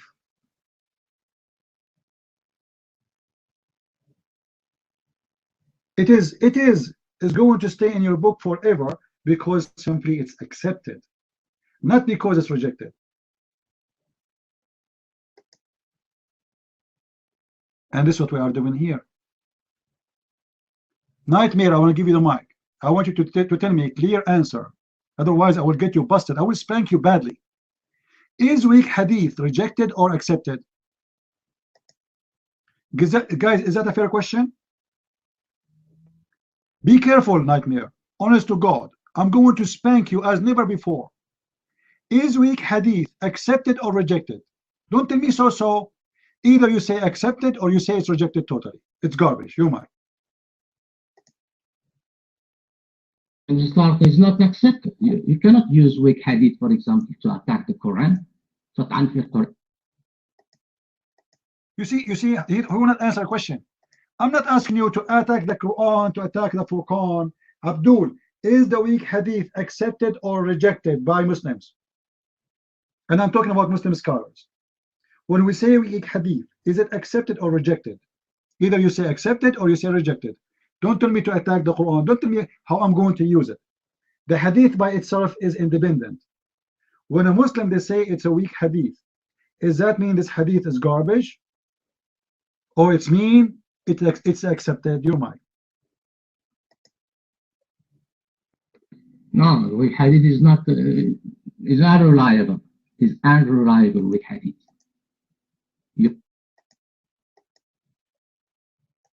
Do you have any proof? Do you have any proof? I want you to give me a link of your choice. You see how nice I am? Saying that what weak hadith is not accepted. Can you? You mind? Yeah, I can get you the scholar of hadith, not like Sheikh Hamza, who is just student. I can get you scholar of hadith, expert of hadith, who can explain to you about the weak hadith. Sheikh Hamza is just student, he's not scholar. Don't mind. Hi, Mike, right? Okay.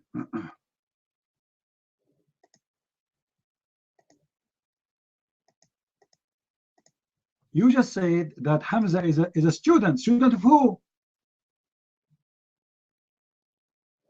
Of the scholars. So what he learned is learning from your scholars. Now I'm asking you to give me a reference to say that weak hadith is rejected by Islam. By the scholars of Islam, not by you and me, right? You are saying scholars of Islam. So you supposed is not, and me supposed according to you not. So according to the scholars of Islam, who is the scholar of Islam? He says hadith which is da'if is rejected. Can you name him for me, your mic? Okay, the one that I know that is Sheikh Hawini. There was another guy, Albani. Al-Hawini is a scholar. I mean, this guy, he just died, man. I think he's alive. What are you talking about? This is a scholar? I thought you want to tell me Ibn Kathir, you want to tell me Al-Qurtubi, you want to tell me Ibn Abbas, you want to tell me, I don't know. Tell me something, man. Who is Al-Hawini? Who is Al-Hawini?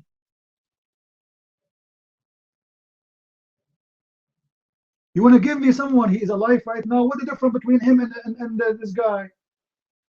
Those are from our generation. Those are your scholars?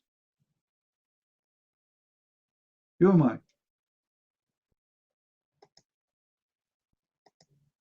You prove to me that you are ignorant. Al-Qurtubi, he was not scholar of hadith. He was a scholar in what? Guys, Al-Qurtubi was not a scholar in the hadith. He was a scholar in what?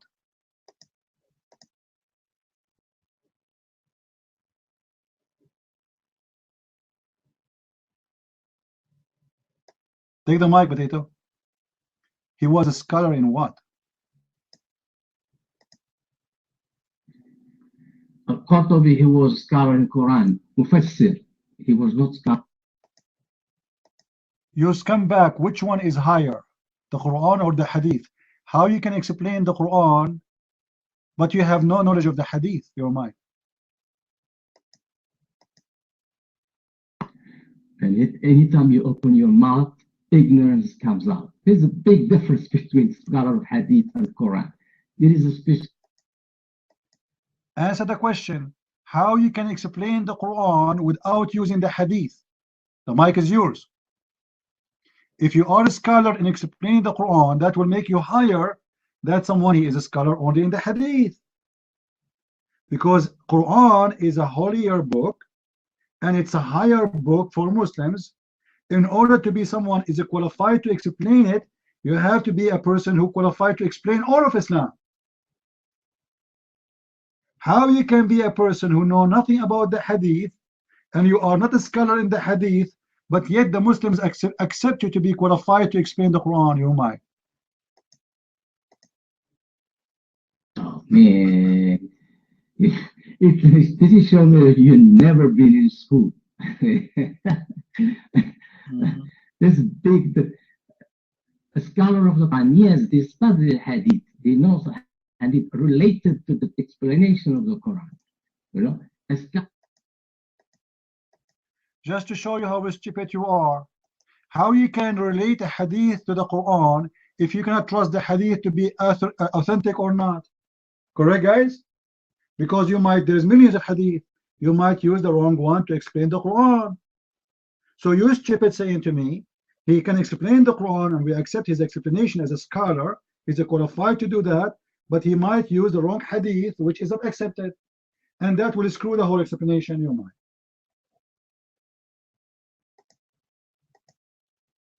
Oof, I don't know what I can. Talking about a dumb, ignorant guy. If Qurtubi, who was a scholar of hadith, tell me which book of hadith did he write?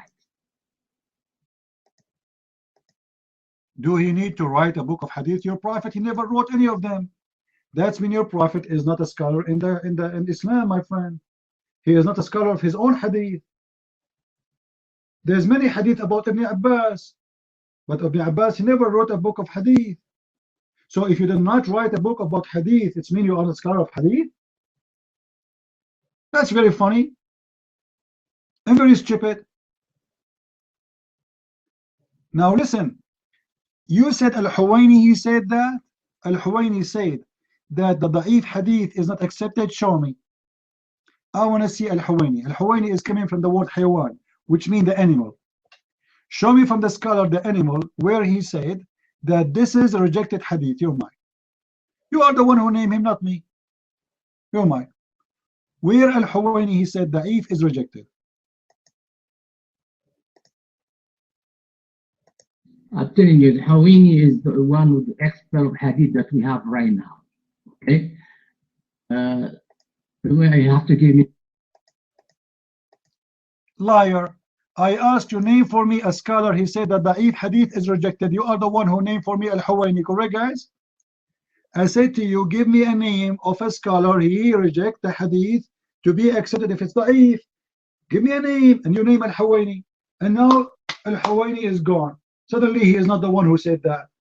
We repeat the question again. Name for me a scholar. He said that da'if hadith is rejected. Give me a name. You're mine. It works in my mouth. Why am fucking are you a liar? With it. It's recorded. We are in YouTube. You can go after the room and you can listen to yourself. I asked you clearly, name for me one scholar. He said that this hadith da'if is rejected. We cannot take it because it's da'if. Name for me one, because you are the one who said Hamza is not a scholar, he's a student, correct, guys? And then I said to you, okay, no problem, name for me. Then you mentioned Al-Huwaini. Okay, show me where Al-Huwaini he said that he is. Okay, is it Al-Huwaini is a scholar? You just defending him? Guys, isn't he defending that Al-Huwaini is a scholar in the hadith? Show me where Al-Huwaini he said we rejected your mic. Can't you? Okay. You told me that right now you are rejected Huwaini. I didn't reject Huwaini. Why do you put words in my mouth? This is why I got pissed off. I have a video, YouTube video. You want to send you YouTube video? You can watch it with Huwaini talking about weak hadiths that are not accepted. Do you want me to send you the video? You know Arabic? Can you understand Arabic? This scholar, he wrote videos, not books. This is scholar, he wrote videos. He never wrote books. Are you sure?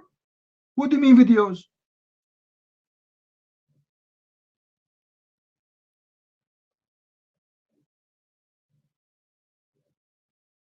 I give you books. You say to me videos?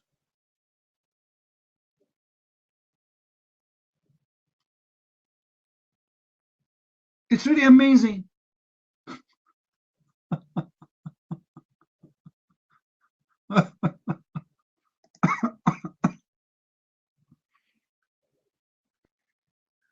This is my understanding for Muslims, Abdus. Anything will make Muhammad look like a fool right away, even if this story is exist and it's approved for more than 1,000 years. Anything will make their prophet look like an idiot. They say we reject it. As simple as that. Ask yourself why those stories are exist still in their books if they are garbage. If they are rejected, why don't take it off? It's rejected, right? But the fact is not.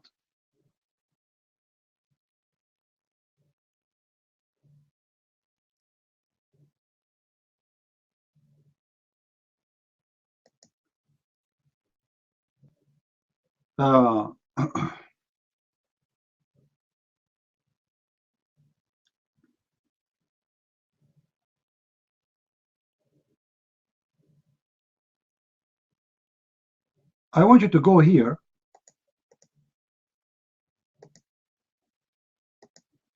Nightmare.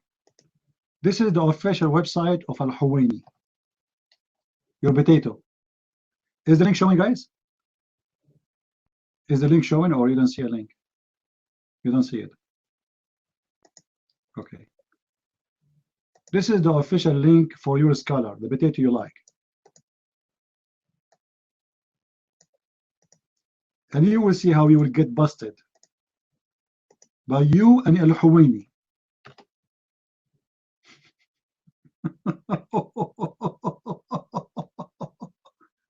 Isn't it? This is Al-Huwaini website. Is that Al-Huwaini website, Nightmare? Is it? Yes or no?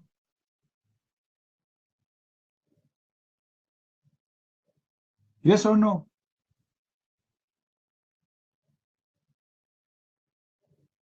Just to show you guys the hypocrisy of those Muslims. Who is higher, Al-Huwaini or Ibn Majah? Ask any Muslim, he will say to you Ibn Majah. Who is higher, Al-Bukhari or Al-Huwaini? They will say to you Al-Bukhari. Who is higher, Muslim, Sahih Muslim or Al-Huwaini? They will say to you Sahih Muslim. But suddenly, my friend, suddenly Al-Huwaini is their scholar. Even Al-Huwaini don't agree with them. A bunch of scumbag liar. I am here to get you busted.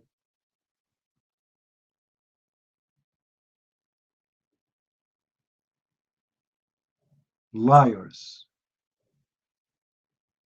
You will end in fire.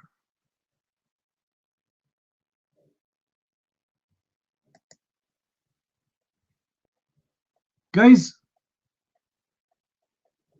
let us show you how we can get them busted. The same story we can find in Sahih Muslim, but this time it is Sahih. What?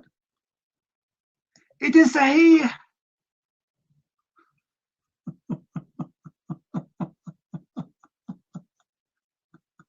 Oh boy. It is Sahih, my friend.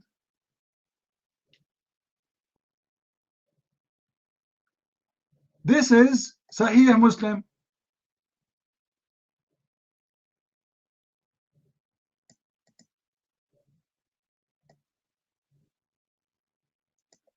And this hadith is a Sahih. Are you going to say Sahih Muslim is wrong too? And we will read the rest of it. And I will give you the link. Are you going to deny it or you will accept it? Your mind.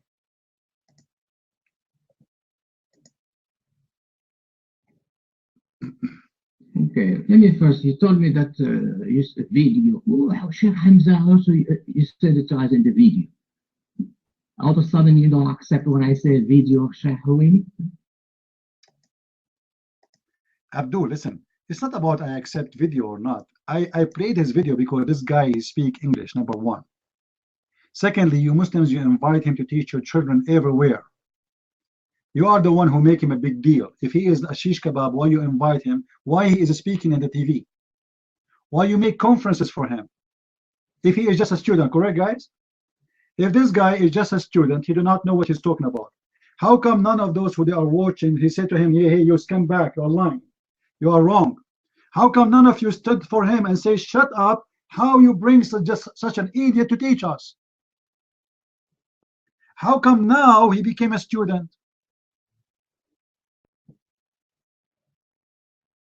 Now, Nightmare, I want to make you happy. Give me the video where Al-Huwaini, he said the weak hadith is rejected.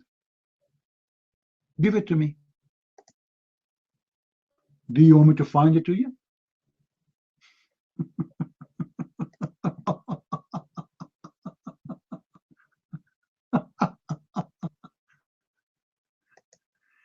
The video is in the front of me, my friend.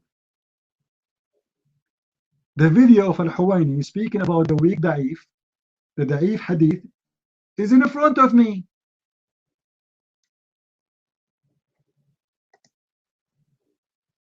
Listen carefully. السلام عليكم ورحمة الله. السلام عليكم ورحمة الله وبركاته. وعليكم السلام ورحمة الله وبركاته. أشوف إني أحب الله. أحبك الله، جزاك الله خير. أشوف عندي سؤال. تفضل. هل نأخذ بالأحاديث الضعيفة في فضائل الأعمال؟ نعم. وسؤال آخر ممكن فيها. نعم تفضل. هل الحديث يتحسن من أقسام الضعيف؟ جزاك الله كل خير يا شيخ. بارك الله فيك. السلام عليكم ورحمة الله. So this guy, he's calling Al-Huwaini, the guy with the long beard, all right, who is this guy, he accept him to be a scholar, asking him, do we accept Da'if hadith or no? Your mind. I mean, let us see. وعليكم السلام ورحمة الله وبركاته. بالنسبة للحديث الضعيف، هل يؤخذ به في فضائل الأعمال أم لا؟ أولا لابد أن نقدر ضعف هذا الحديث. عندنا الحديث الضعف إما أن يكون ضعفا شديدا أو أن يكون ضعفا يسيرا. الضعف الشديد يكون في العدالة، وأحيانا يكون في الضبط إذا كان الراوي مغفلا شديد الغفلة.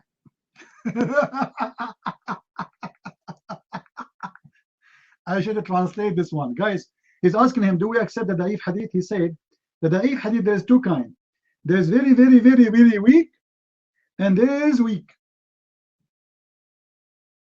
The very, very weak is something reported by someone is stupid. Or someone, he is like a drunk, someone he says things which doesn't make sense. So even that one, they cannot really reject it, but because the story is crazy, so he's saying, in this case, this guy, he's obviously is a mughaffal. He's a stupid. Let's continue. فالحديث الضعيف الذي يقبل في فضائل الأعمال عند الإمام أحمد أو عند الإمام أبي داود هو الحديث الذي ضعفه يسير خفيف. شيخ الإسلام ابن تيمية رحمة الله عليه له رأي في مسألة الضعيف عند الإمام أحمد رحمه الله، فبيقول إن الحديث قبل زمان الإمام أحمد في زمان الإمام أحمد كان ينقسم إلى صحيح وضعيف فقط. فالضعيف كان ينقسم إلى قسمين. جاء الإمام الترمذي الضعيف ده فيه أعلى وفيه أسفل. We are waiting for the answer. Until now he just explained nothing. فأعلى الضعيف الإمام الترمذي سماه حديثا حسنا. خلاص؟ والضعيف اللي هو الضعيف عند الإمام أحمد والترمذي اللي هو الضعيف اللي هو الضعيف المنحدر. أصبح أقسام الحديث ثلاثة: حديث صحيح، حديث حسن، حديث ضعيف.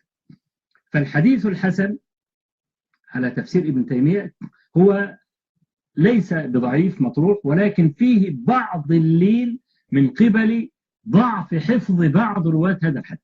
So he's saying, guys, when scholars they come in certain time, they divide what is da'if. Da'if is, it used to be one kind, and then the da'if became more than one kind. So there is some is called differently and some is called differently, and now we divide them depending on how da'if it is. Until now we are waiting for the answer. عشان كده الأخ بيقول هل الحسن يعتبر من الضعيف ولا لا؟ لا، احنا بهذا التقسيم لا نجعل الحديث الحسن. He just said that the hadith which is Hasan is not da'if, but a second ago he was saying before the da'if was the Hasan too. أقسام الحديث الضعيف وإن كان فيه ضعف يعني يسير في حفظ الراوي. حديث الضعيف الحافظ بن حجر العسقلاني جعل له شروطا ثلاثة حتى يعمل به في فضائل الأعمال. الحقيقة لو أردنا أن ننفذ هذه الشروط التي ذكرها الحافظ بن حجر لن نعمل بالحديث الضعيف. أول حاجة قال لك ألا يعتقد عند العمل ثبوتا. نمرة 2 أن يكون مندرجا تحت أصل عام. نمرة 3 ألا يكون شديد الضعف. طب مين اللي يعرف ان الحديث ده شديد الضعف ولا خفيف الضعف؟ أهل الحديث فقط. أما العوام فإنهم لا يعلمون شيئا من ذلك. فكأنني لو أردت أن أنفذ كلام. Okay, let us go by this. Guys, who is the one who decide if this is a week or not? He said the people of the hadith, not the public. This is the book of Ibn Majah. Ibn Majah is a scholar, and he did not name it as da'if. And this is Sahih Muslim, and he did not name it as da'if. Nobody is naming it as da'if. But this is today, the Muslims today, they have to come with the conclusion anything will make their prophet look like a scumbag liar. Right away they jump and they say it is weak, it is da'if. However, even the da'if is fine, it's a good. the da'if which Muslims can reject, as this guy he said, according to him, if it is have to do with the action of justice, which means it's against the action of justice. Let us say the Prophet used to practice this, and suddenly we find the hadith saying the opposite. So the action, it doesn't look like this is the same action of Muhammad. But even this one can be refuted, because Muhammad always had many actions, and his actions are, you know, they are contradicting to each other. Always Muhammad actions, they are contradiction. As an example, Muhammad, he said to the Muslims, you cannot marry more than 4 wives, and then he have an action of marrying more than 4 wives. Muhammad told the Muslims, you cannot do adultery, but Muhammad, he approved mut'ah, where you can rent a woman for sex.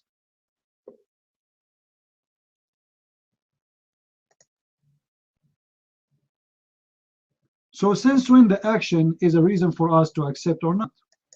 But anyway, they have to come with their own conclusion.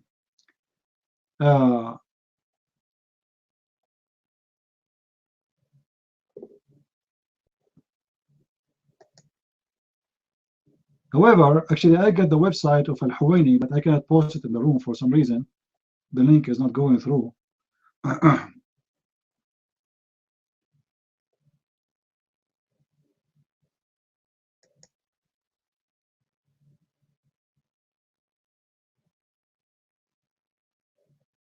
Let us see.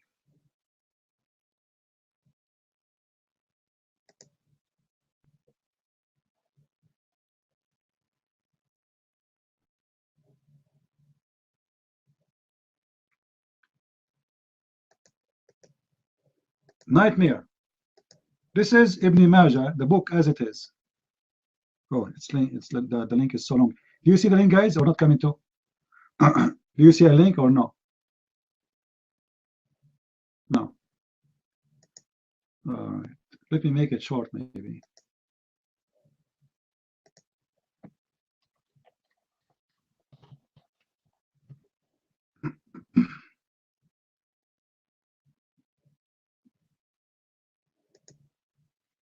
We'll use Google to shorten the link because it looks like it's not coming through. All right, shorten the link, copy. You see the link now? Oh, you didn't see it. You do? No? I don't know. I cannot. Okay, let me take the www off. Maybe that will make it go through.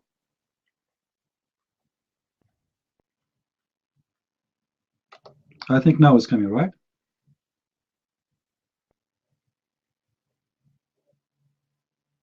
No? Even now, no? I took that. Unbelievable. Anyway, in the book of Ibn Majah, it's not reported nowhere that this is a weak hadith, and even the weak hadith is accepted, and the Muslims, they are in trouble. This is why anything will make their prophet look like an idiot. Right away they will start saying this is a weak. It was not weak for the last 1400 years until now. Suddenly they decide that this is weak. This is showing you how weak Islam is. They never dare to say that this is a weak story for the last 1400 years. But now, in order to avoid exposing their prophet and his fabricated fairy tale stories, anything will make him look bad,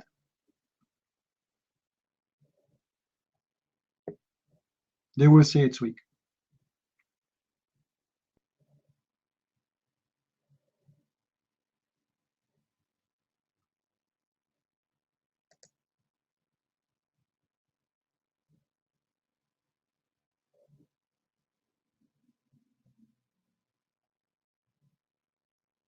You know, always when Muslims, they want to say about something weak, you have to come with someone as a reporter, which is rejected. If you see this hadith, you will see none of the names there can be rejected. especially it's coming from someone like Qatada and Mujahid and Ibn Abbas. You know, all the reporters, they are very well trusted, worthy names. So how anyone can come with this except that they want to run away from it? So let's go back to our topic. We spent, just wait, Nightmare. We got your answer. Okay. You know, Nightmare, you can say whatever you want. You can say it's weak. You can say it's strong. You can say, I want to say one thing. It's very true that you Muslims, if this is not a true hadith and you fabricate it and you make it about your prophet, it means you Muslims are a bunch of scumbag. Correct, guys? Why the Muslim, they want to make a hadith, your prophet did not say it, and why your scholars want to collect the hadith which is not from your prophet, unless you are a bunch of scumbag. This is the truth. So either way.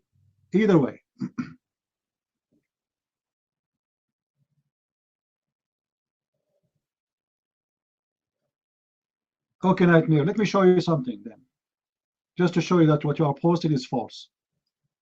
If we go right now and search for the authentic hadith in Muslim websites, let me get you busted.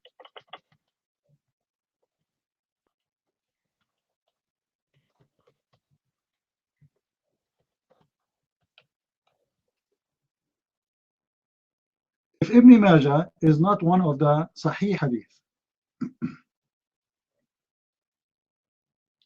why you Muslim listed as one of the Sahih?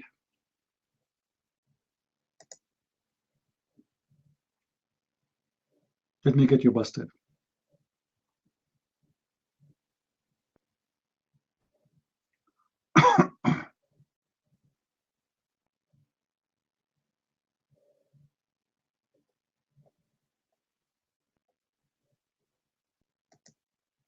Here we go. Guys, open this link. Tell me, do the Muslims have in the title at the top? This is Halal Plaza, a very Islamic website. Is it true that they are counting Sunan Ibn Majah as one of the 6 Sahih authentic books? Yes or no? Open the link. Is the link working? So how you call it Sahih if it is not Sahih, Mr. Nightmare? The top article is the Sahih Sitta, the 6 authentic hadith. The 6 authentic hadith books. And this is your Muslim website. Number 6 is Sunan Ibn Majah. So you want to fool who, Nightmare? This book was always and always will be a Sahih book. And now today, because we got your prophet busted, you want to say it is not Sahih. As simple as that. But who care?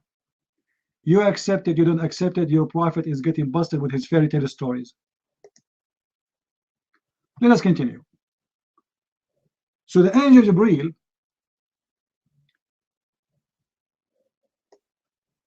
when he decided to come to take, or his God, he sent him to send Muhammad to heaven, he decided to put perfume. And this perfume, who wanna read for us? Give me a break to make some tea. Who wanna read the hadith for us, guys, in English? Who voluntarily wanna come to the mic and read it? Anyone? Anyone who's willing to come to the mic and read it? Give me one. Nobody? Okay, man, the mic is yours. Open the link, please. Read for me the whole hadith in English. Take your time. And I want you guys to focus with this hadith and tell me what do you understand from this story. Go ahead.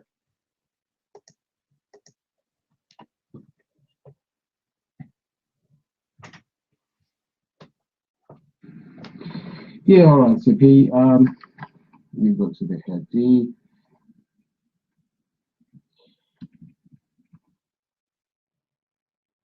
So can someone confirm that I'm being heard before I go ahead?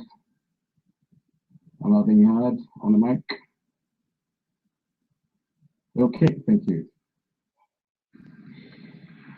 So, at the top, it's tribulation, chapter of patience at the time of calamity. I'll try to take time and read anything because it needs the time of the mic as well. It was narrated from Ubay ibn Ka'b that on the night when he was taken on the night journey, Isra, the messenger of Allah noticed a good fragrance and said, "O Jibreel, what is this good fragrance?" He said, "This is the fragrance of the grave of the hairdresser and her 2 sons and her husband." He said, "That began when Hadad was one of the nobles of the children of Israel, used to pass by a monk in his cell. The monk used to meet him and he taught him Islam. When Hadad reached adolescence, his father married him to a woman. He taught her and made her promise not to teach it to anyone. He used not to touch women, so he divorced her. Then his father married him to another woman, and he taught her and made her promise not to teach it to anyone. One of them kept the secret, but the other disclosed it, so that he fled until he came to an island in the sea. When he saw him, one of them kept the secret, but the other disclosed it and said, "I have seen Hadad." It was said, "Who else saw him besides you?" He said, "So and so." The other man was questioned, but he kept silent. According to their religion, the liar was to be killed. The woman who had kept the secret got married, and while she was combing the hair of the Pharaoh's daughter, she dropped the comb and said, "May Pharaoh perish." The daughter told her father about that. The woman had 2 sons and a husband. Pharaoh sent for them and tried to make the woman and her husband give up their religion, but they refused. He said, "I'm going to kill you." They said, "It'd be an act of kindness on your part if you kill us to put us in one grave." So he did that. When the Prophet was taken on a night journey, Isra, he noticed the good fragrance and asked Jibril about it, and he told him. So I suspect that here Jibril is telling him his whole story here. But the fragrance, and I hope I read the correct hadith, CEP. I'd opened it earlier, so I didn't open it with the new link that you've given. I've just taken it from the earlier one. Can anyone just give me a one there to confirm that I'm actually reading the correct hadith? Yeah. Okay, fantastic. Now, what I want to ask now, in the meanwhile, because CP, obviously, CP, if you can hear me, you raise your hand when you're back. But Nightmare, because I can see you here, Nightmare Baba. These hadiths so far, what you've been discussing with CP, and actually concerned about it being daif, but no earlier scholars, including the scholars who were actually writing down these hadiths, actually came up with these issue of daif or Hassan or so on. And if they did, it was only while they were now finally compiling all the hadiths that they had collected, and those that they found to be daif, they were kept off the book and they were not included in the collection. But then many years later, like for instance, if you mention Al-Albani, who is an Albanian for Albania, who was a refugee after the First World War into Syria, and at this stage, the Caliphate has finally allowed the photocopier to be used within the Caliphate, within the Muslim world. So books are now more available. And now people can read the hadith for themselves. And they're now finding out all these filthy stuff. But previously, they had not, obviously, only a few could have accessed the hadith before the printing press. But now more and more people can read the books for themselves. And now, in order to keep them from actually finding out the true nature of Muhammad and his religion, then people like Al-Albani now come and tell you 1300 years later that a particular hadith is da'if, or it's Hassan, or it's weak, or it's strong, or it's whatever classification that you give.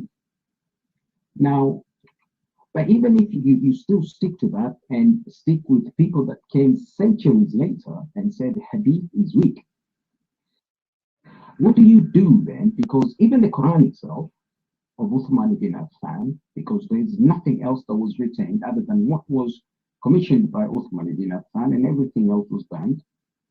And even that, then, with the scholars that Uthman sent out to, or the reciters, to recite the Quran, they came up with so many recitations, and in the end, the governor of Al-Basra at the time, Ibn Mujahid, had to then come up with seven, first of all, seven, because the Prophet claimed that the Quran was revealed in 7 dialects or 7 haruf, but there was no way of being sure of these 7, so eventually he allowed 10 Qur'ans to be written down. That same system had already been used in the Hadith, because now we're in the 9th century. Hadith started in the 8th century all the way to the 9th century. And so the Quran now, Ibn Mujahid is having to go through the chains. Like, for instance, the Quran you have today, the 1924 in Iran, the Hafs, how it came from the reciter of Medina, Ibn Kathir, sent out to Medina by Uthman ibn Affan, all the way down to Hafs, for you then to have it in the 9th century and actually be able to recite it. He had to check that chain the same way as the Quran and the Hadith are for each and every verse. And some verses are rejected and some are accepted.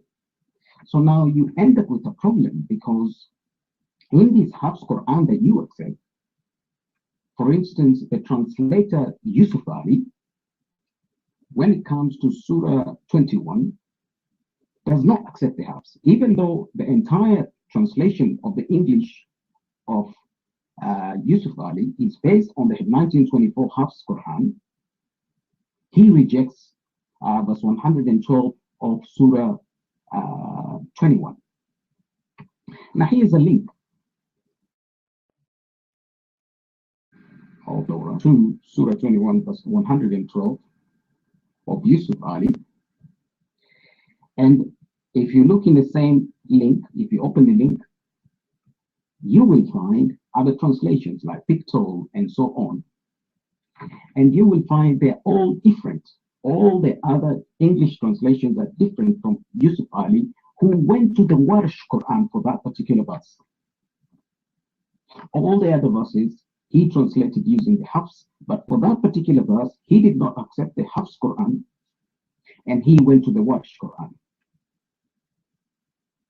So now, is the Hafs Quran, Surah 21, verse 112, that if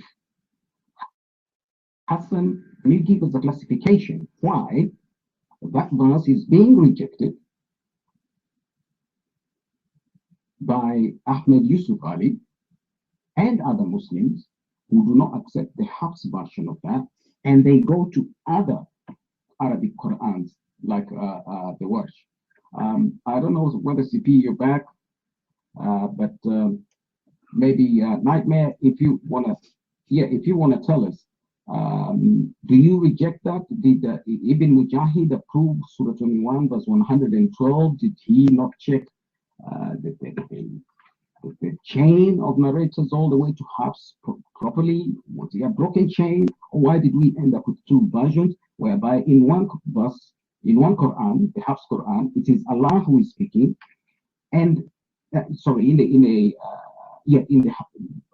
Warsh Quran, it is Allah who is speaking, whereas in the Hafs, it is me speaking. Which one is correct? Which one? Because one of them has to be Daif, and that's why Yusuf Ali dropped it. My friend.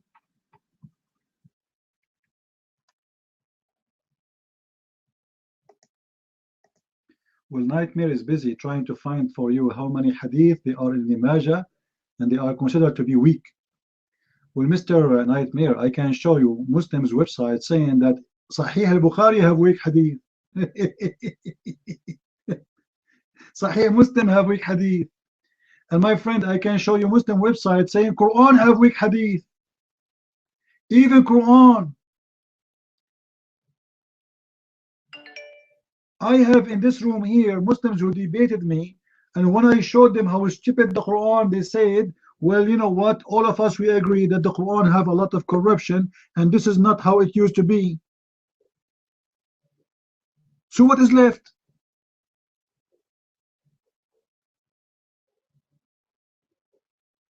Okay, I will make you say that then. You say I'm making a lie? You are saying I'm making a lie? All right. Let us see if I'm making a lie or not.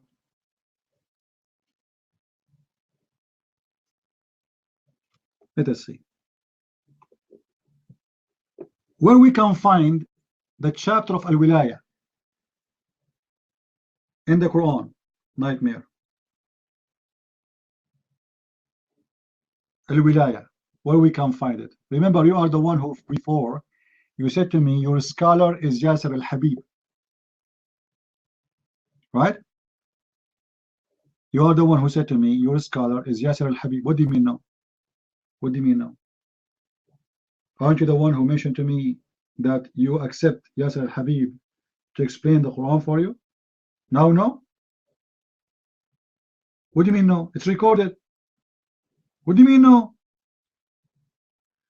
Isn't it you who told me Yasser al-Habib is your scholar? Yes or no? Oh my. No, I never said yes, Habib is my scholar. You asked me about a particular verse in the Quran, a particular chapter. You know, I heard him saying that the Ar-Rahman was addressed the jinn and ins. That's it. I never said. I said to you, name the scholar which you accept to explain that verse. You gave me the name of Yasser al-Habib. That's it. If he is not a real scholar, how you accept his interpretation? You're mine.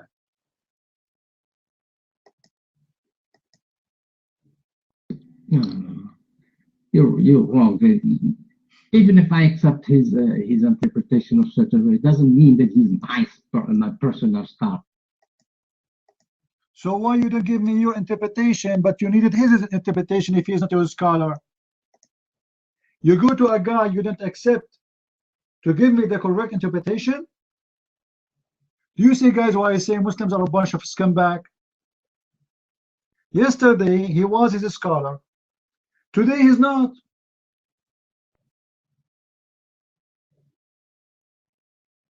Why you are listening to him and why you are giving me a proof that I am wrong from him if he is not your scholar? So who is he? Who is he for you? You're mine.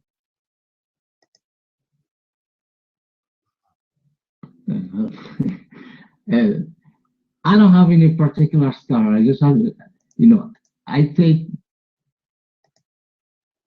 A second ago you named for us Al-Huwaini. I don't care if you have when you name for me someone and you give me his answer, this doesn't mean it's accepted by you. I'm not the one who forced you to name him.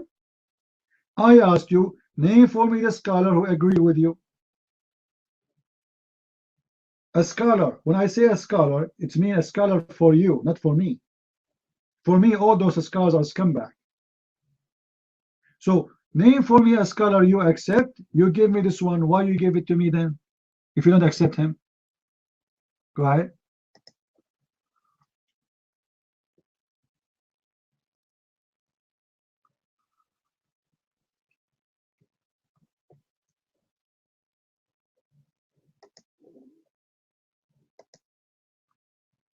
Oh boy.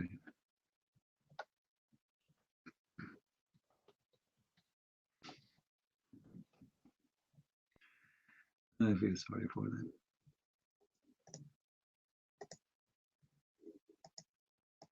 Nightmare, are you there? Are you there?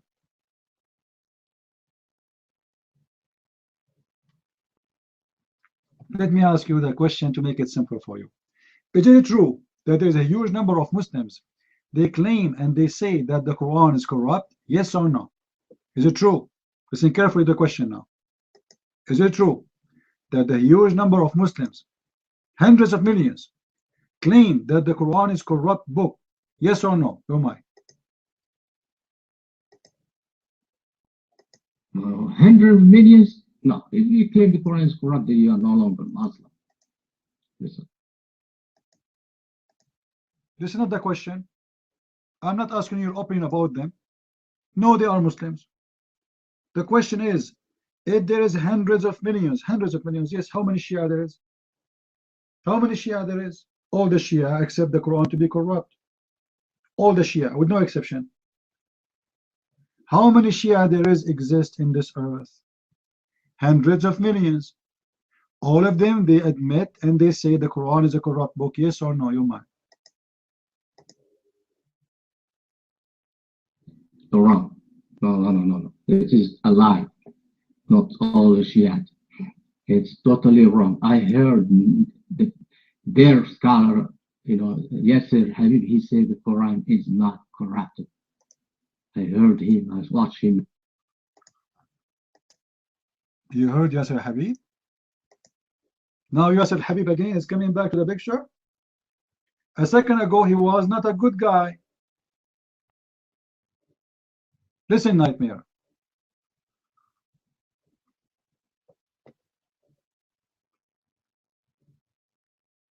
You are saying the Shia doesn't say that. Hold on. I'm going to get you busted. This is what I do here, right?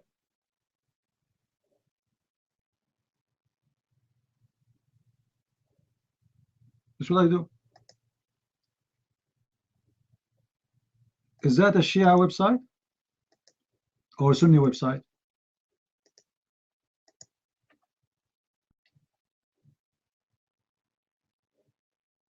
This is what? This is Shia website or Sunni website? ShiaWeb.org. Obviously, it's a Shia, correct, guys? Is that correct? What the title? What the title? Tahrif. Tahrif means corruption. القسم الثاني تحريف القرآن الصريح عند أهل السنة.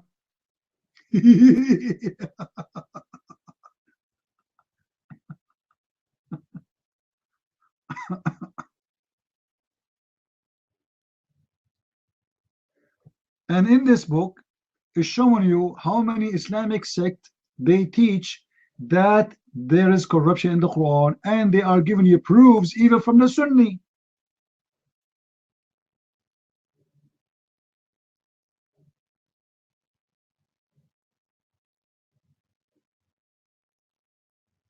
So you Muslims agree and disagree. Many of you do not believe in the Quran to be protected book, and many of you believe the Quran is a corrupt book.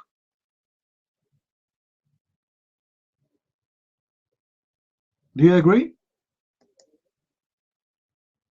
Your mind. I have to use Shia scholars to prove to you that that they don't say the Quran is corrupt. So why are you complaining if I use Yasser Habib, Khomeini, Enoch Shia? Okay, give me the video of Yasser Habib saying the Quran is not corrupt. Give it to me. I want to see it. Because I have a million websites of Shia saying the Quran is corrupt.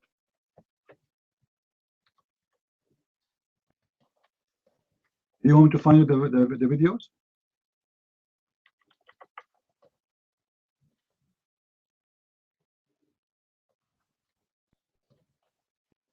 and go and look for it.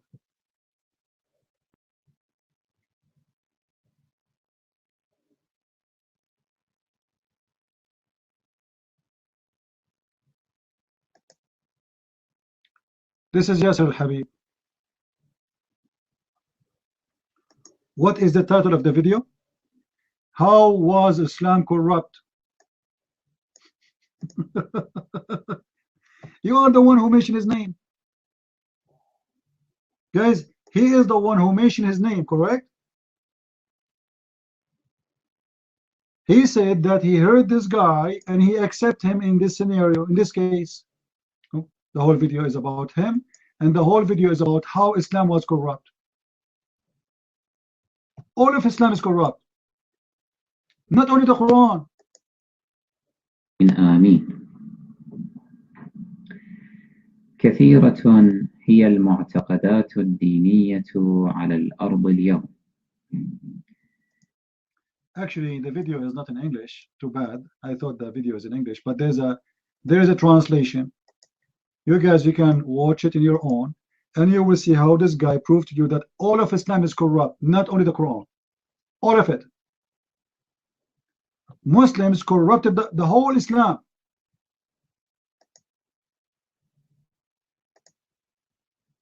Starting from the Quran.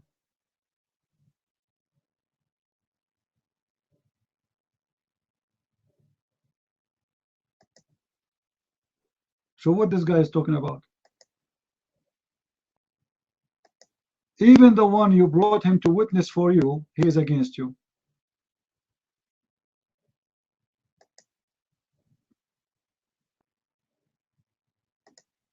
What do you want to say, Nightmare? You're mine.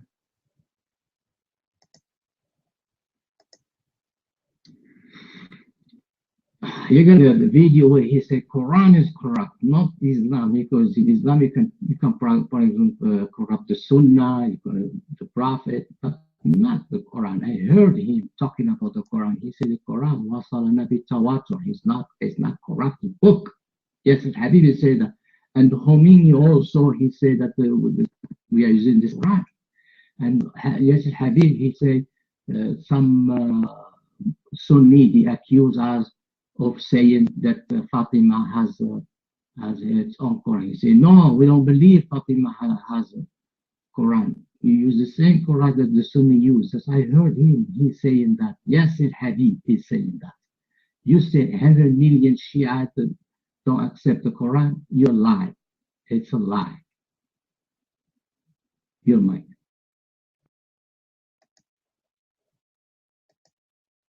Well, Abdul, did I give you just a website from the Shia? Guys, did I give him website? There we go. Let me post it again. And this is the scholars' names. And this is Shia.org, official Islamic website. Come to the mic and read for us. I challenge you. Read it. It's in front of you. How the Shia, they are against anyone saying that the Quran is corrupt, and the website saying clearly the Quran is corrupt. Look what they are saying.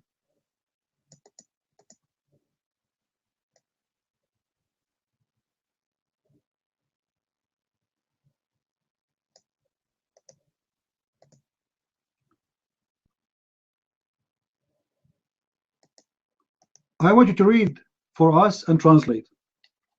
Nightmare. Read and translate. Your mind. Okay. Certain Shia maybe they said, but it's not 100 million. You told us 100 million Shia don't accept the Quran. All the Shia don't accept the Quran.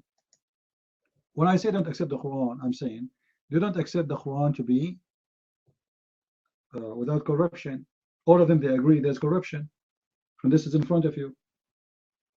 Shia are Shia. All the Shia consider the Quran to be corrupt. And I'm giving you the reference and their scholars' names.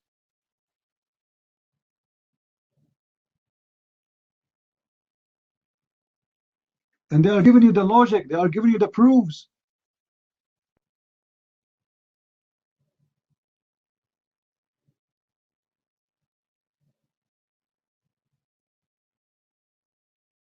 The whole book is about the corruption of the Quran. The whole book. This is a book, by the way. The website there is posting a book. This is a book. Shia scholars books.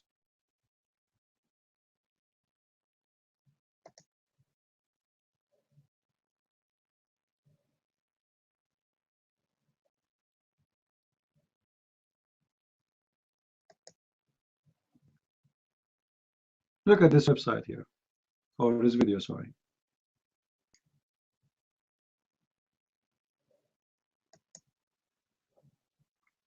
Let's see if we can play it.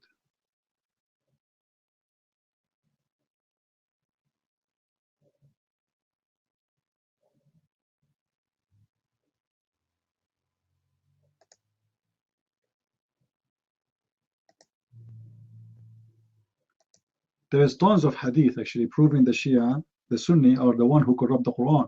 The Shia, they are saying that the Sunni is the one who corrupt the Quran, and the Shia are the victims of it.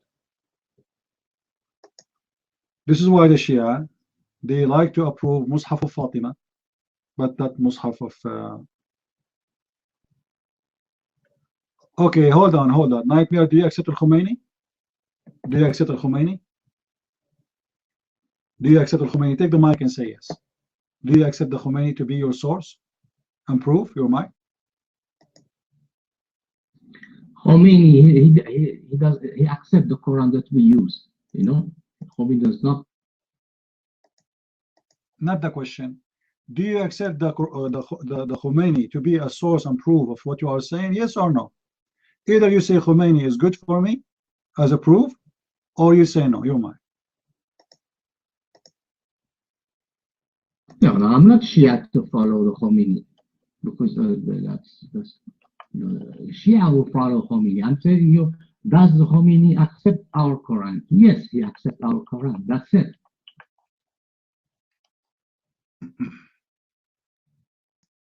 Let us see.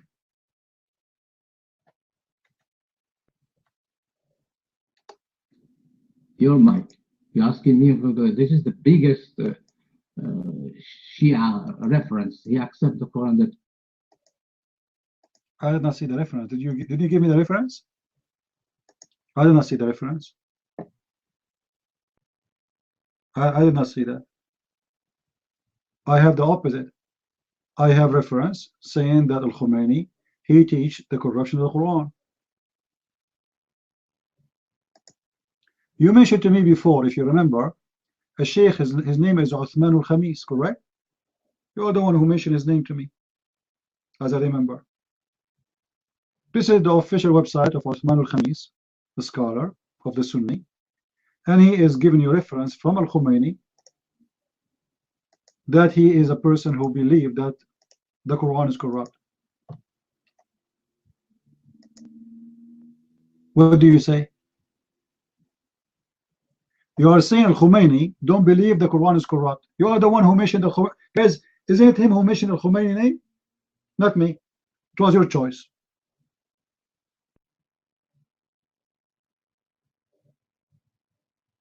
The whole article there is about Al-Khomeini stating that the Quran is corrupt. How you answer your Muslim Sunni scholar? Nightmare, your mind. If the Muslim scholar say that, does not mean it's true, because they Sunni, for example. Oh, it doesn't matter who says that, man. Well, you are the one who said the Khomeini never said that. Show me. Show me a statement of Al-Khomeini saying Quran is not corrupt. Well, you are not showing me anything. I'm showing you proof. People heard you saying Al-Khomeini said he accepts the Quran we have today, correct? Show me. I'm showing you reference. You see the article there? They give you the page of the books. They give you the chapter number, the page number, the article number, the book of Al-Kafi, volume number 2, page number 261, the book of Anwar al-Nu'maniyya, the book of Fasl al-Khitab fi Ithbat Tahrif al-Kitab. The book, guys, the name of the book is The Proof of the Corruption of the Book. The name of the book. the final decision about the correction of the book, which means the Quran. Al-Imam An-Nawawi At-Tabrasi, page number 227.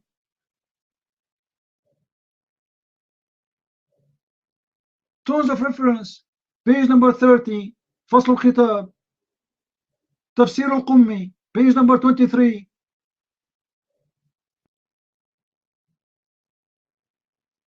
It's endless reference. All of them, they confirm the false Quran you have in your hand today. So you are lying to us saying the Shia don't believe in that.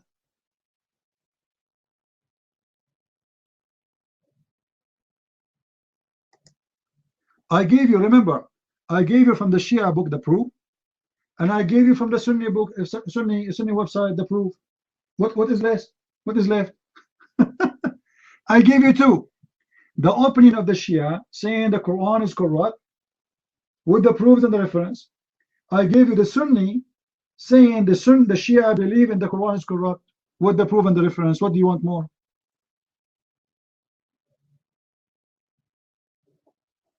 And even the Sheikh, you name him for me, he say Islam is a corrupt religion,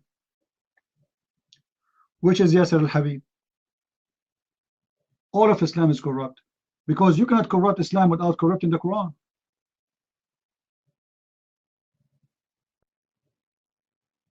To start to corrupt the religion, you have to corrupt the holy book. As long as they have a holy book to follow, it's not corrupt.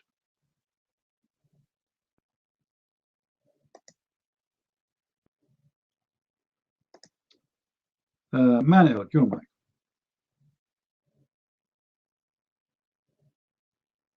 You should have been a dentist. Oh boy, that's a business I hate.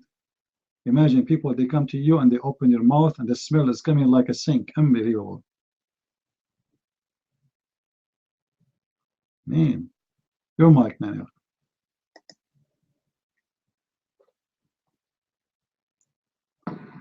Yeah, thank you, CB. Yeah, I don't know. I mean, this guy sometimes sounds like he's on the side of the Shia, but obviously, when you produce the proofs of what you're saying regarding the Shia, then he turns against them. But I believe strongly he must be from a sect that is more on the side of the Shia than this Sunnah. But in regards to the Quran, the Shia are very clear about it, that the Quran is corrupt and is even missing verses like the Surah of Nihaya and Nurayn. And they believe that the Imam Mahdi will come back with the true Quran that was originally written down by Ali ibn Muttalib. But they have no option at the moment because they were subdued by the Ahl Sunnah to accept only the Quran that we have today. They have no option. And the Quran of Ali was destroyed by Uthman ibn Affan along with the other Quran that he destroyed. That does not mean they accept today's Quran, but it is the only Quran that is in existence today.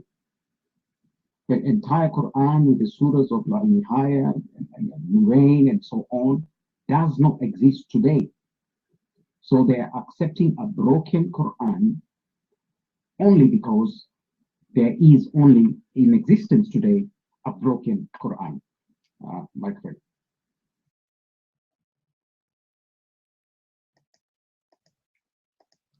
Now let us prove from the books of Nightmare. Nightmare, he claimed, sometimes he claimed to be Shia, sometimes he claimed to be Sunni. I don't know what he is.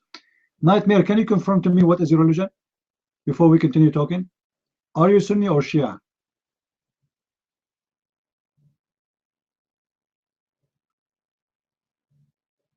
Nightmare, are you Sunni or Shia?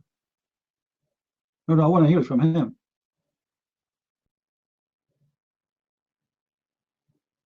You want to answer? Are you Sunni or Shia? You are mixed. Oh, mashallah. This guy is mixed.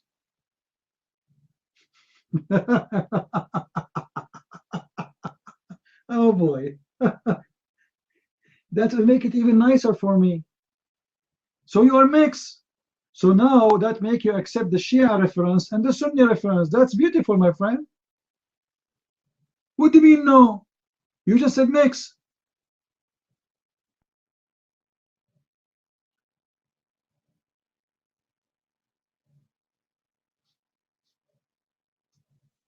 Are you Shia or Sunnah? Give me an answer. Say mixed one more time and that's it. You're mixed. So what are you?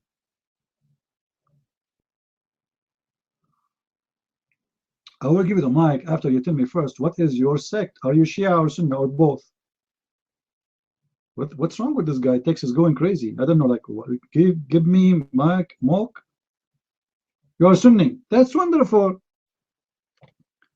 Guys, he is a Sunni. But he is asking me to listen to the Shia scholars.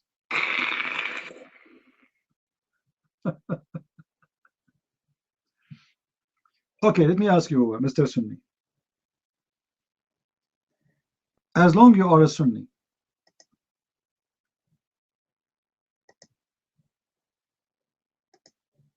how you explain to me some stuff you Sunni believe in regarding the Quran? And remember, here we are going to talk about what? About Sunni now. As long you mention that clearly you are Sunni. So that's it. You know, we have no choice to consider you a Shia. Right? All right. The Quran says, "Inna nahnu anzalna al-dhikr wa inna lahu lahafidhun." It is us who send the book, and it's us who protect it. Right? That's wonderful. Then in different verse in the Quran, Allah, He says, it is on us to collect the book and to read the book. It is on us to collect and to read. So Allah making a promise that He is the one who will collect the book and He is the one who will recite the book. Chapter 75, verse number 17. The question to you, Nightmare, who is the one who collect the book? Is it Allah or Uthman ibn Affan?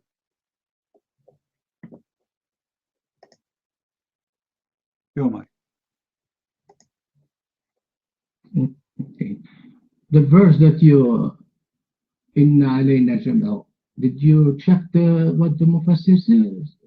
How they interpret the verse, or you interpret? There we go. When he want, he go and see. He want. He say go to see tafsir. When he want, he refuse tafsir. If you want tafsir, then you should accept always tafsir. Correct, guys? If you accept tafsir, then you should accept tafsir. How come you accept when you want and you reject when you want? When we said to you the fountain of life, you said to me this is tafsir says that. Right? Tafsir said that, which means you don't tafsir is bad. So should we accept tafsir or should we accept something else? Amazing. What we should accept? Tafsir or should not accept tafsir? Here we go. This is Tafsir Ibn Kathir, the fountain of life. Do you see it? Do you see it? The spring of life. Do you see it? When we showed you that, you start playing games saying this is tafsir. And you don't want to accept tafsir. Now you're asking me to see tafsir. The Quran is so clear, my friend. Says it is on us to collect the Quran and to proclaim the Quran. On us. Who is that? Who is talking? Allah.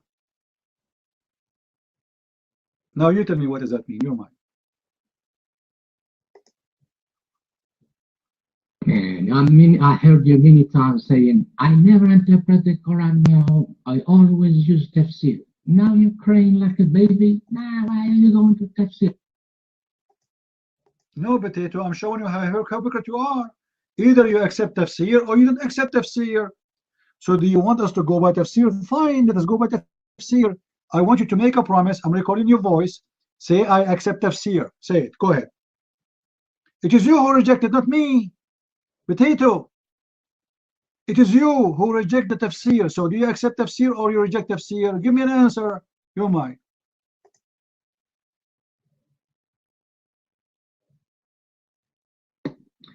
I don't know what to tell you, man. What accept the tafsir or reject tafsir? It depends on what verse, because if it's the verse. Depend. Yeah, depend how idiot is the guy. When he says something I like, I say, yeah, that's fine. The same guy, he says something I don't like, I say he's an idiot. Hypocrite, liars. It's not me then who reject the tafsir, it's you. I interrupt you because I'm getting you busted. Hypocrite, you are a hypocrite. How you accept this guy to explain the Quran for you when you want, and you reject him when you want? Either he's a qualified or he is not. Is he qualified or he is not a qualified? Yeah, man. You need to embrace Islam right now. I want to embrace Islam right now, Abu Samran. Can you help me? I want to embrace Islam the same as your prophet was embracing the breast of the women when she have her period, and he put his penis between her legs. That's amazing, my friend. This is very beautiful. The women, she have her period, and he is embracing her chest, and he is fondling her and by his penis between her legs. Do you embrace Islam the same way, Abu Samra? How we can embrace Islam? Put your hand up, teach us. How we can do that? Have you ever heard of a guy, his wife, he had many wives, not only one, and he is horny, and instead of waiting for him, telling me this is J-rated, well, tell your prophet he is not J-rated, man. What I can do? I mean, seriously, Muslims, if your books is not J-rated, why you teach it to kids? You are telling me this in J-rated room?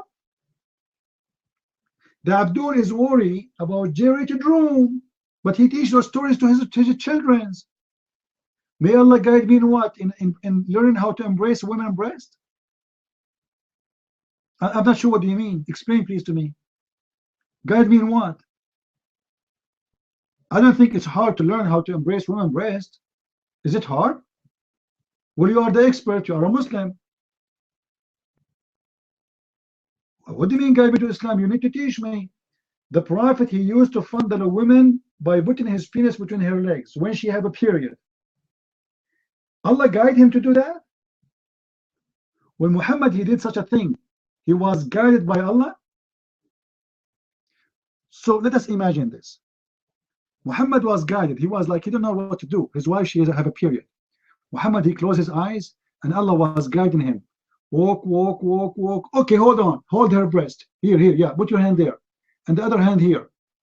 Muhammad is like a blind man now. He's guided. He's holding the boobs of his wife, and now she have a period. And then he said, Allah told Muhammad, he guided him, told him, tell Aisha to put a cheek between her legs. And Aisha, she pushed a cheek between her legs. And then Allah guided Muhammad more. He's guiding him. And now he said to him, unzip. Okay. So Muhammad, he hold his dress, an Arabian dress, in his tongue, in his mouth, between his teeth. And now he have his penis free.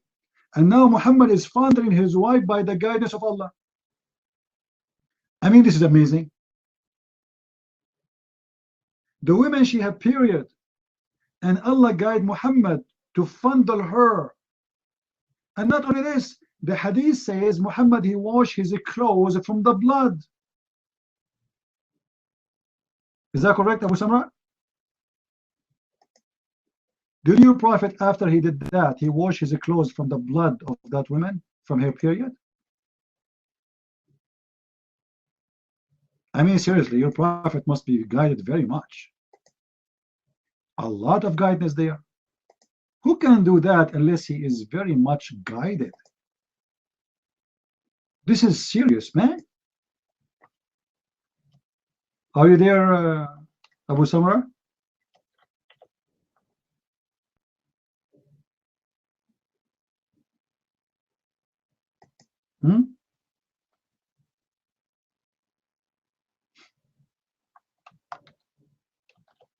May Allah guide you, my friend. Allah will guide us so we will become mental sick like Muhammad.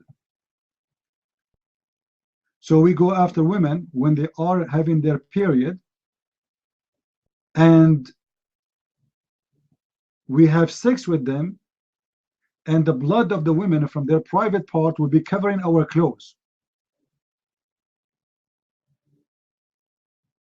And this is supposedly the act of a guided man.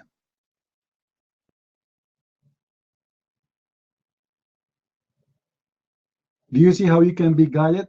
Remember, guys, Muhammad, he had many wives. Like, you know, if this guy is a Christian guy, he have one wife, and let us say he's crazy about sex, you know, he have to do something, he's getting sick. We can let it go. But this guy have a lot of women to sleep with. If one of them, she is having her period, can't he go to other women? But there is a reason that Muhammad, he want to have sex with Aisha even when she had her period. She was very young, and he enjoy her more when she is bleeding. Obviously.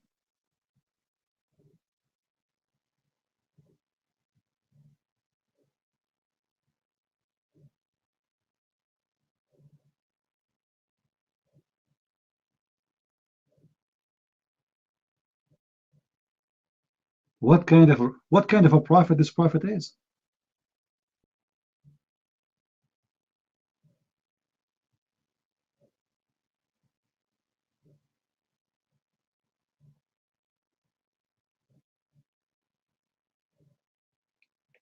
Is Abu Samra in the room or he left?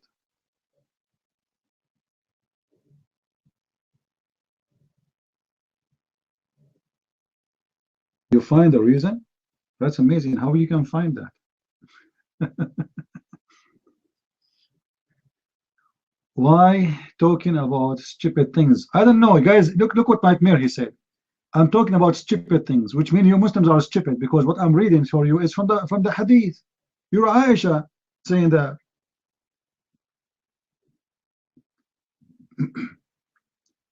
If this is stupid, as you are saying, why you Muslims collect it and you make it in a book?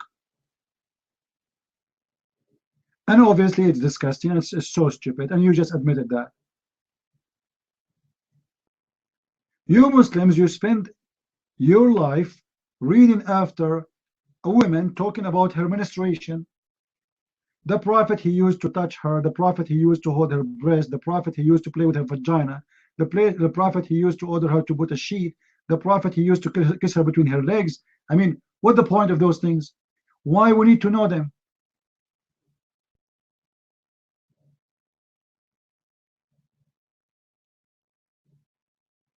Why public they need to know that?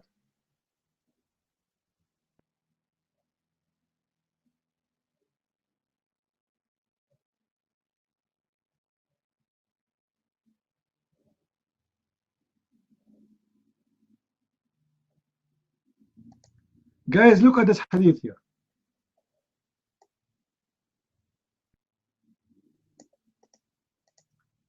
Aisha, she is describing how the prophet used to do it to her when she have her period, and she's saying, if the blood of my blood come on him, he wash.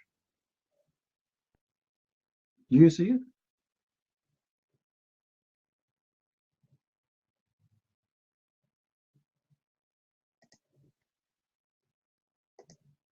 Muhammad is covered by the blood of the women period,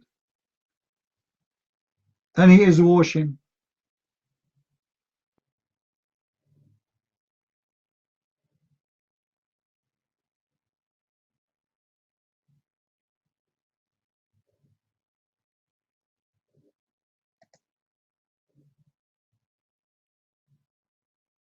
Okay. Well, let us give the mic to Nightmare. He want to destroy me, guys. Let us give him a chance. Destroy me, Nightmare. So Allah will collect the Quran. Who is the one who collect the Quran? Your mic. says, we're gonna collect the Quran in your chest, not in codex, in Prophet chest. That's what. Where it says that? Where? Show me. I want to see it. Your mic. Where it says in your chest? Go ahead.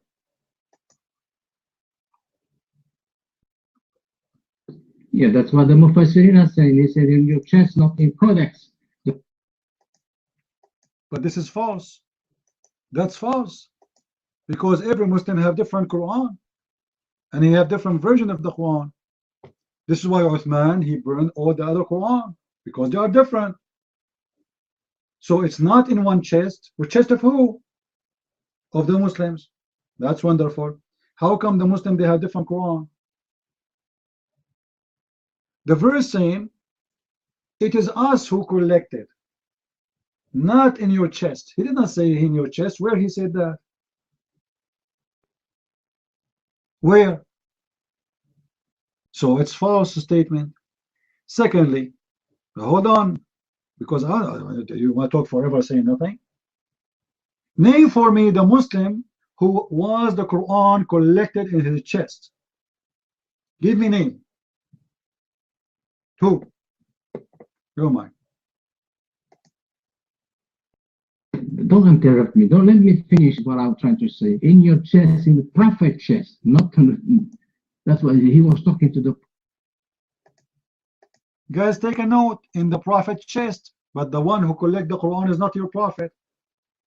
So Muhammad, his chest is dead. The Quran died with it. Allah will collect the Quran in the chest of Muhammad. Muhammad died. His chest is gone. So where we can find the Quran? Your mind. When he was alive, he had his chest, and they wrote it down. The scribe wrote it down in the. Hold on. So according to you, during the time of Muhammad, the Quran was collected, correct, guys? The scribe write it down. So why Uthman, he made his own Quran? If we have Muhammad Quran, your mind. No, but if you keep taking the mic from me, you're not gonna let me finish, because this is how you deceive people. I'm just taking the mic for a second because we cannot have conversation at the same time. This is how the program works. You just admitted that Muhammad, he wrote the Quran. That's wonderful. Where is the Quran of Muhammad? Guys, did he say that the one who was writing the Quran, it was Muhammad in his time? The scribe was writing it for him? That's wonderful. Where is the Quran of Muhammad? Your mic. But don't take the mic from me. If you keep taking it, we are not in police station. This is like interrogation you do. You have to give me time to speak. My friend, this is Egyptian police station. We take the mic from you and we give you spanking. You like it, you like it. You're a liar. You're in the corner. You said the Quran is written by Muhammad. Where is the Quran of Muhammad? Your mic. I told you the Quran was collected in his chest when he was alive, and he has. You said it was written by the scribe in his time. Where is the Quran of Muhammad? Stop lying. The scribe, they wrote the Quran for Muhammad in his lifetime. Where is the Quran of Muhammad? Your mind. But don't take the mic from me. Let me finish what I'm trying to say. Are you stupid or what? Don't do that. What is this? You taking the mic before I wanted to finish my point. You take the mic, then after that you you need some fucking somebody to kick your ass. That's what you need. Let me finish my point. Don't take the mic. You see, I give you the mic to answer. You start saying the F word. So what's wrong with you? Where is the Quran of Muhammad? Guys, why he's getting angry? I don't understand. You are the one who said Muhammad, he collect the Quran, Allah, he collect the Quran in the chest of Muhammad. Okay. Then Muhammad, he told the Quran to the scribe to write it down. That's wonderful. So Muhammad, he collected his Quran in a book. Where is the book of Muhammad? Your mind.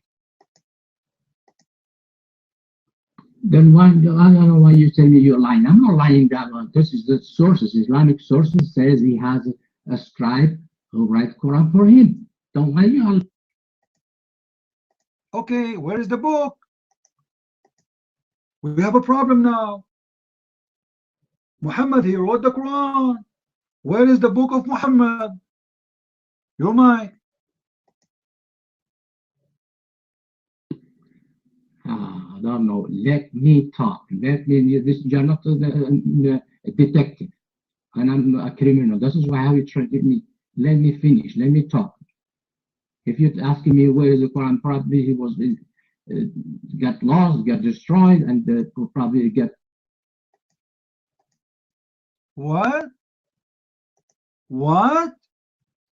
Guys, did you hear it? Did you hear it?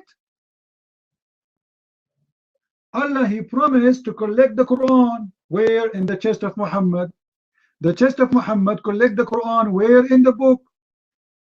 And the book get lost. Allah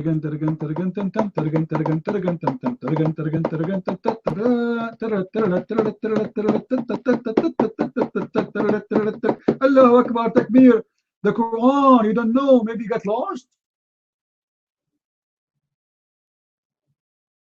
So after all this radat and spanking and taking the mic back and saying the F word to me, and the final answer is the Quran got lost. So all this drama about being unfair and unjust to give me the answer, and now we reach the final answer. The Quran got lost.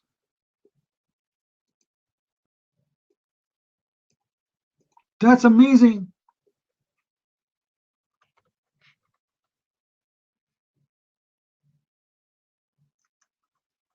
The final answer, Quran got lost.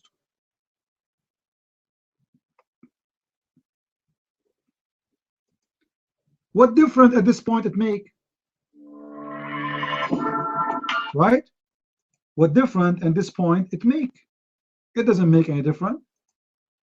Secretary Clinton, what I want to do is tell you what we're recommending. But first, let me tell you what we found. 110 emails, 52 email chains have been determined to contain classified information. What difference at this point does it make? 8 of those chains are top secret, 36 of those chains secret, and 8 contain confidential information. What difference at this point does it make? Everything I did was admitted. There was no law, no regulations. Secretary Clinton should have known that an unclassified system was no place for that conversation.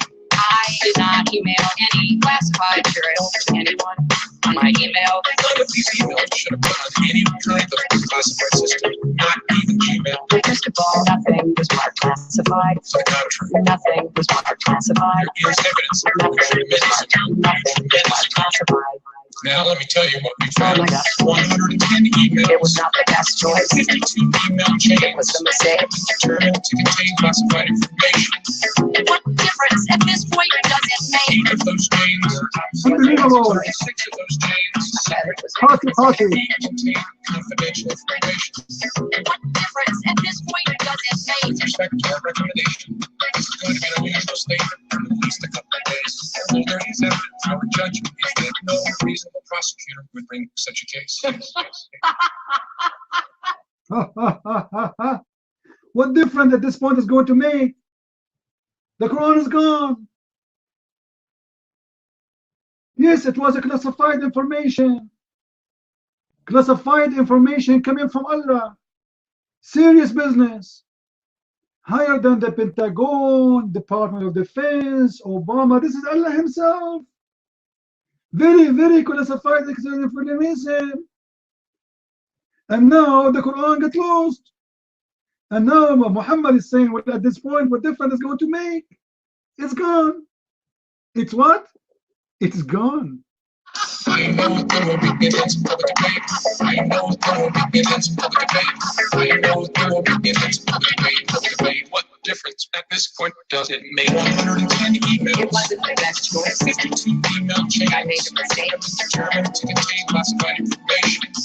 What difference at this point does it make? 8 of those chains were not a good choice. 6 of those chains I said it was a mistake. 8 contained confidential information. What difference at this point does it make?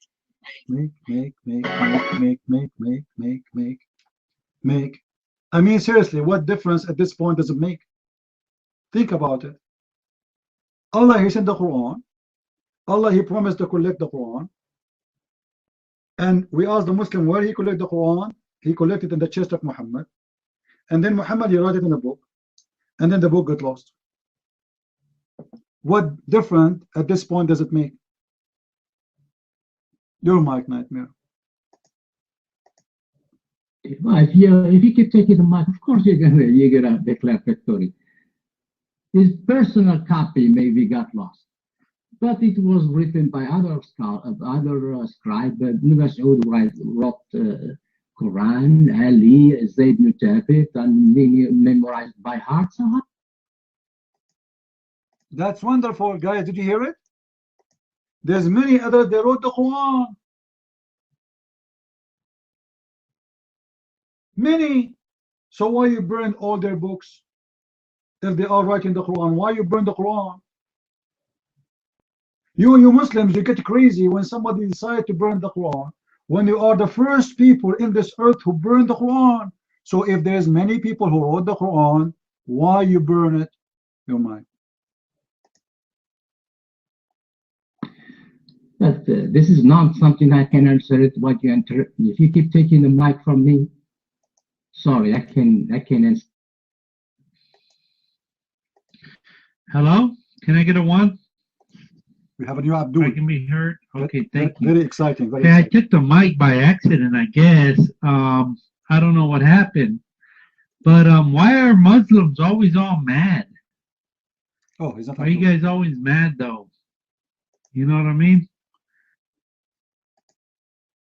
I mean, it's not. I let you speak because I thought you are a Muslim, but you are not. Just take it easy, man. The Muslims have the right to be mad. What's wrong? I mean, put yourself in their shoes. You will be so upset from everything. Everything around you will make you upset. The life is screwed up for them. Those people, just to get the bread in their Islamic countries, they have to wait for 10 hours to get the bread. Seriously. Nobody go to the bathroom in the Middle East. They piss in the wall. Imagine you go outside your door, you find a piss in the wall next to your bell. It's amazing. And you are telling me why you're upset? You put for them a garbage can to collect the garbage. They don't throw it there. They throw it in New York. Come on. Everything in the Islamic countries is going wrong, and you don't want them to get wrong. I mean, to get upset.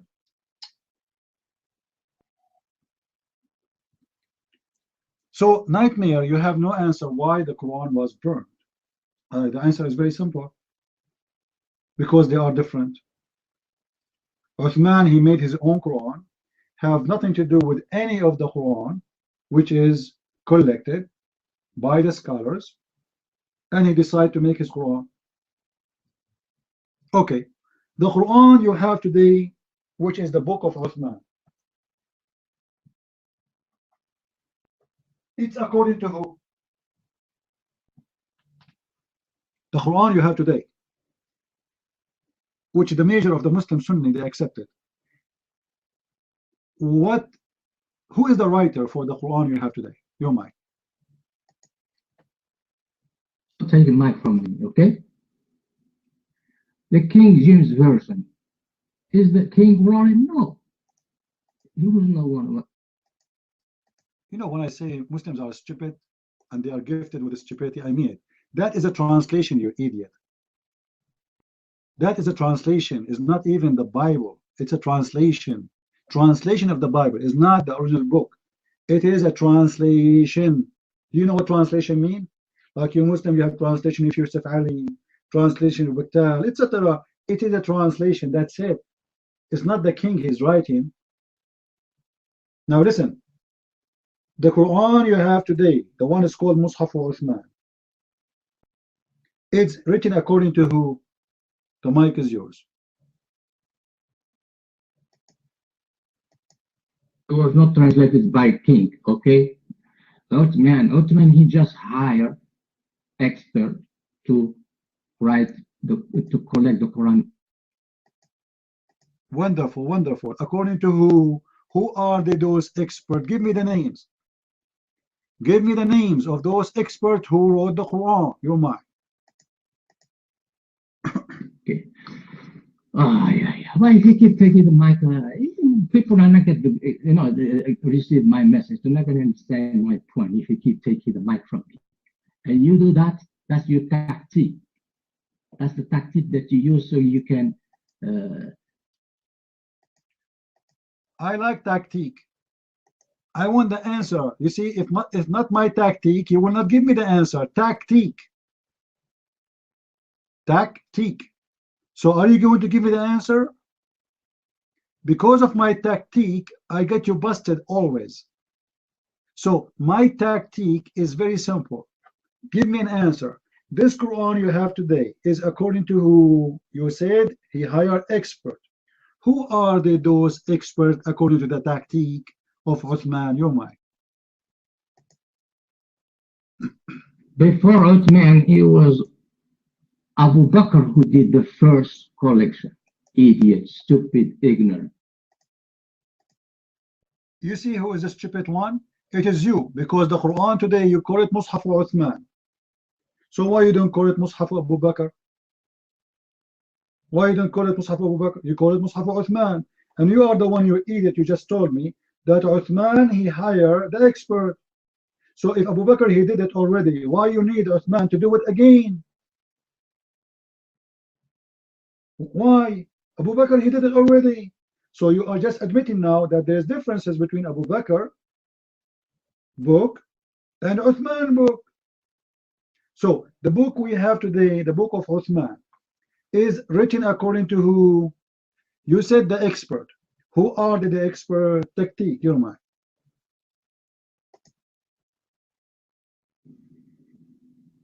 Abu Bakr, he and Omar, they were the first one to collect the Quran and they kept the copy at Hafsa. When Uthman, he was. Assalamu alaikum. Hafsa, how are you, Hafsa? How are you doing? We want our copy, the one we give you of the Quran. Sorry, I was washing my bra and I washed the Quran with it because I used to keep the Quran in my bra. What do you mean with Hafsa? Do we have the Quran of Hafsa today? Are we going to go back to zero? Okay, the Quran of Hafsa, where we can find the Quran of Hafsa, you might. Don't take the mic. Are you not going to let me speak? The Quran that was first was collected by the first collection was done by Abu Bakr. You don't know the history, and they copy every verse until you have two witnesses. They say yes, we heard the Prophet say that, and they copy the verse. And this copy was left at Hafsa. When Uthman, he wants to do the second, to put it in codex, he asked Hafsa to give us those manuscripts. And he asked Zayd bin Thabit and I think Abdullah bin Zubayr and two others to put it in codex. There were 4 people work on it. Then he was double checked by the rest of the Muslims like Ali and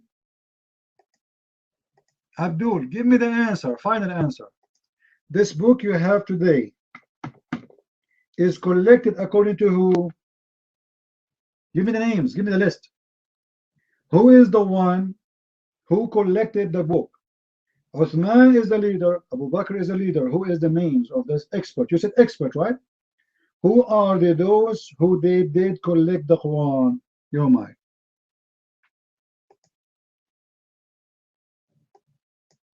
There were 4 people that they worked on the project. 4. It was Zayd. Are you sure? Are you sure? There are 4. I will commit suicide if there are 4. I will go to the high mountain and jump from the top of a high mountain and commit suicide. My mic is not good, guys. Guys, he said that they are four. Okay, tell us who are the four. I remember once I was in Asia, and the guy, he came in the bus, and I told him how much I need to pay. He said, sir, you have to pay 44 pesos. I said, how many? He said, 44. I said to him, well, you know what? Say it one more time and keep the 44 pesos. So he said it, and he kept the money. And then after 5 minutes, he came back to me. He said, sir, do you like me to say 44 again? I said, no, it's fine. I'm done. There are four. Guys, there are four. Give me the name of the four. Your mic. And are you sure there are four?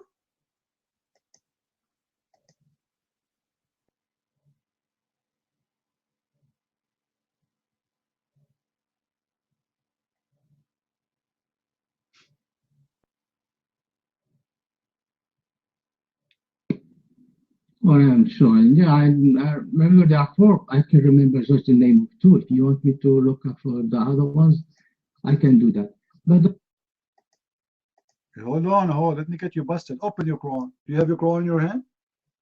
Do you have the Quran you have in your hand in Arabic? Open it. Everybody heard you saying four.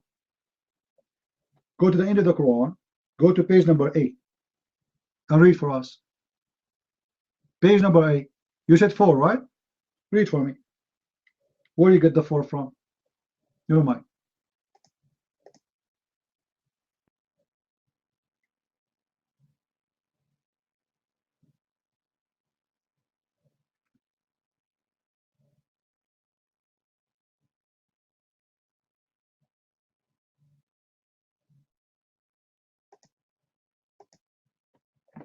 Like, come on, don't do that. Trust me, at the end of the day, I mean, what difference at this point is going to make? If it's 4 or 10, it doesn't matter really, but are they 4? Contain classified information. What difference at this point does it make? 8 of those chains are top secret. 36 of those chains are secret. And 8 contain confidential information. What difference at this point does it make? Everything I did was admitted. There was. That's it.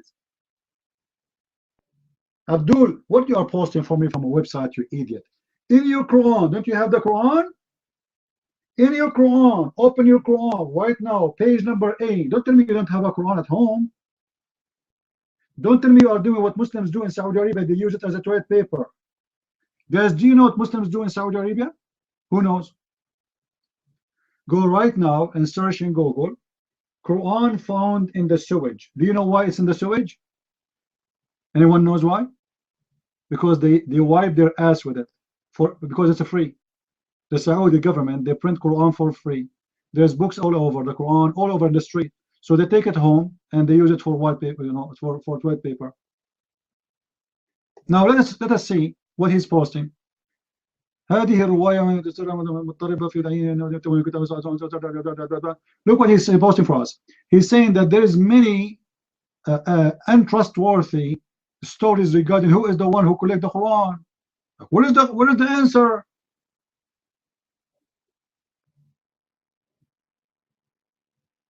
Some they say, some they say, some they say. So you Muslim, you do not know even who is the one who collects the Quran, but you know that the hadith is weak, and you know exactly who is the one who said the hadith. Guys, are you following with me? He is saying there's many different opinions about who is the one who collected the Quran. They are not sure, but they are so good to tell you who is the one who said the hadith. The most holy book for them, they are not sure who is the one collecting the Quran. It's unbelievable. But you know, what difference at this point is going to make anyway? Confidential information. What difference at this point does it make? Everything I did was admitted. There was no law, no regulation. Secretary Clinton should have known that an unclassified system was no place for that conversation. I did not email any classified material to anyone. on my email. None of these emails should have been on any kind of classified system, not even Gmail. Just a bone. What is the answer? You just post for me that you Muslims are not sure. This is your post in Arabic, nightmare. I mean, seriously, your name is perfectly made because you are a nightmare of Islam. Look what you post for me, nightmare. You know what? I want you to come in the mic and translate what you posted for me. What do you think, guys? This is your post, isn't it? Translate. Okay, go. Take the mic and translate. We are listening. Go ahead. Let's laugh together. هذه الرواية ومتورة. This story and I like it is مضطربة and it has some problem بالتعيين to nominate who wrote the مصحف, the Quran. وكذا الذي تولى, who is responsible for the dictation. فصريح بعض الروايات.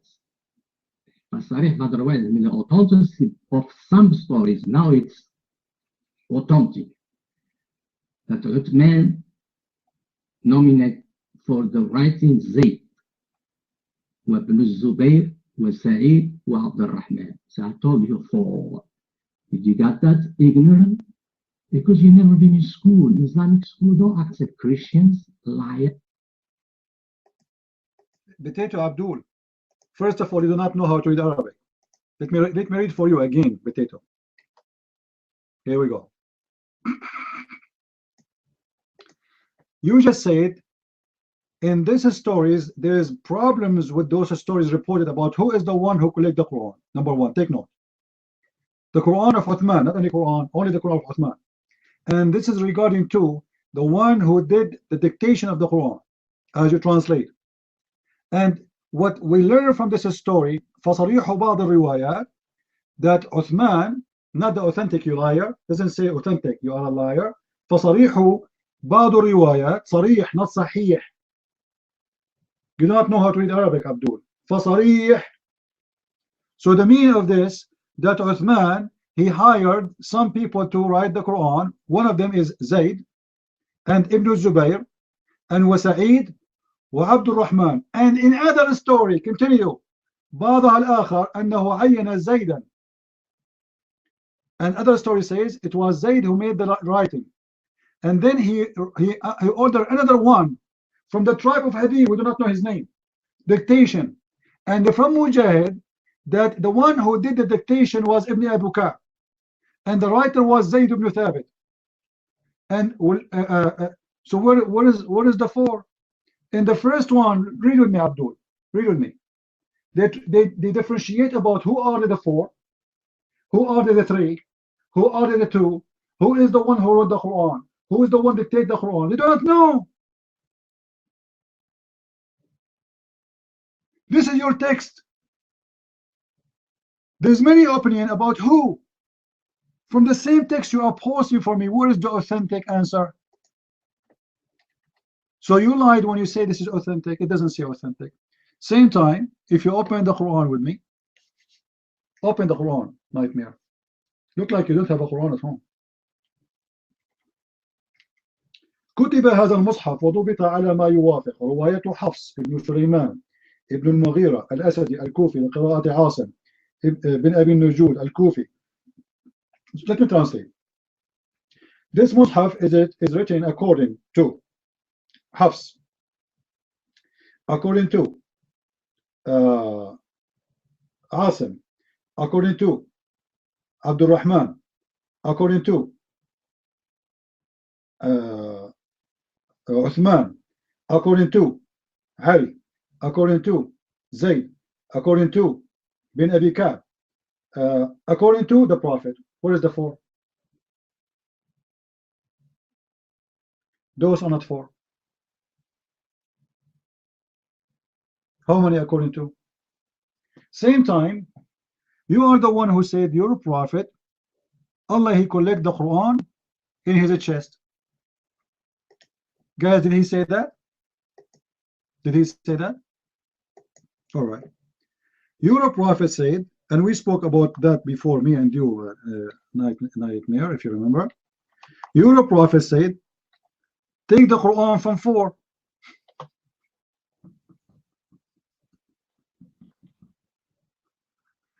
Take the Quran from what? From 4. Who are the 4? None of those names who you have right now in the Quran collection is of those 4. What happened? Let me give you the hadith.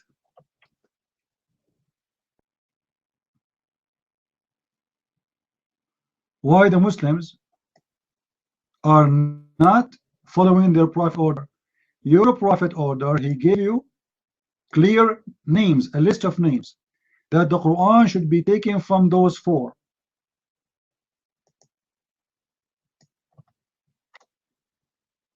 Hold on, let me clean it.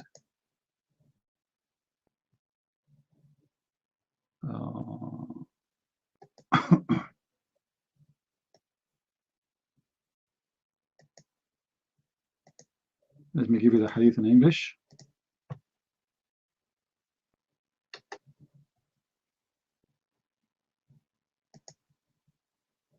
Here we go. This is your Prophet naming the 4, the majestic 4. There's a movie, right? It's called The Majestic 4, or the, I don't know what they call it. None of the names you gave me is listed there. The Fantastic 4, sorry. Your Prophet, he named Fantastic 4. None of them is in the list. So the Quran you have today is not made by the one your Prophet approved. You're mine.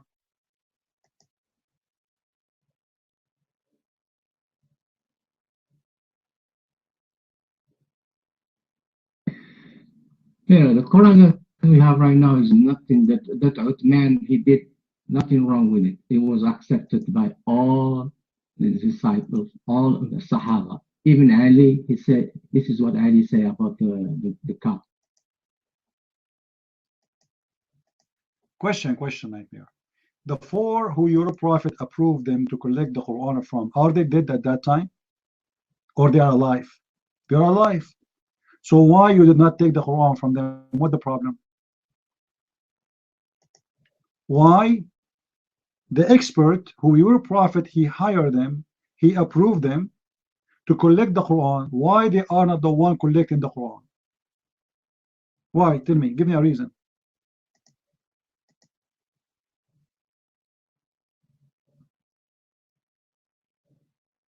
Okay.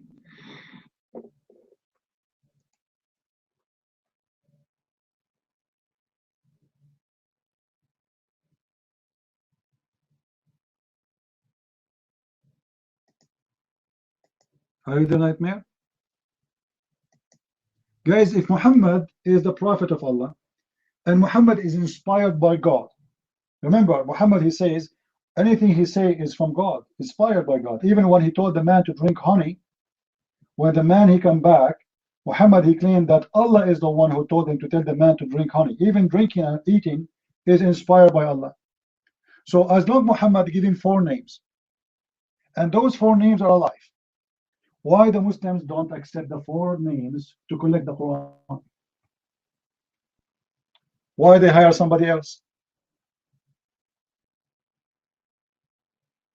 You might not. Go ahead. Zayd was a scribe. He used to write for the Prophet. When the Prophet says you can take the Quran from 4, you mean you can study, you can learn from them. And those people, they were the students of, for example, of Ibn Mas'ud. So we can learn the Quran from them, but we cannot take the Quran from them? The word in Arabic, it says, take the Quran from 4, khudhu. And now it's time to collect the Quran. Right? So he named the 4. There's 4. We should not take the Quran from someone else. Those are the best 4 Muhammad he named, and they are alive. So give me a reason why we don't take the Quran from them. Give me a reason. Why?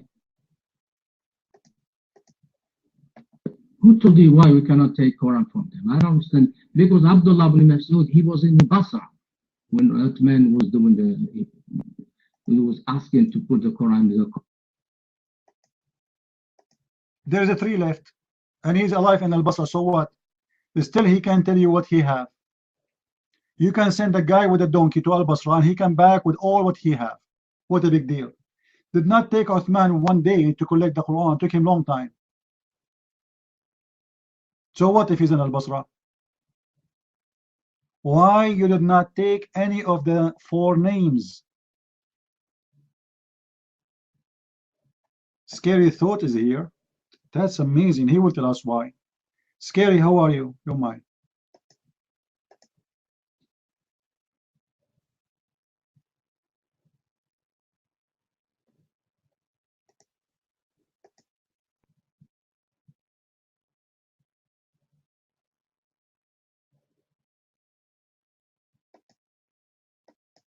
What happened to Scary? He's getting scared?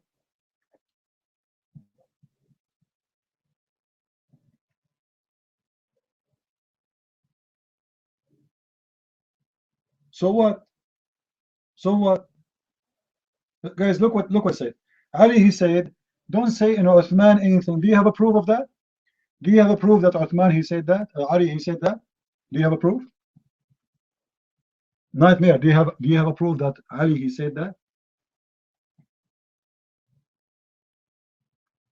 So you are saying we accept the Quran from Uthman just because Ali he said don't say anything wrong about Uthman? That's mean that the Muslim were saying a lot of wrong about Uthman. Correct, guys? Otherwise, why Uthman, why Ali he need to say something like this? Your statement saying clearly that Uthman was a bad person and people they say a lot of bad things about him. And this is actually why Uthman was killed by the Muslims.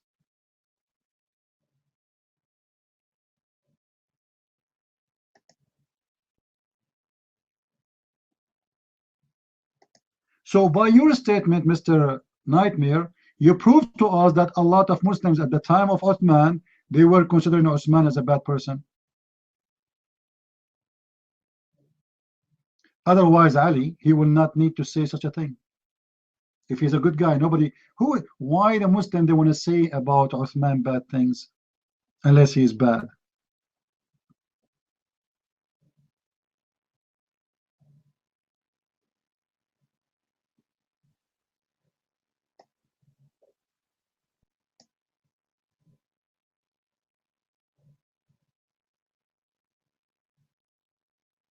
Right?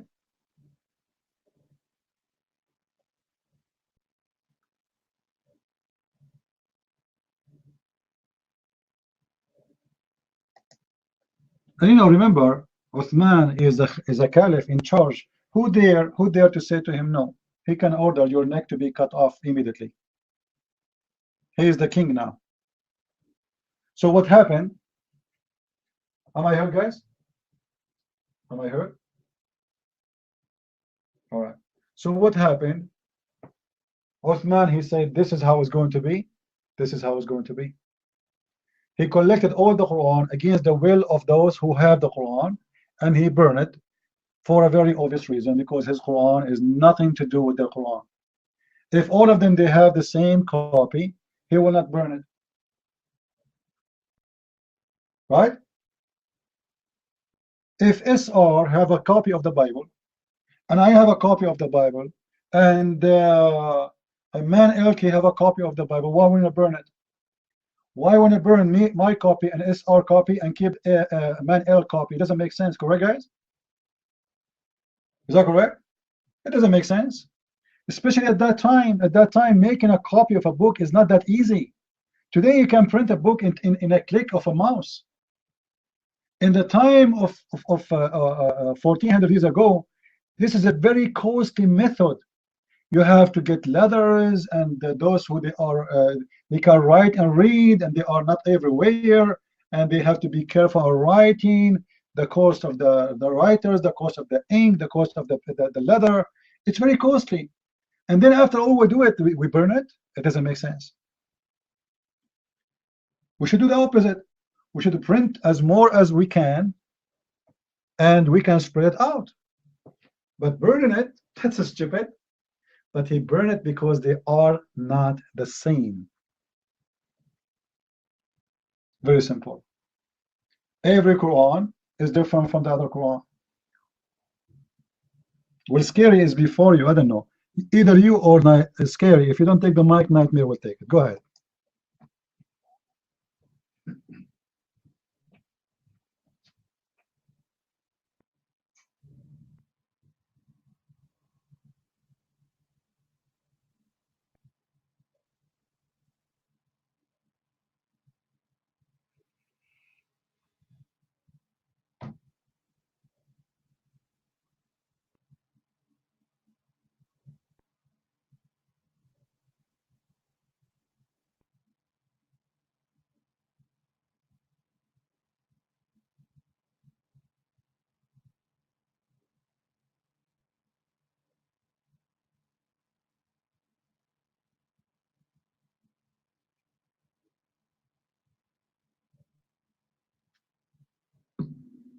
Okay, I take the mic. Okay.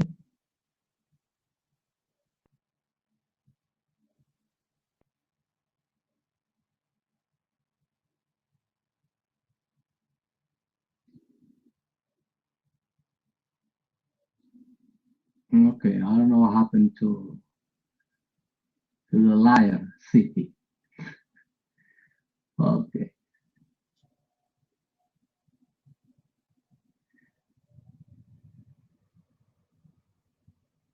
If the Muslim were not happy about the Quran that Ottoman wrote, they would have killed him right away. You think Ali is going to wait? You could have killed him in less than 24 hours. The reason why he didn't kill him because he agreed with the Quran that Ottoman put in the Codex. And no problem with the Sahaba. He destroyed the Qurans, personal copies, because some of the Sahaba, they had footnotes written in their personal Qurans, and he was worried that, you know, if they die, they will leave this Quran, and people who comes after them, they're not going to know how to read Quran left, because they will think that footnotes is part of the Quran. So the only person who can read the copy is the person who wrote it. And that's why he said, no, we have to destroy everything. And Quran was also some reading that were different, because the word, Arabic word, they have some different reading depending on what tribe you're from, like in English, for example, in the United States, and English in England, the word is pronounced differently. And Arabic is the same thing. So they have to write it, to standardize, to have one reading. And the reading that they accepted is the one from Quraysh, because the Prophet was from Mecca. Oh, I'm very lucky I got. This is the first time I'm talking. I have that many time to speak, because he always take the mic from me, because he know I will knock him out. He know I will knock him out. That's why he take the mic from me. If he were there, I wouldn't have the chance to speak like that. People who think the Quran outline is something is wrong with it is people like him, who never been in school. He said he been in Islamic school. Big fat lie. They don't accept Christians in Islamic school. He was there, they will kick his ass. You people don't know that. And to be accepted in Islamic school, you have to know Quran by heart. That's the test, entrance exam. That's a fantastic answer, Nightmare, even though I wasn't here. I was in Allah room. But I will catch only the last 20 seconds I heard you. You have to know the Quran, to know Islam, you have to know the Quran by heart. Did he say that, guys? Did he say that? Okay. I want you to recite for me right now the chapter of stoning to death, or the verses of stoning to death. The Quran has verses stoning to death. Where we can find them, I'll recite them for me. You mind?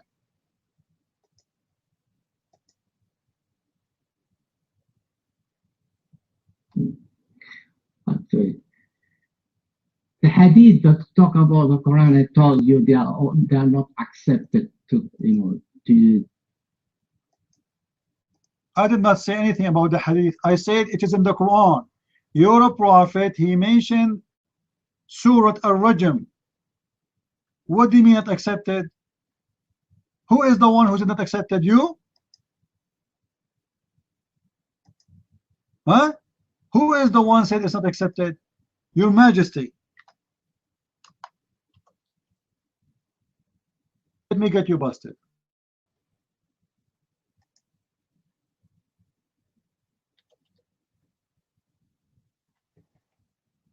Accepted, huh?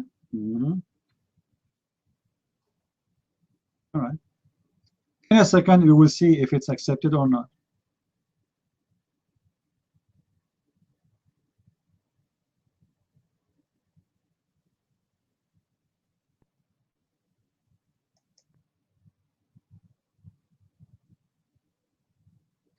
Is this hadith is a sahih hadith or correct hadith?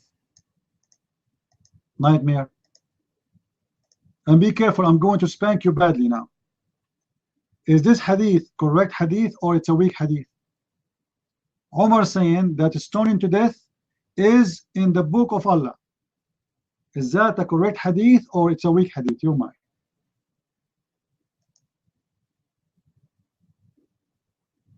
Okay, but don't take mic from me, okay? Expert of hadith, they have a rule. It says, don't give me a speech. According to the expert of the hadith, is this hadith is good or no? I don't want to know who they are.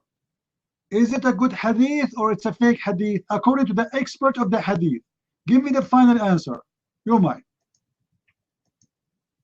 no, man, this is what you don't let me speak. How do you get the answer? You think this is the answer, yes or no? Yes, it is yes or no, because they made a decision already. Is it accepted hadith by them or not? They are not going to send them letter to ask them to check it out. They already check it out. So is this one accepted or rejected? Your mind. This hadith is hadith ahad. You know what is hadith ahad, idiot? Show me the proof, idiot. The hadith in front of you, show me the proof, idiot. Your mind. Idiot, this is hadith ahad. Everybody knows this is ahad, not mutawatir. Show me. I just want to say a quick message to Christian.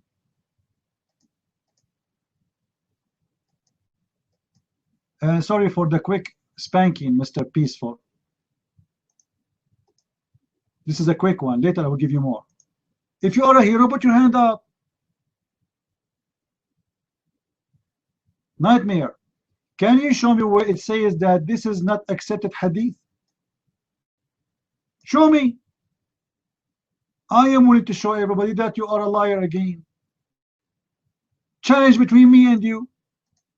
If you can show me that this is rejected hadith, I'm going to close my room. Is that fair, guys?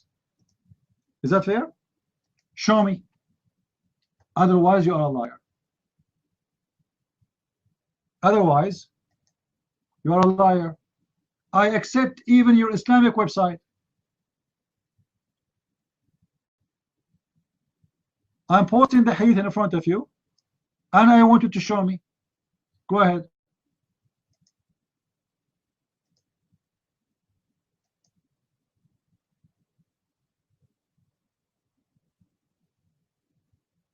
I can show you Christian Prince. You can show me what, peaceful, what? Just sit down, kid. Just hold on. Don't worry, we have a spanky for every Muslim here, one by one. Nightmare, take the mic and show me the reference that this is a rejected hadith. I'm posting the hadith in English again and again in front of everybody. Let me post it again. All right? Let us see what will happen to you.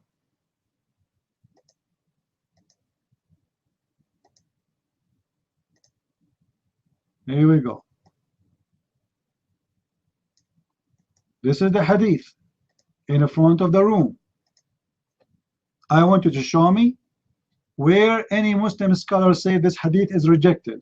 I'm waiting for you. You're mine.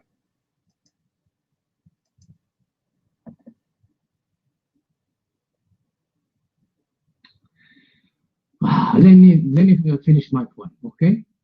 Hadith ahad. You know what? Scumbag, before you finish your point, give me the reference. You're a liar. I am challenging you here. This is serious now. I will make your bum red like a monkey. Show me the reference saying that this hadith is fake hadith. You're mine.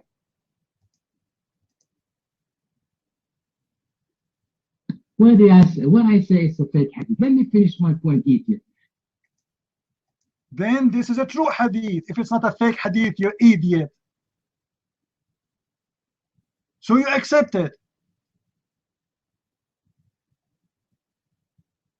So now tell me where we can find the verse of stoning. The hadith says there's a verse of stoning. It was in the Qur'an. Where we can find it, the mic is yours.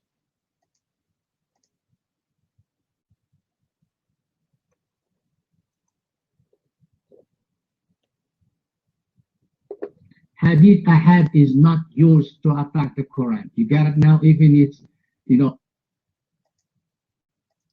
Potato, show me that this is ahad. I will go with you now. Let us play this game. Show me that this is ahad, Potato. I want to see it. I want to show you that you are dumb more than your prophet. You see how your prophet is dumb? You are a lot more dumb. You beat him, man. I will take the PhD and faulting from your prophet, give it to you. Show me where this hadith is ahad. I want to see it. Here we go. Show me. You're mine. Hadith ahad. You have to. You see, the person who told the hadith is one person. I'm not the one who said that, you stupid. It's you who's saying that. You are the one who said it's ahad. Are you stupid or what?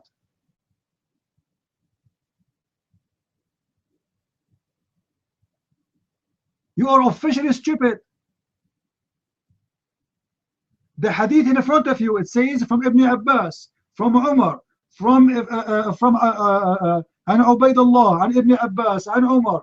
All of them, those are one? Those are one? All those names are one guy for you? So now tell me, is this hadith accepted or no?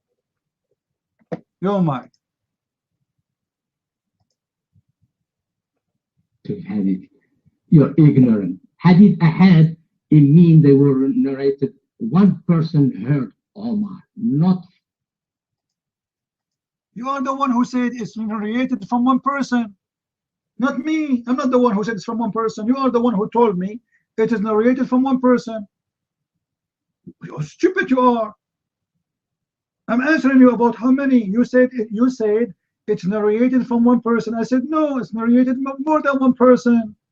Now, is this accepted hadith or not? I want the answer. Give me an answer as a Muslim. Is it accepted or it is rejected? Either you say it's accepted or you say it's rejected. If it's rejected, show me the proof. If it's accepted, answer it then. You're mine.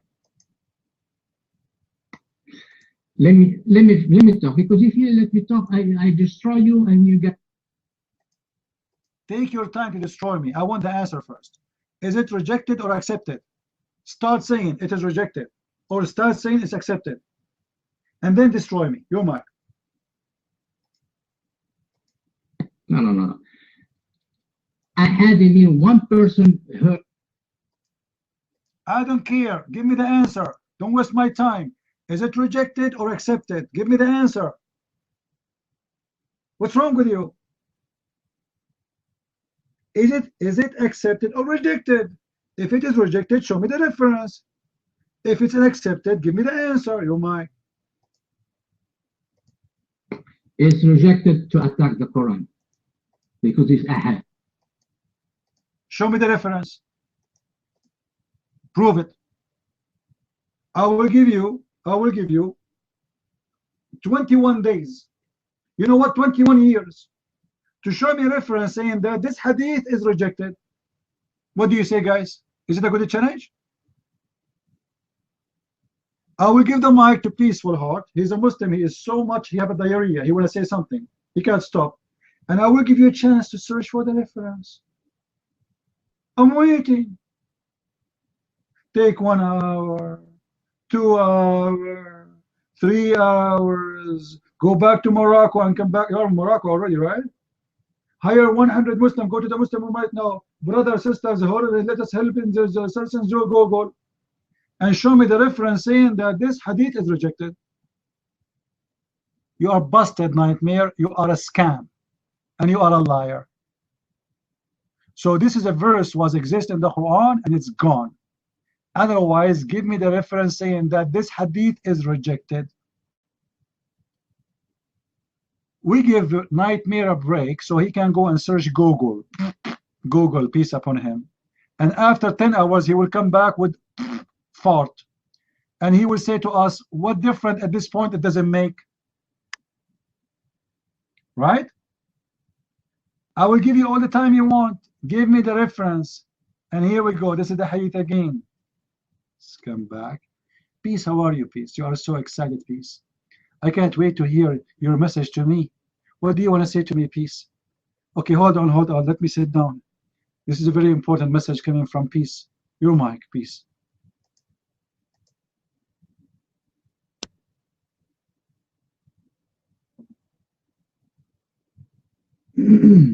Assalamu alaikum, peace to everybody.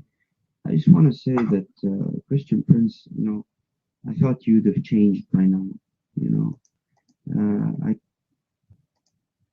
I changed, my friend. I took a suntan and now I look darker. Go to the topic, you idiot. What do you want to say to me? Yeah, that's exactly what I was going to say if you would have given me the chance. The thing is, right, Christian Prince, it's been more than a year now, and you continuously book. I know, it's been more than a year actually, and you never come back here with an answer. What about you help your friend to give us an answer? Where we can find the verse of stoning to death? It's been a year. It's been a year, I'm waiting for an answer.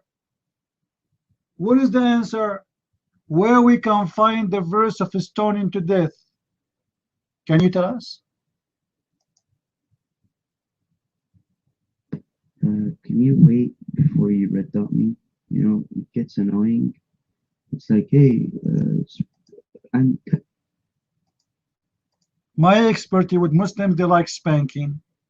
And I'm afraid if I don't spank you, you will not come back. So take the mic and give me the answer.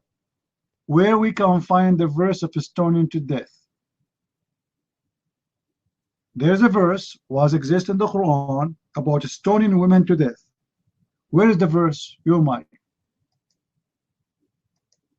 No, this is exactly what's going to happen. I'm going to leave the room if you doubt me one more time. Okay. I was afraid you would take off your panty if I doubt you one more time. That's a better threat. He will leave the room. Like, who care? Oh, please don't leave. Please don't. Please stay in the room. Please.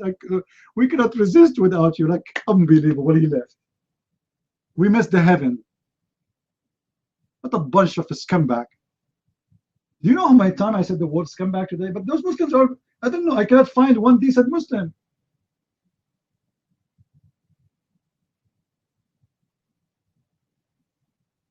Not even one of them can give us a simple answer.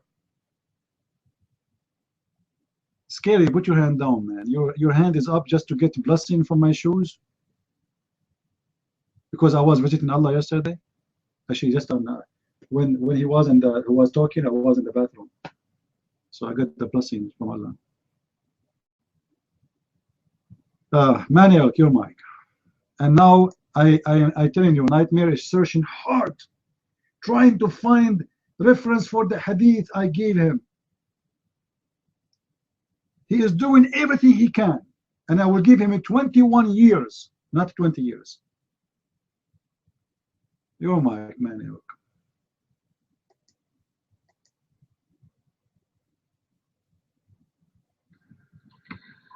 Thank you, CP. Definitely, he will never get the answer to that. And the lesson for us here is that, you know, it's more important for us to learn from the reactions of the Muslims. They don't have to admit outright that the Islam is false, that the Quran is false. These are the proofs of it. Him coming out and saying such a hadith and creating out of the blue that these hadith is not accepted, to try and wriggle out of it and try and make Islam look better. And you caught him with his pants down because he doesn't know where he can find the proof for that, because he just made that up to defend Islam. And that's what they do. They come into a room to speak, to raise their hands and speak, just to show that there's a challenge. The challenge doesn't make any sense, as you are proving over and over that their challenge makes no sense. But just because they have said something, it reminds me years back when Ahmed Didat had a debate with an Arab Christian, Soros, I believe was his name. He previously hadn't had any experience in debating Arab Christians, and Soros brought up the issue of the faults of the Quran in regards to Mary, the identity of Mary, and mistaking her to be the sister of Aaron and Moses. And people, during the question time, they insisted that Ahmed Didat had to answer this question, which he was avoiding because it showed the Quran to be at fault. And he came up and again started speaking about the Bible, just to seem like as if there was an answer. And the Muslims were very happy just to see him getting up to go and speak, because they thought he was actually going to come up with an answer. But he happened to have no answer whatsoever, and that's what they do. But it's a lesson for us. But in addition, though, this guy, Nightmare, was trying to say that Ibn Masud actually had no opposition to the Quran of Uthman. But in fact, he gave 100% opposite opinion than what he is actually saying, because Ibn Masud referred to the Quran of Uthman as being a forgery, being a deception, and asking Muslims to stay away from. You cannot disapprove of a book any more than Ibn Masud did. And we can find that, like, for instance, this is Kitab al-Tabaqat al-Kabir, and he said the people have been guilty of deceit. So deception, the Quran that is being written down by the orders of Uthman through Zayd ibn Thabit is a deception. So any Quran that the Muslim is via these writings, and it is a deception. It's not even the true Quran, because Ibn Masud supposedly learned 73 surahs directly from the Prophet, and he recited the 73 verses in front of the Prophet, and the Prophet approved each and every one of his recitation of all those verses. And also the fact that he was also in the presence of the Prophet when he made the final review of the Quran with Angel Gabriel, supposedly. So he knows both the Quran that he's heard from Muhammad and what he is saying that is coming from Zayd ibn Thabit, and he tells us that is pure deception. And in addition to that, what's his advice to the Muslims? He said, all you Muslim people, avoid copying the Mus'haf, so anything that is written down by Zayd, or recitation, because the Muslims will jump around and say, oh, it's actually not the written, it is the recitation. He said both. Either they write in for the recitation of Zayd ibn Thabit, stay away from it. But Allah, when accepted Islam, he was in the loins of a disbelieving man, and it was regarding these that Abdullah ibn Masud said, "O people of Iraq, keep the Mus'haf that are with you and conceal them." So there is no approval whatsoever of the Quran they have today, according to the expert that Muhammad himself said, love the Quran from him. He says, leave this Quran, stay away from it. It's a deception, my friend. And on top of that, he also said that Uthman agreed with Ibn Masud, whereas in reality, Uthman had Ibn Masud beaten until his front teeth were broken, and finally 3 days later, Ibn Masud died from the injuries of the beating he received from Uthman ibn Affan. My friend. All right, thank you. Guys, I'm hungry, and I was telling the guys on YouTube I need a sandwich, and they asked me what sandwich I like. I said shish kebab. But those guys, they are not getting the point. The shish kebab made by Allah is the one we are looking for, because this is the best sandwich for sexual enhancement.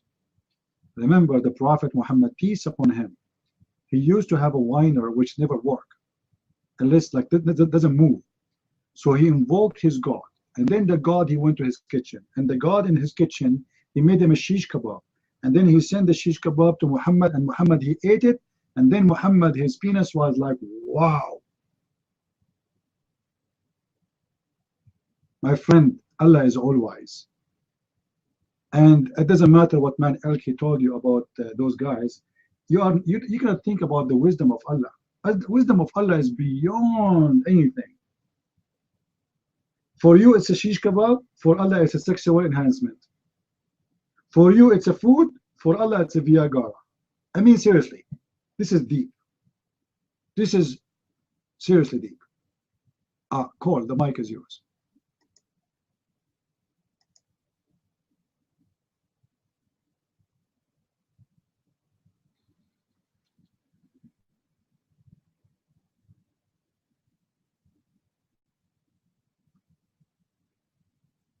Oh, can I be heard now? Can I be heard now? Yeah, I had my mic on mute. A couple of things. This notion that the Quran just fell down from heaven and it's been perfectly preserved, unchanged down to the letter,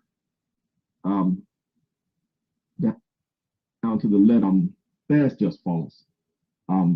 Yeah, that's what they believe, and we hear it time and time again, although it is demonstrably false. Several things here. When Muhammad was here, he said a lot of stuff, and the Quran was saved in oral tradition. They memorized it. So when he dies, you got a lot of problems. And the most important of which is what actually is the Quran. You know, I mean, if he said a lot of stuff about everything and people asking him stuff left and right all the time, you know, it's clear to us he was making it up, but let's assume that you are a Muslim and you believe everything he says. How do you tell what's in the Quran and what's not? You know, what did he say is just his own opinion? What is supposed to be the exact word of God? How do you tell? Moreover, what if the reciters disagree? You know, the notion that, you know, the notion that two men or actually every man, because it was more than two, that everybody's going to memorize the same exact thing, the same exact way, that's just nonsense. It's nonsense. That's not going to happen with any significant number of people. And that is exactly what we see from the evidence, you know. So they got to decide what's in the Quran. And we know from the Hadiths that there were disagreements. You know, the people that Muhammad told you to memorize it, to learn the Quran from, they weren't taken into account, you know. And then we know that some of the people like Ibn Masud, we know his Quran was different. Man, they'll just mention that, you know, and Not that it's new here, but we know his Quran was different. We also know that parts of it were lost.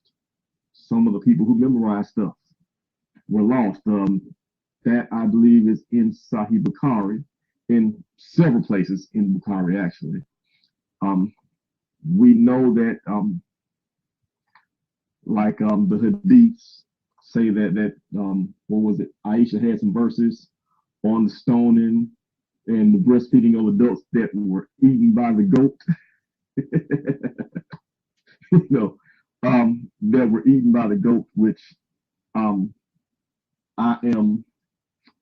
will always be convinced that that is a case of the wives getting together, knowing what Muhammad was, and making a decision to cut that out. I mean,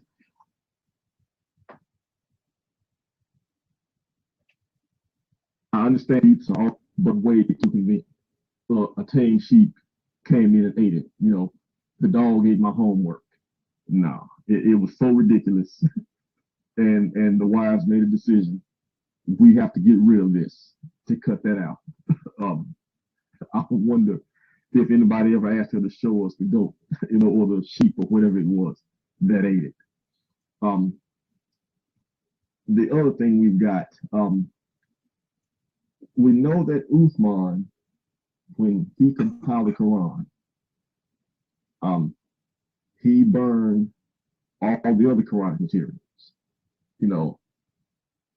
Like CP said, and it doesn't take a genius to know this, why would you burn it if it said the same thing as what you had? There's no reason whatsoever to burn it if it all agrees. You burn it because it's different, and you want to cut down on confusion. You want what you advance to be it, and you don't want any question. In essence, you want Muslims to believe what they largely believe now, contrary to the evidence. You want them to believe that it's all the same, that's the only one that there was, when that's not the case. And we have the evidence to the contrary. Now, also, somebody else did that. It was, I think it was Al-Malik, I believe. He came up and he did it again, had the Quran canonized again, and gathered materials and had another burning, although I don't think it was to the same extent. Well, I don't want to say to the same extent, because whenever you burn everything else, that's a very big deal.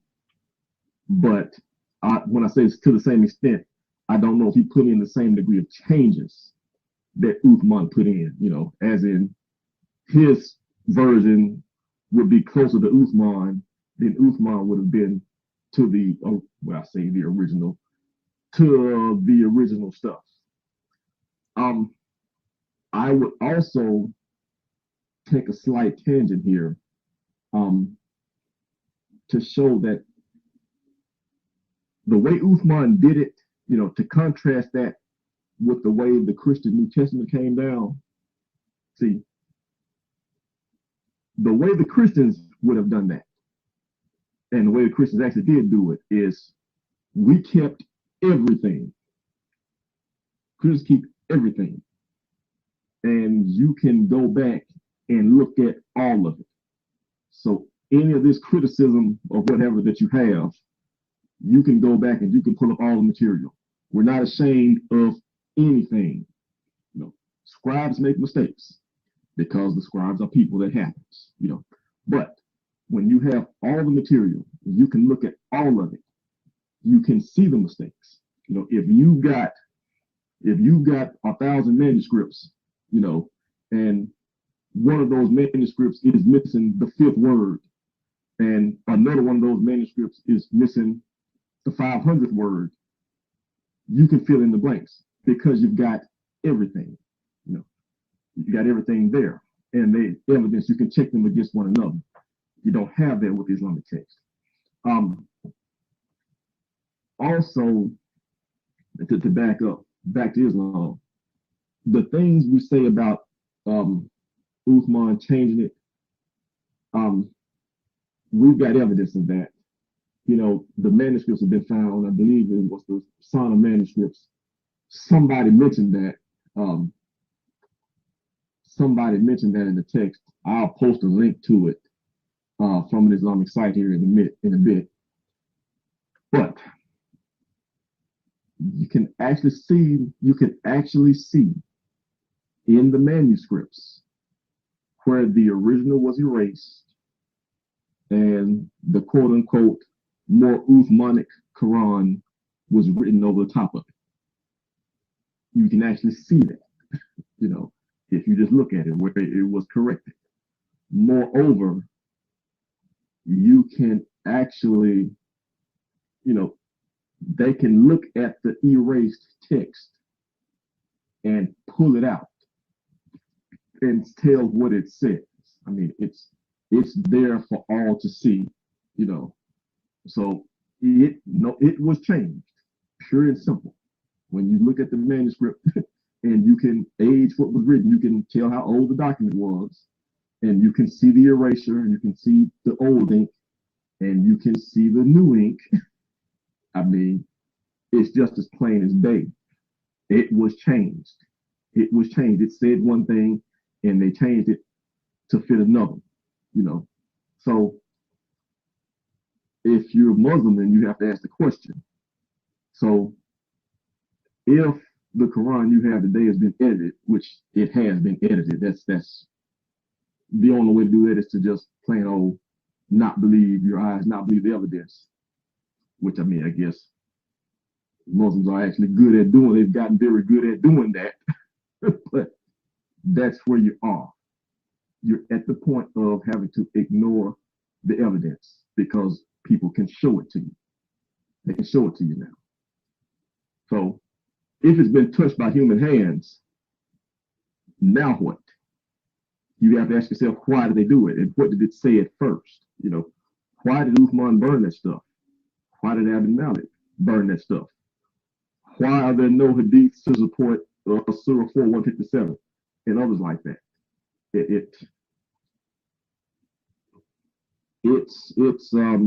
It's building your house on very shaky ground, very soft ground. And frankly, you don't have anywhere to go with it when you know that things were hidden from you. It's much, much better to go with the one who shows you everything, you know, who didn't hide anything from you, not even the mistakes, so that you can weigh those against the reality, against what came out, and then make a judgment call for yourself. That's all I've got for right now. The mic will soon be free in a moment. All right, just to make it clear, guys, we are not trying to prove that the Quran is changed because it's going to make a difference. Actually, me, myself, I wish the Quran never changed. Because if we have the original Quran, we can laugh more at the scumbag Muhammad.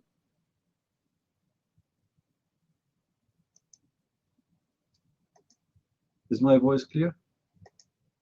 Not good? Low? All right, let me see why. Oh, I forgot to say Alhamdulillah. This is why. Alhamdulillah. Here we go.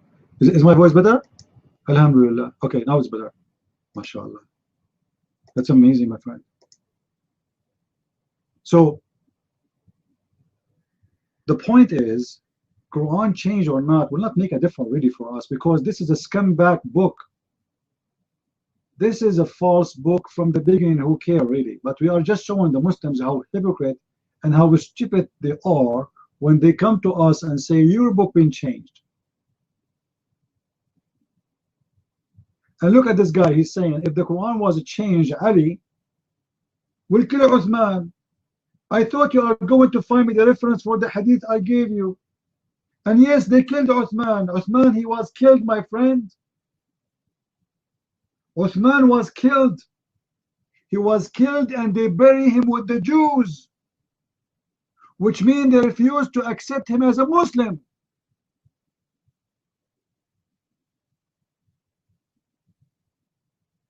Uthman was killed and was treated like a dog. And you are telling me they will kill him if he changed the Quran? So why they killed him?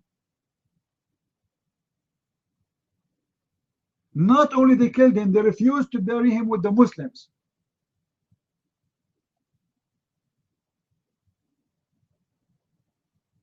Well, he did not collect the Quran from the first year. The Quran, when the Quran is finished, nightmare.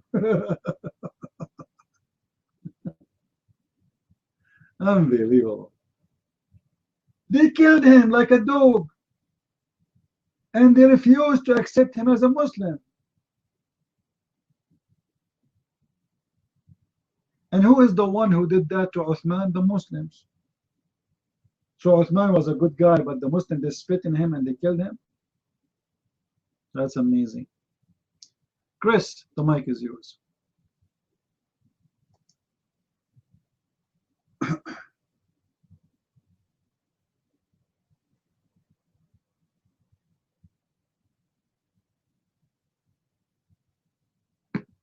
Okay, yeah, sorry about that, Pete. Okay, can I get one, guys? Can I be heard? Okay, thank you guys very much. Okay, I've been thinking a lot about, how Muslims are behaving and everything else. His voice is down.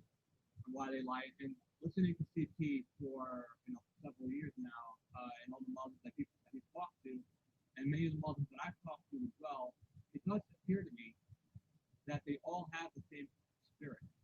Like if you talk to one Muslim, you talk to them all.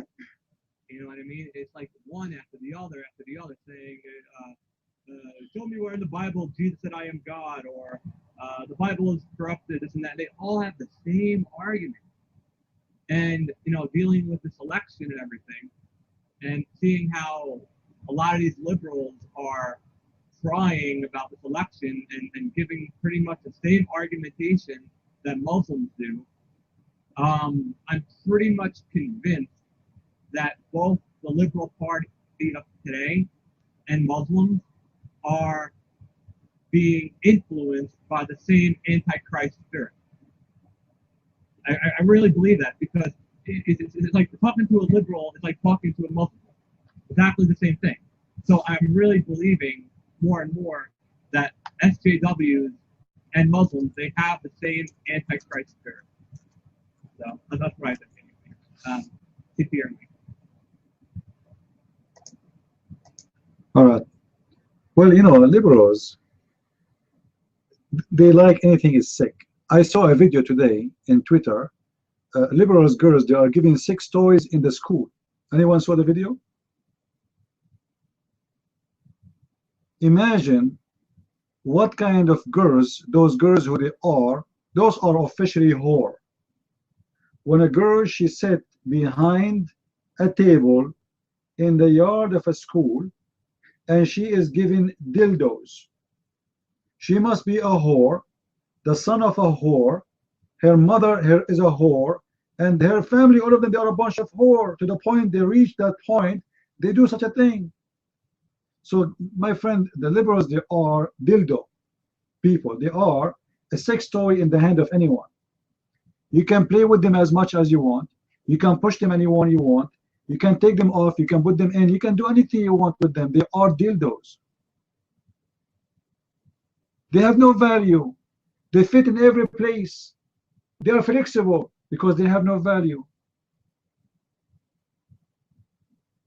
Well, the school is liberals too. So the whore, she is in the yard of the whore.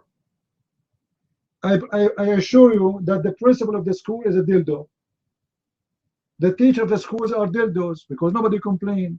It's a dildo school. It's exactly as Islam. But by the way, do you know that the first one who taught dildo is Muhammad and his followers?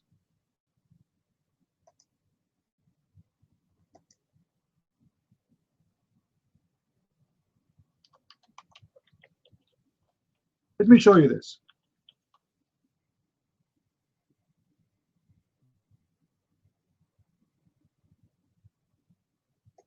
Hold on.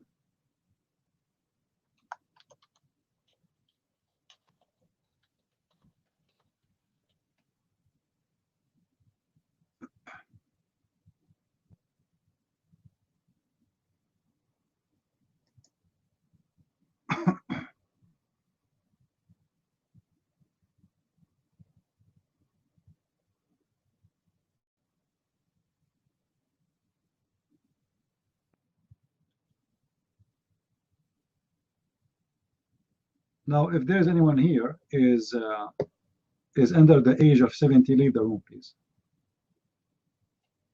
If you are a Muslim, you can be staying in the room even if you are 6, because according to Muslims, 6 years old, it's means you are mature. Remember, Aisha, she was dating at the age of 4, according to Muslims. Look at this. Our companion have said that if the penal head has penetrated in a woman anus or a man anus or an animal or vagina or its anus, then it's necessary to wash. If it is penetrated, is alive or dead, young or old. Do you see it? Alive or dead, young or old. I mean, seriously. And you are talking about the liberals.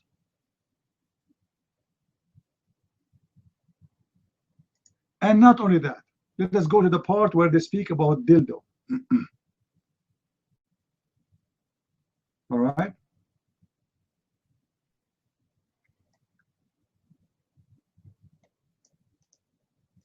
Read with me, guys. This is why I mentioned this story here. Dildo.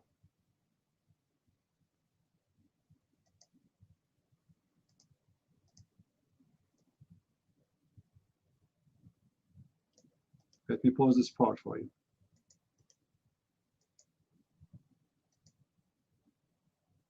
If a woman insert in her vagina an animal penis, she must wash.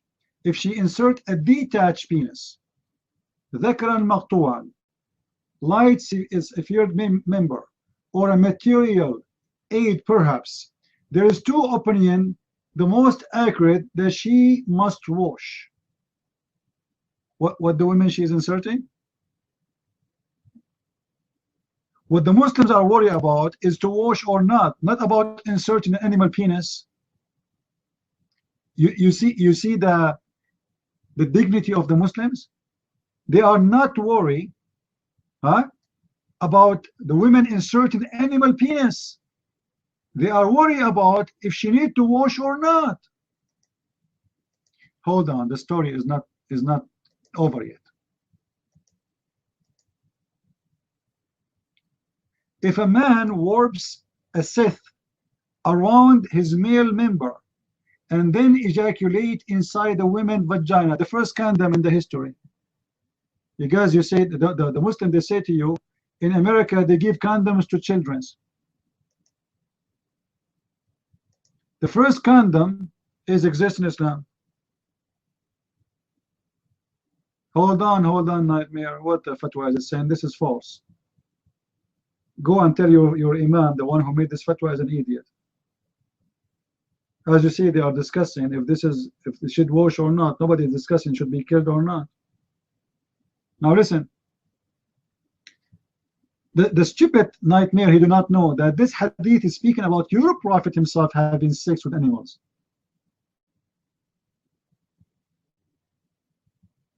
This hadith we are reading is about your Prophet having sex with an animal have 4 legs. And this is the hadith. What do you mean where? Here we go.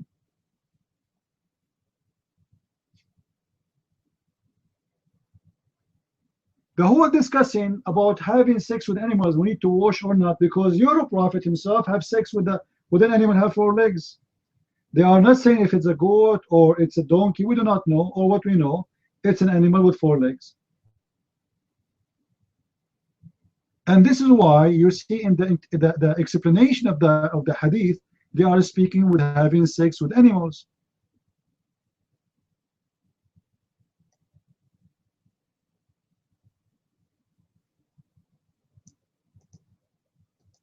As you see.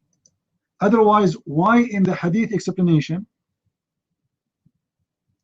they are talking about women inserting and a man inserting and a woman having sex with, etc.? What does have to do with this? The explanation of the hadith is very clear. They are teaching you why you should wash, because your Prophet, he did the same.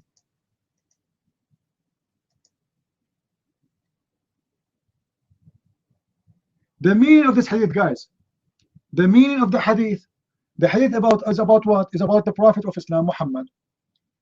This is the interpretation of the Muslims. The meaning of the hadith, it is necessarily to wash, is not limited to when a semen is ejaculated. Rather, it was a penal head, whatever, blah, blah, blah, blah, penetrates the vagina, then it is necessary for the man and the women to wash. There is no disagreement on this today, even though there was a disagreement on this by some early companion. And other later, however, the agreement was later reached. This is what we have shown and presented previously. And then they continue. This is all is the explanation of what Muhammad was doing with the animal with the 4 legs. They continue saying, read with me. Oh, hold on, just wait. They continue here saying, I pause this part. Let me pause the second part.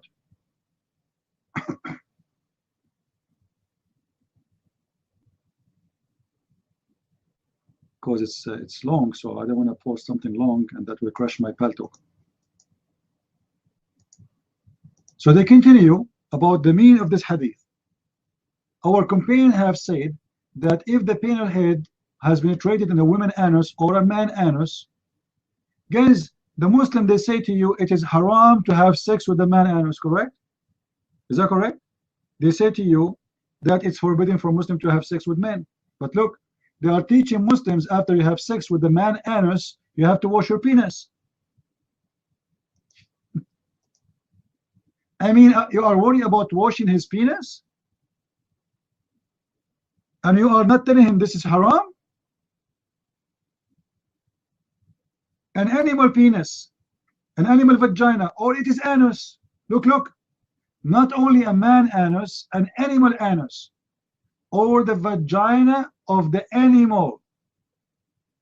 So Muslim, they practice sex with animals, either from their vagina or from their anus. Now you tell me how Muslims they used to have sex with the animal from her vagina and what that animal was. This is why you cannot trust a Muslim even with a cat. You cannot trust a Muslim with a cat. The cat will get pregnant from Abdul. And then the explanation continue.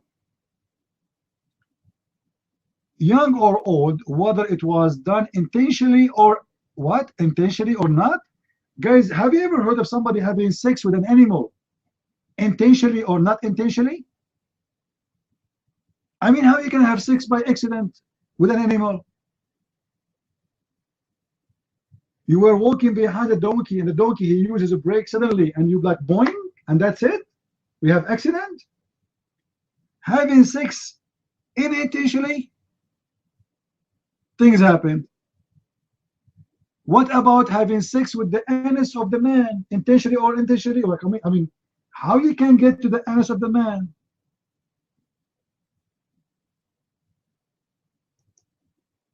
But remember, they are just worried about, and look, this has happened. You have to wash even if you are circumcised or uncircumcised. Look what they are worried about.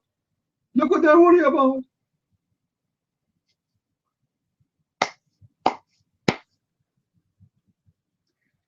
This is also apply if the woman places the male member inside her while the man is asleep. Like what? What? The man is asleep and she is what? Guys, do you see what I see? You cannot sleep next to women. She is a Muslim and you stay secure. She will rape you, my friend. You sleep next to a Muslimah. When you are asleep, she will hold your private part and she will do things with her. Do you see it?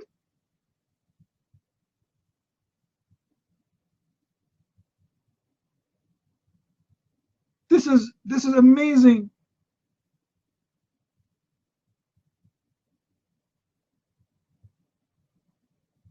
And look, after the woman, she inserted the penis in her vagina when the male is asleep. Whether the penis is erect or not, which means if he has like orgasm or not, still she have to wash. Circumcised or not, it doesn't matter. I mean, seriously. This religion is so beautiful. Who can come with such a religion or like this? Nobody. Then the story continue. Let us read together more. Like I hope somebody will not be stopping in my room first time and right away he enter here and they find us, speaking about this. He will think this is a porn room. My friend, we are talking about Islam. Islam is about porn. Sorry. Look at this. All these situations require that the person committed the act, the act committed on must wash themselves unless the person committing the act or the act committed on it is young male or female. In this case, cannot be said that the person must wash. Oh boy, for they do not have the responsibility. Like a young people do not need to wash. They have the responsibility. So they are talking about children. They are talking about having sex with the children. Do you see it? So if you have sex with the children, just wait, Nightmare. I'm spanking you all day. Wait for your turn. If you have sex with the children, those are children because they are not capable of knowing what they are doing. Those children do not need to have to wash. Do you see it? For they are very young. This is from the hadith. The hadith and the explanation of the hadith. And then they continue. All right? Then his guardian can command him to wash. Look, the person who has sex, he have a guardian. The person who has sex is a child who have a guardian. The guardian should command him to wash or command her to wash. Beautiful. Let us continue. Guys, this is not a verse. This is not Quran. This is a hadith. And what we are posting for you is the explanation of the hadith. The book is called Fathul Bari fi Sharh Sahih al-Bukhari. This is a hadith from al-Bukhari, and the explanation for it exists in the book of Fathul Bari. All right? Now, the story keep going. The story keep going. Let us see.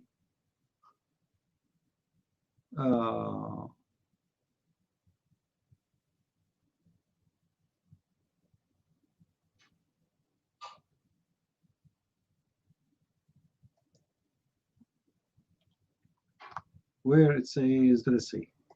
Because then he said, if you insert your penis in a statues,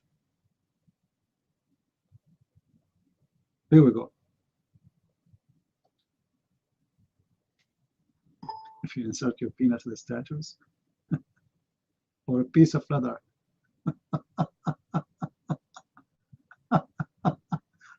Oh boy.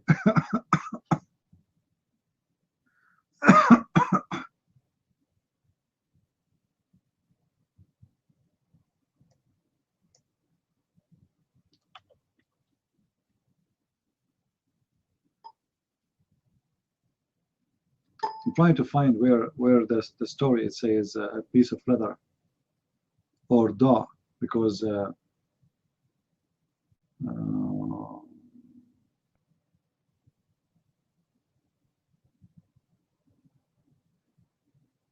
anyway, this is enough for now. And Nightmare is so excited to take the mic, and he is going to destroy us. The mic is yours, Nightmare. Did you find the hadith reference saying that this hadith is rejected, the one I gave you about the stoning to death? Your mic?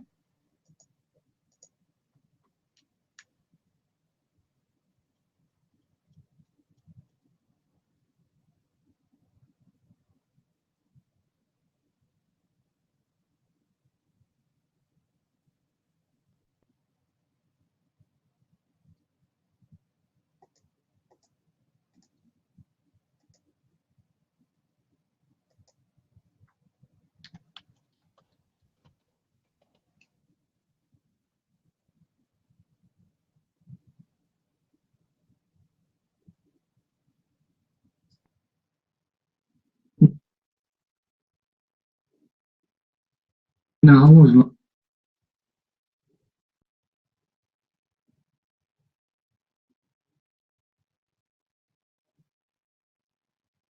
That's it. What? You were not looking? So what you were doing? We made a challenge, man. Guys, did I challenge him to show me the reference that this hadith is rejected? So now we give you 30 minutes to look for it. And now you are saying to us you were not looking, you are a liar. If you want me to believe you that you did not look for it, swear by the fig that you did not look. Take the mic right now and say, I swear by the fig, the holy fig, that you did not look for the hadith I gave you. Your mic.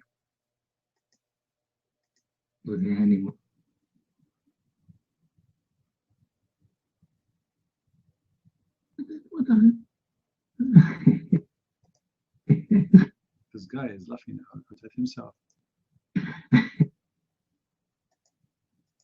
Nightmare, what's wrong with you? You said you were not looking for the hadith. To make us believe you, swear by the fig that you did not look for it. And why you did not look for it? Didn't we make a challenge for you to find it? To prove me wrong? Obviously you did look and you found I was right. So you want me to believe that you did not look for it? Swear by the fig. Go ahead.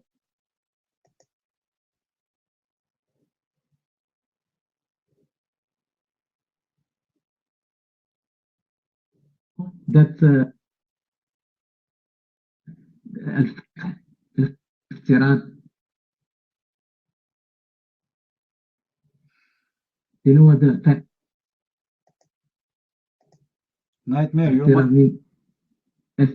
افتراض mean this mic was working fine before. English الفقه. The scam habit, you know what you do, and it is like a dog in drink ways what you do. So yeah. We can understand the word of what you are saying. Swear in text, Nightmare. Swear in text by the fig, by the holy fig of Allah, that you did not look for the hadith. Swear.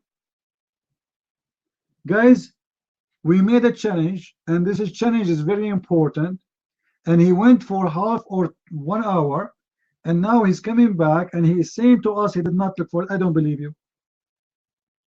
If you want me to believe you, swear by the fig. Swear by the fig that you never look for the hadith. You're mine. You stupid one. It's a shit to swear by the fig. I swear by God. No. Guys, did you hear it? It is a shirk.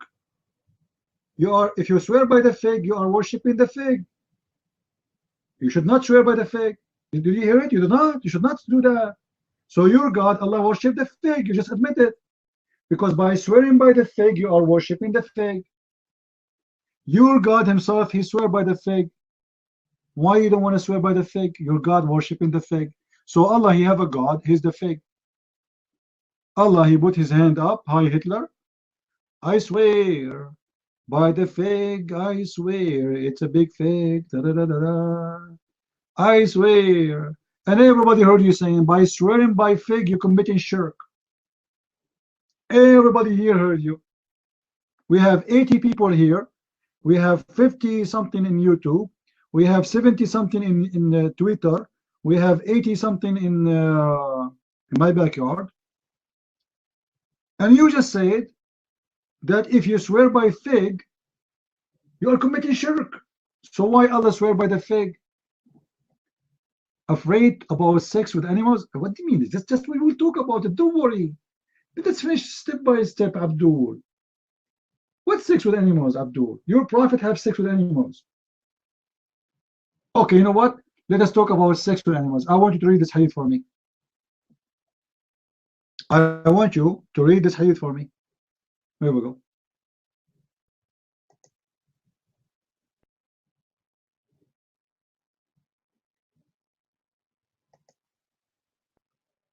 Let me give it to you.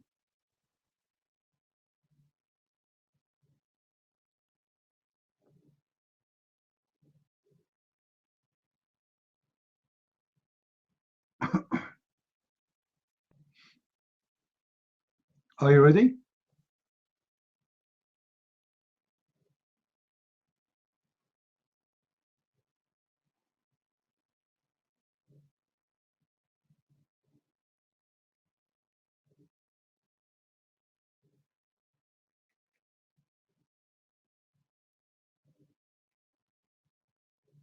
I will give it to you as it is, translated by Muslims, not by me. And you read for us. I don't care what you will say.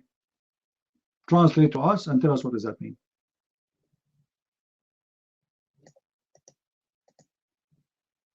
I will give it to you in Arabic. I will give it to you in English. Your prophet was having sex with who?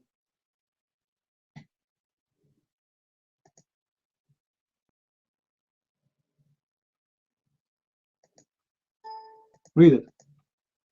What is that thing have 4 legs? Your prophet was putting his penis between them. Your mic.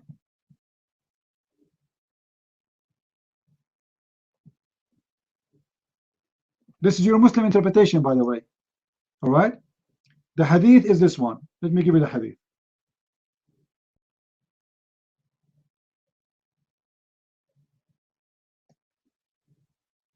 This is the hadith.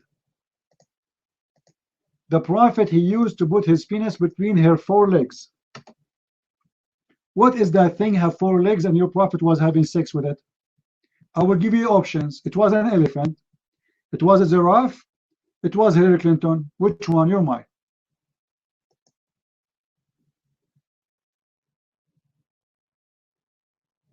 You say if someone sits between a woman 4, what say the prophet used to have? Hey, Abdul, in the Arabic doesn't say women 4. What 4? Anybody heard women she have 4 legs? Guys, anyone heard that women she have 4 legs before? The word women there is not in the hadith. This is in the English Muslim translation. There's no word, there's no women, and there is nobody heard of a woman she have 4 legs. I'm just posting to you as it is, as Muslims they translate. It's false, my friend. Show me where is the word woman. It says bayna shi'abiha al-arba'a, between her 4 legs. Name for me one woman ever Muhammad he slept with, she have 4 legs. Go ahead.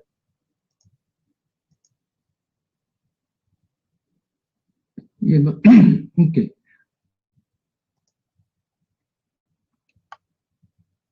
Okay. Prophet, peace be upon him, said, if one sits, but he doesn't say, I sit between woman 4 legs. If one sits, if some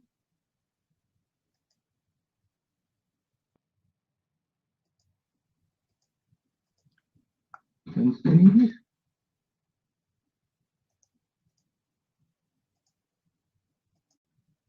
Abdul, your prophet never said between a woman 4 legs. He said, you just admitted that this is 4 legs, guys. Did he say 4 legs? Did he say that? Did you hear him saying 4 legs? So your prophet said, if you do that between her 4 legs, you have to wash. What is the creature have 4 legs? Women don't have 4 legs, my friend. Ladies in the room, any one of you have 4 legs? Man, if I can't find a woman with 4 legs, I will marry her immediately. Because then I do not need to buy her car. She will run so fast. How the women she have 4 legs? You're mine. Okay, destroy me. Please don't destroy the 4 legs of the women in your way. Okay, you're mine.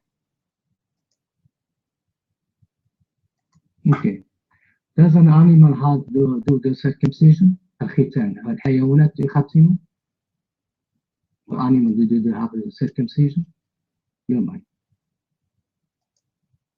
What circumcision, man? The hadith in front of you, it says to have sex with her between her forelegs.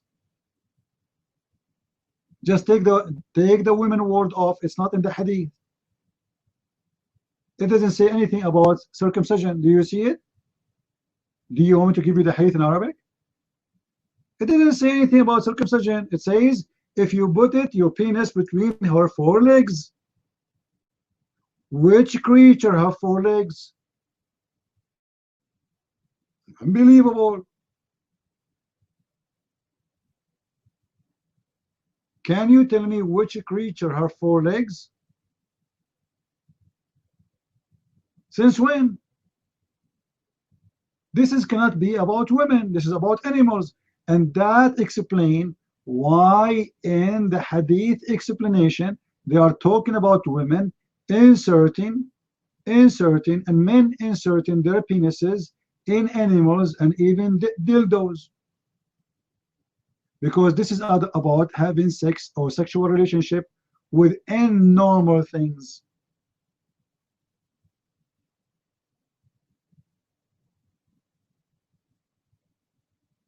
So the reason they say to you here in the explanation of the hadith that why they are saying a woman she insert or a man he insert his penis in the anus of a Muslim of a man or an animal, because the hadith is speaking about having sex with animals. If the hadith never mentioned the animal and there is no animal there, why in the interpretation of the hadith they are speaking about inserting the penis in the anus of an animal? Remember, if the hadith is speaking about having sex with the women, if it is, then why you are talking about having sex with an animal? It doesn't make sense. It has nothing to do with the topic. And if it is forbidden for Muslims anyway to have sex with animals, then how you want to teach them how to wash after having sex with animals? Right? What is the connection between having sex with the women and having sex with animals in the hadith? Read for me. Your mind.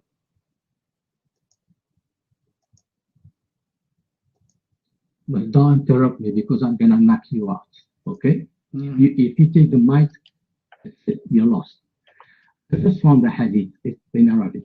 إذا جلس بين شعبها الأربع. شعبها is not leg. Okay? If you translate it as leg. Abdul, are you sure it is shabiha? Are you sure you are reading Arabic now? It is shabiha, right? Your mind?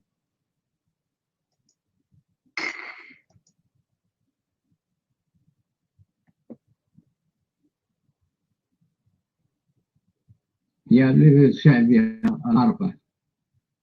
Okay? Don't take the mic from me. This is the knockout. One. Okay. The four of her shabiha. You see, I'm just confirming what you said. He is doing bang bang between her four. Her four what? What her four, your mind?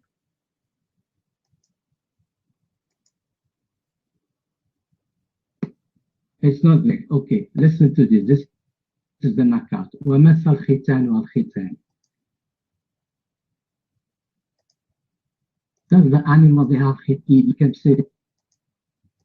You are not reading my hadith, my friend. This is different hadith.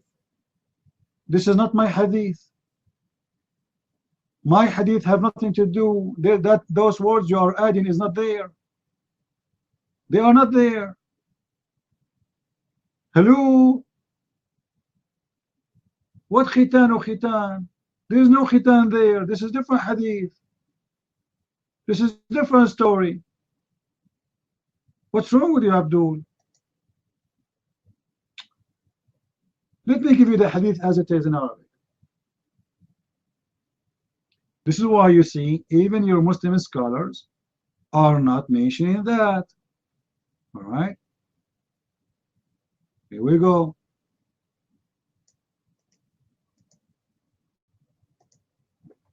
I will give you your Islamic official website. Hold on a second.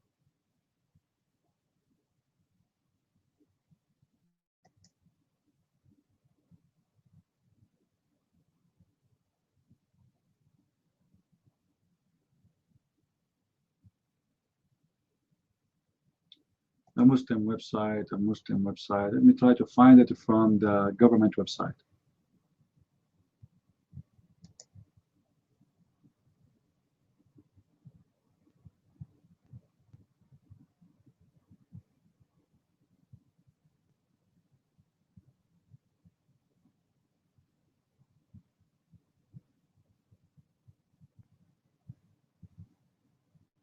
This is the hadith, my friend. The hadith is very short. There is no woman she is circumcised, and there is not such a thing. Here we go. This is the hadith as it is. If you do it to her between her forelegs, you have to wash. That's it. There's no circumcisions. There's nobody circumcised. The word woman does not exist, and the mic is yours.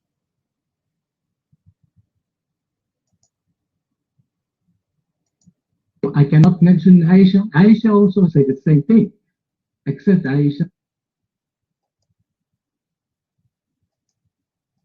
I agree with you. Aisha, she is very educated about sex. But I don't care. The hadith does not say the word women, does not mention circumcision, and it says if you put it between her forelegs, you have to wash. Tell me how women, they have forelegs. Same time, the explanation of the hadith is very clear. They are talking about after you do it, you have, if you have sex with an animal, if you insert your penis in an anus of an animal, if you insert your, if the woman even use a penis of a dead man or dead animals, she have to wash. So if this is not about having sex with animals, why the interpretation of the hadith is speaking about having sex with animals? Correct, guys? Imagine I say to you, this is how you change oil for the car, and then you start telling me how to change or wash your penis when you have sex with the car and animals. But the story is about women. The story is about having sex with women, right? As you are claiming. Then why you are saying you should wash if you insert your penis in the anal of an animal? What the connection?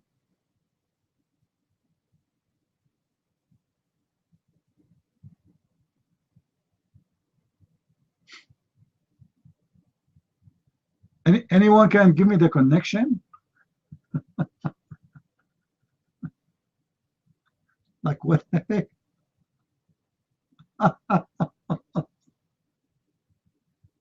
My friend, Islam is an amazing religion.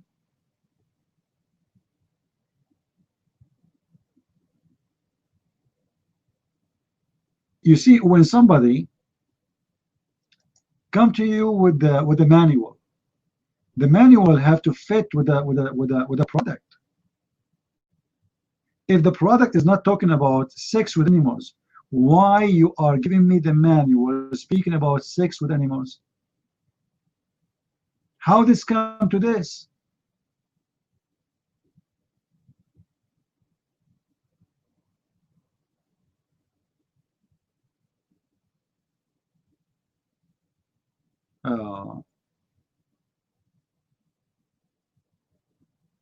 Actually, there's a book I would like to read it to you guys from it, but I am really ashamed to read for you from there.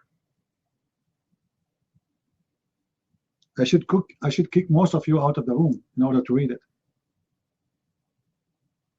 I mean, seriously. I have a Muslim book, all right? If you start reading it, all of you will join ISIS right away.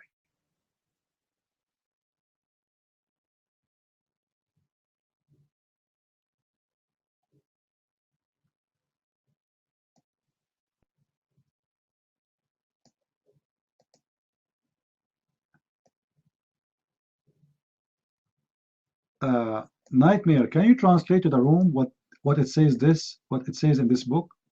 I am shy to translate, to be serious. Oh, it's not coming, just wait. There's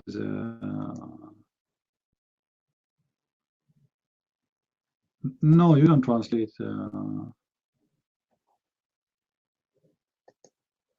are a girl. If you translate, the Muslims will jump on you, will kidnap you. Where is the notepad? I have a notepad file. Where?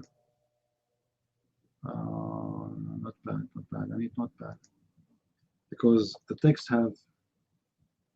Here we go. Notepad. I have to clean it from. So what if you are 19? I am shy to read it. You are telling me you are 19? I'm like 99 years old. Come on.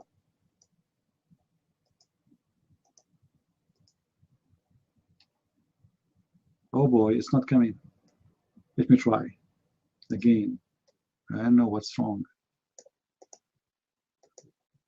Those who are in YouTube, they can read it, but it's not coming in the room.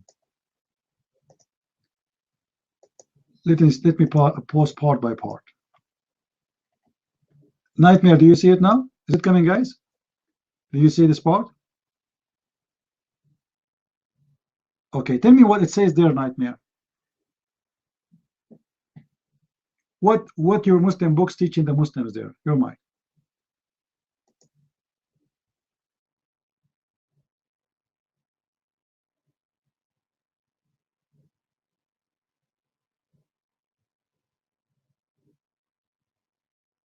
I don't know why you want to jump to this one.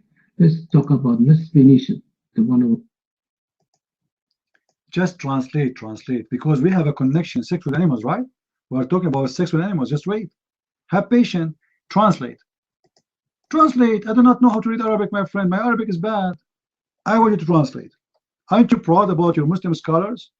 I mean, seriously. Translate to them. Go ahead.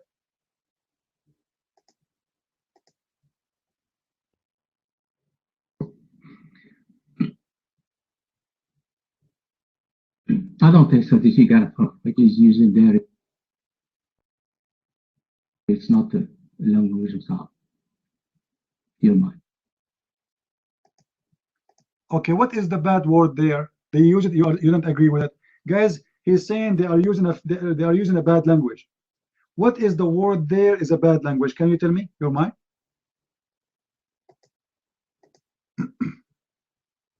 Using slang. وإذا أعمد أحدكم إلى نك امرأته. This is like it's not Arabic word, it's slang used in the street. Street word. So what is the word street? Street word naka, right? Say it. What the word naka mean? Tell the room. Your mind. Tell them what is that word. He is saying this is a street word. I agree.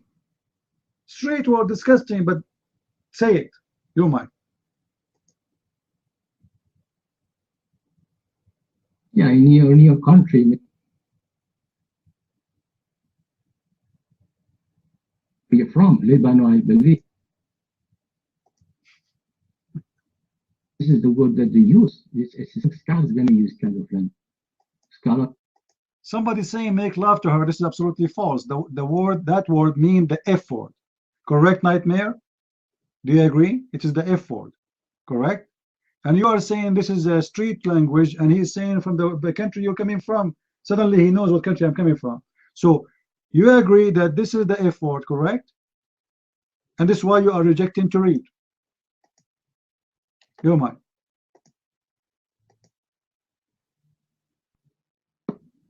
This is a word probably it's not scholar who's saying that. If a scholar is saying that, he's a stupid scholar.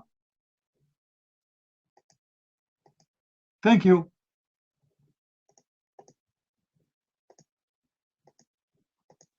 Guys, did you hear it? Did you hear it?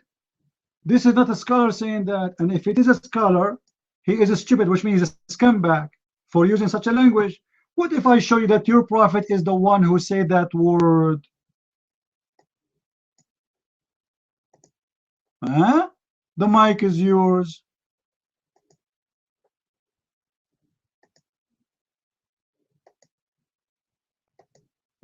Show me the hadith.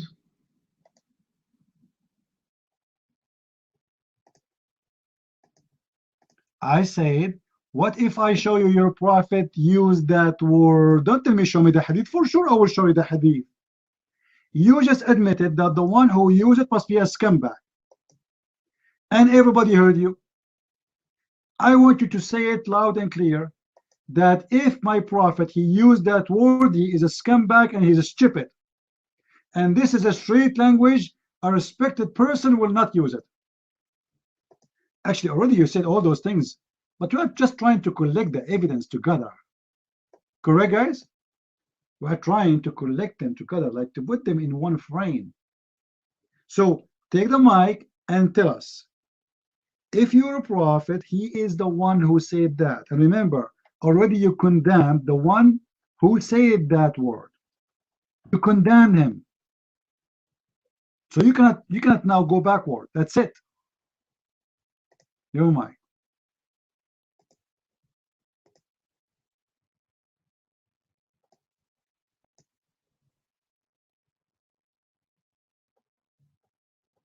This is a true, I mean, hadith, because that's maybe it was waqa'a, jama'a. This is what I believe is that language. Nick, we don't use in my country that word. Well, a second ago it was a dirty word. A second ago it was a scumbag who said it. A second ago it was the one who will use it cannot be even a scholar. Correct, guys? A second ago it was disgusting, it was garbage, it was no way, it was like unbelievable. And now Turkey, Mr. Turkey, we ate you just last 2 days ago. You're back. What do you mean blah blah blah blah blah blah? You're a prophet, he did use it. Here we go. Let me give you the hadith. And it is sahih. It is sahih. Read for me. Did your prophet use exactly the same word? You might.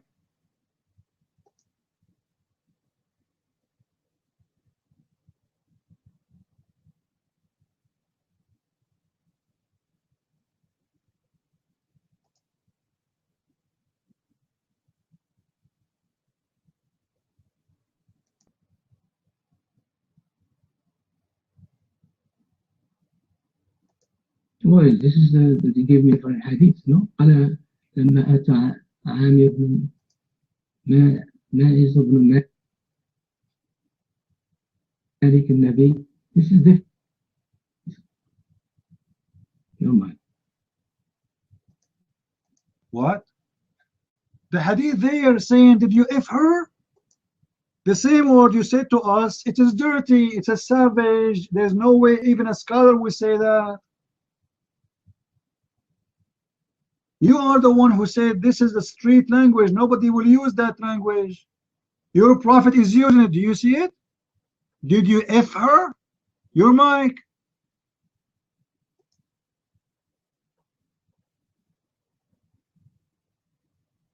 No, you told me that the hadith, the one that you showed me first, you told me that's hadith. That's what you said, right? Abdul, you refused to read what I gave you because you said this is no way is going to be accepted by any scholar. I said a scholar, I don't say hadith. Guys, did he say there's no scholar will say such a thing? Did he say that? You did not say that my prophet will never say such a thing. You said no scholar, which means you refuse even a scholar to say it. You refuse even a scholar to say such a thing. And why? We ask you why. You said because he is using the word, the F word. It's a street language. You explain. Now your prophet is using it. So why you refuse the scholar to be a scholar for using that word, and you don't refuse your prophet for using the same word, which is the F word? Your mic.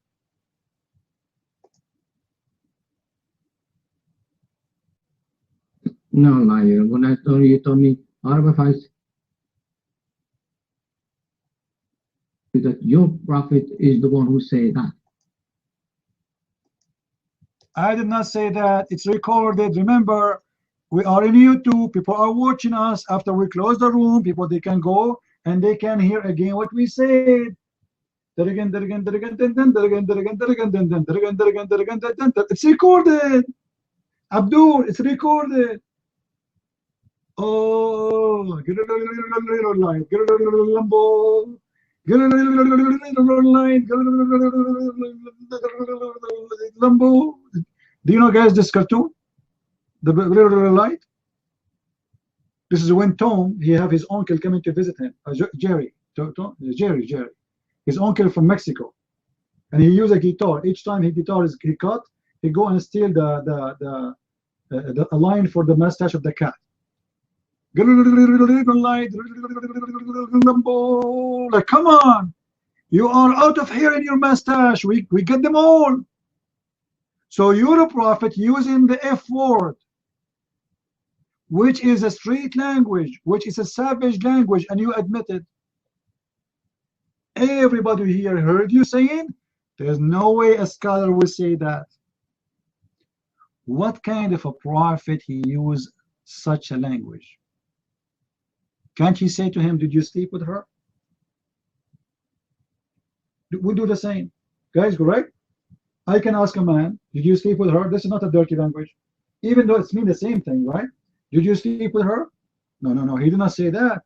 He said the word which you refuse to read, for it's very dirty and very filthy.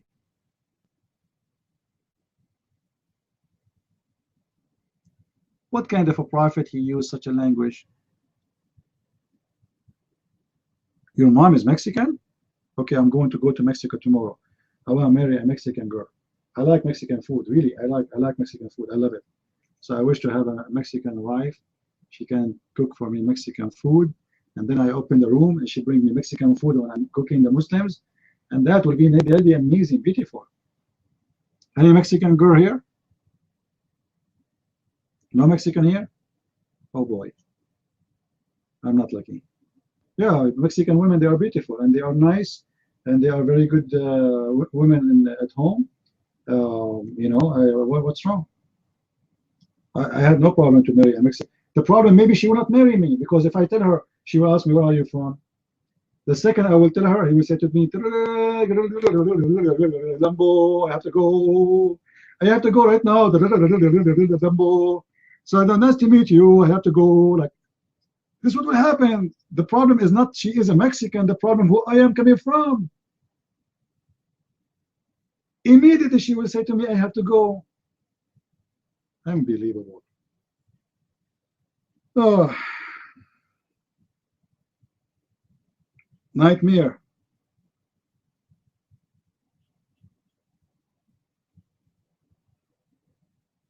Mexican men are good for fight, better than me. Lisa, who can fight better than me? Once a woman, she came to my mom's house and she knocked at the door like crazy. They opened the door to her. She said, tell your lady that her son is fighting with like 10 guys. And my mom, she came, she said, which son? She described, so then she know it's me. So my mom, she said to her, oh, don't feel sorry for him, feel sorry for them. Let us drink some coffee. Come on. So nightmare. How you're a prophet? Teach such a thing. Let us go back to zero. If you put your penis between her four, your prophet is speaking about what? We are listening carefully. Go ahead.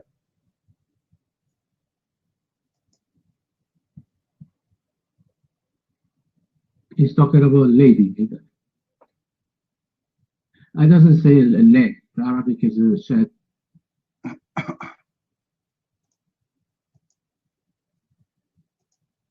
I don't know, your voice is cutting. Before your mic was working fine. What happened?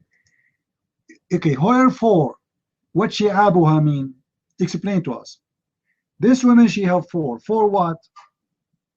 When you put your penis between her four, what is the four you put your penis between? Explain to us. Sorry guys for the language. We are speaking about Islam, so you know. So you put your penis between her for what? For breast? For teeth? For ears? For what? What is the women part she have four and you put your penis between them? You're mine.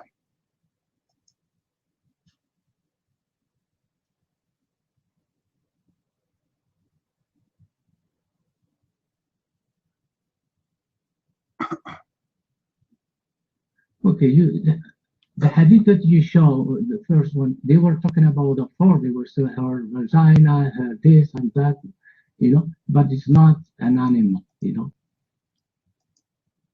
Between her vagina and his and that. What is that? What is that? Women she have four, man. What do you mean between her vagina and this and that? What is this and that? If you put your penis between her four, you must wash. What is that for? What this and that? Guys, did you hear the explanation? The explanation alone need a book. No wonder the Muslim, they have interpretation for the interpretation for the interpretation for the interpretation of the interpretation, and after all the interpretation, they need interpretation for the interpretation, and nobody say no. Because their interpretation is the following: if you put your penis between the vagina and this and that, what is this and that? Have you ever heard a woman she have part? It's called this and that. You women have four this and that. You women are disgusting. You have four of this and that. That's really sick. I will never get married again from any Abdullah except Aisha, my favorite wife. This and that. Oh boy, my first wife Aisha, she never told me that she have vagina and this and that. She showed me only the first one. You know what I'm missing now? I never saw this and that. Oh boy, what's happening? I feel like I'm dizzy now. Women, they have this and that, and the first wife, she did not show me. The second wife, she did not show me. The third wife, she did not show me. Can you imagine how many this and that I missed? What is that this and that nightmare? The women, she have four parts. What are they? You call them this and that. Mean the arm and the legs? You put your penis between her arms and her legs?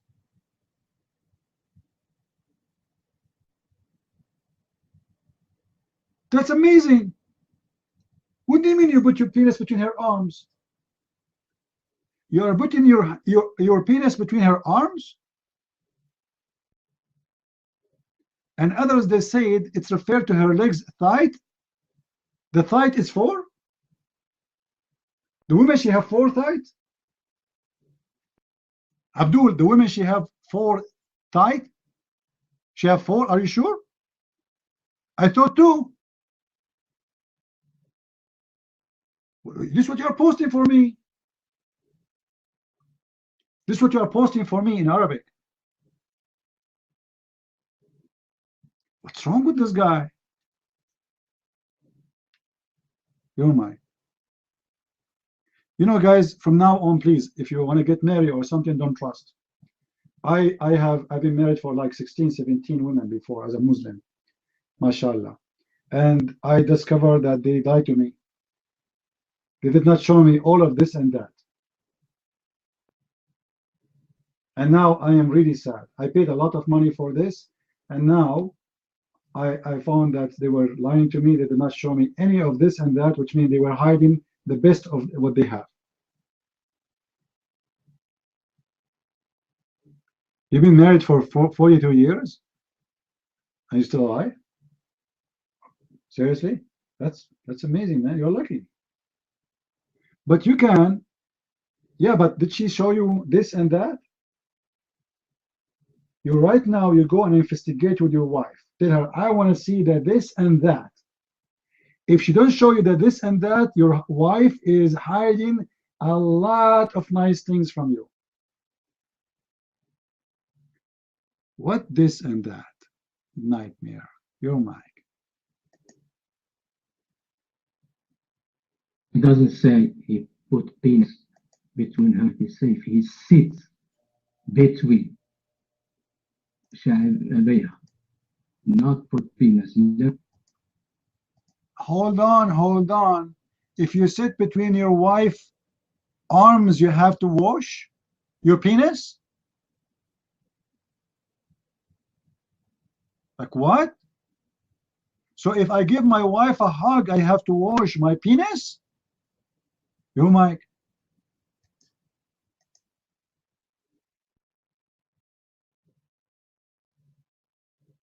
Idiot, learn how to read. I don't know how to read. I'm like your prophet, illiterate. If we put, you see how stupid the Muslim, they talk about learn how to read. And their prophet do not know even to read his name. Abdul, you are the one who said, if you sit between her arms and her legs, what does that mean? What is that? If my wife, she gave me a hug, already I am between her arm and her legs. What if I carry my wife and she put her arms around my neck and her legs around my waist, and we are joking? Say you are heavy. She said, no, not you are not heavy. She said, no, you are heavy. Here we go. You broke my back. Why you have to wash your penis? Obviously, this is about sex. And that thing you are having sex with have 4 legs. Yeah. بين شعابها الأربع ثم جهدها. What جهدها mean? Your mic, explain to us.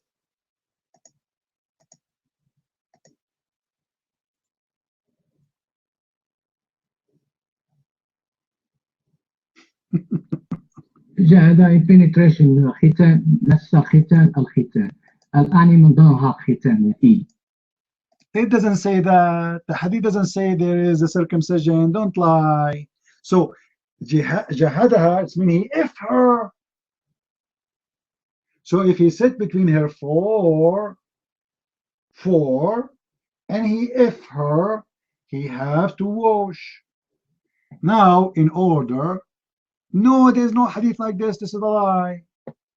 My friend, it's a lie, my friend. Listen. Now, in the hadith interpretation, they explain to us what is that mean. It means if you have sex with a human or even animals. And because if you have sex with animals, you have to wash, it means you have sex with a human, you have to wash too. Look what it says in the interpretation. Who is better? Who is a scholar here? You or the book of Sahih al-Bukhari, Fath al-Bari? Fath al-Bari is a scholar, right? In the book of Fath al-Bari, he said, our companion said,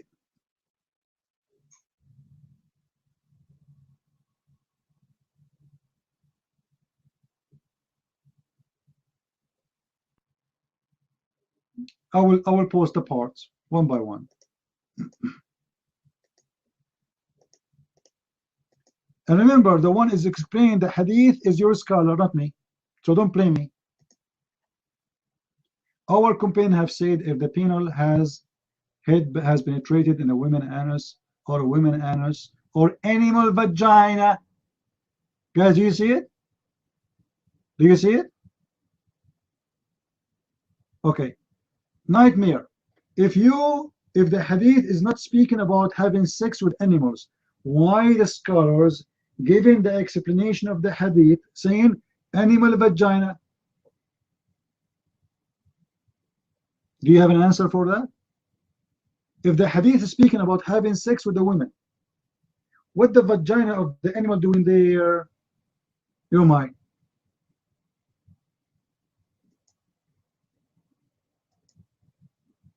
You're trying to tell me the hadith, in the bottom of the hadith, you have interpretation of the hadith. That's what you say?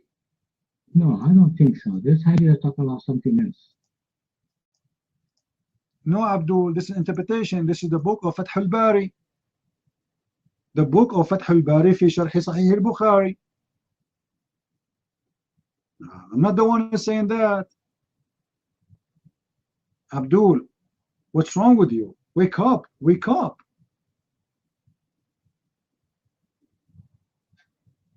This is the interpretation of the scholar for the hadith. I'm not the one who is giving you interpretation. Send you the link? Oh, okay. So if I send you the link, what you will do with it? You promise me you will not do anything bad? You promise? All right. Okay, hold on, hold on.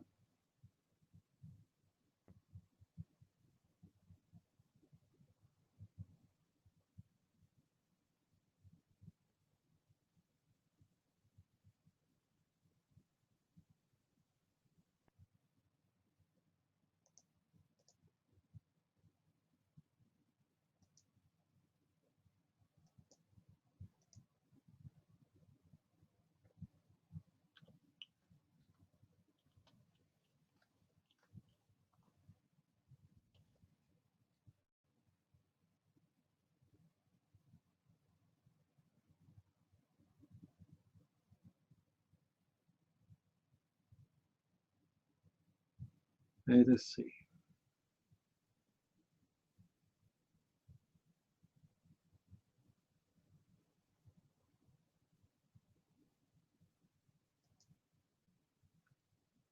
You want the link, guys? What we can do?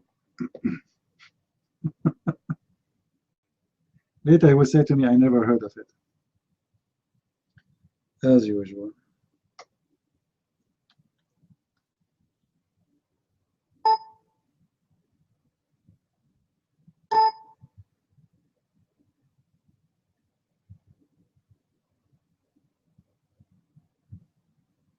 All right.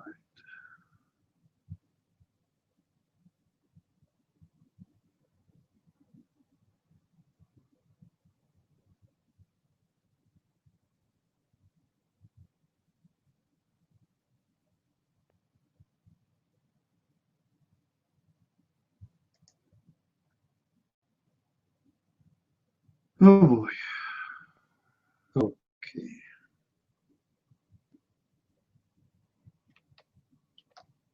You see how much I work to help the Muslims? I mean, seriously. And at the end of the day, they don't even appreciate. Unbelievable. Find us the hadith, find us etc. They are never satisfied.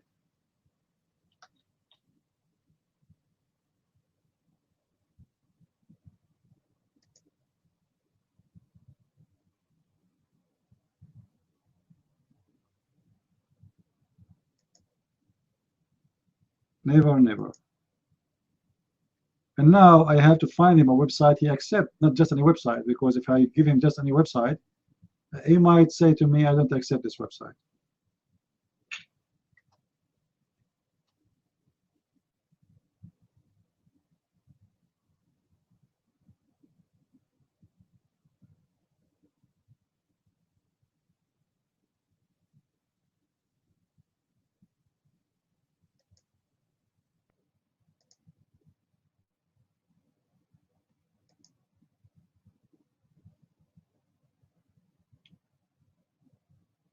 This website is a Shia website. Forget it. All right.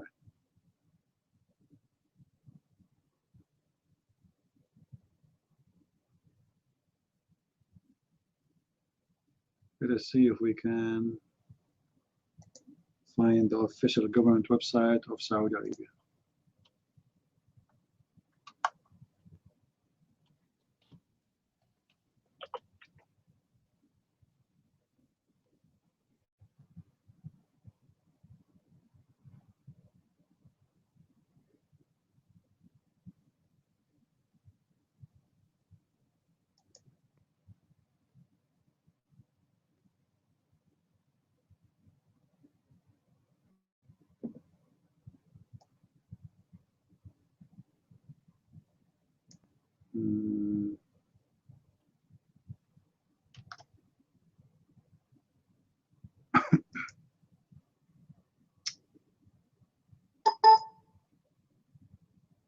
I'm trying to find it in the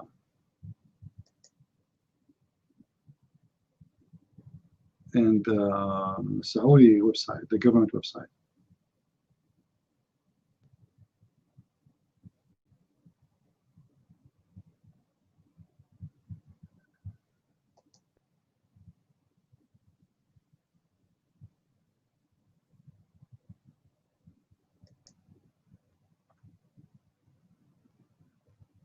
Let us see.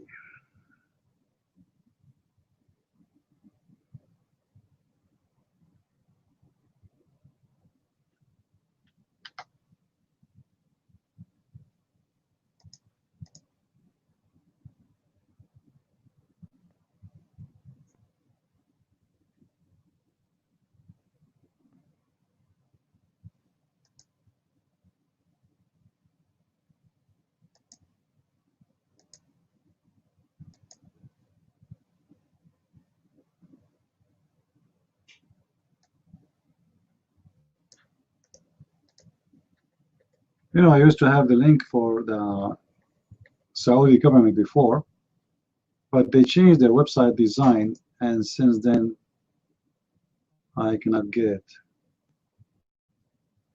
But anyway, just wait. This is not the hadith, man. This is not the hadith. This is not the one we are looking for. Stop being an idiot. And look, now they are saying you have to register to enter. We can't even search on their website. I'm not sure why.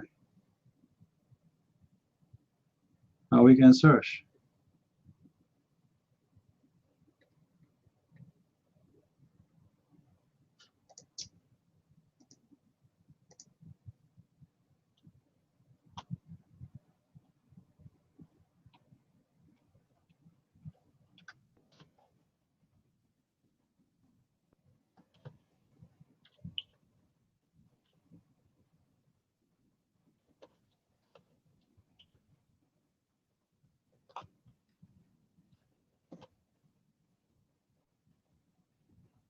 I'm typing the whole hadith from my head in order to find it in Arabic.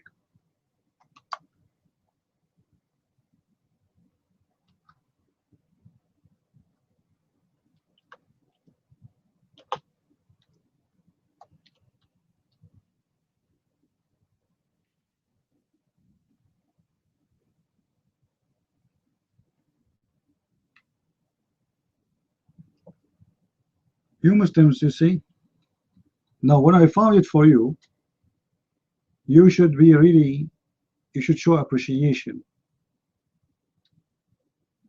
Abdul.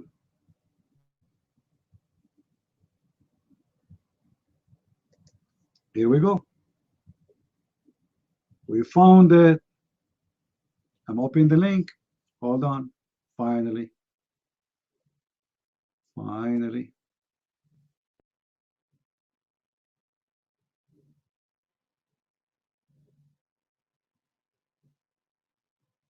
All right. This is the link. And it is in Arabic. And I challenge you to read and translate.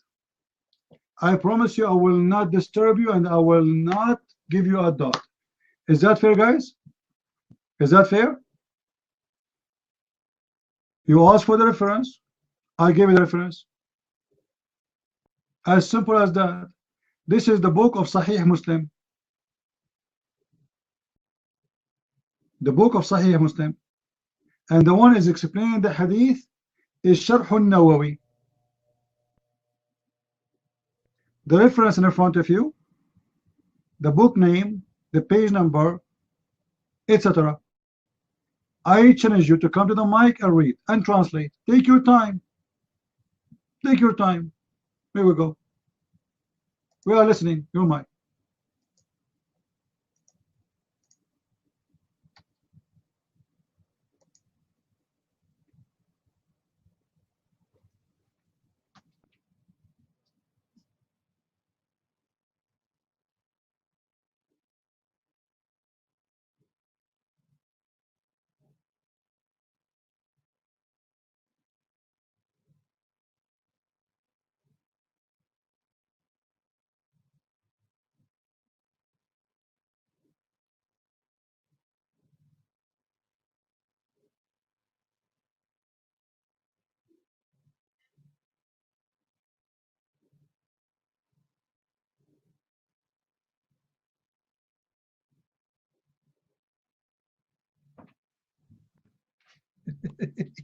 He's ashamed.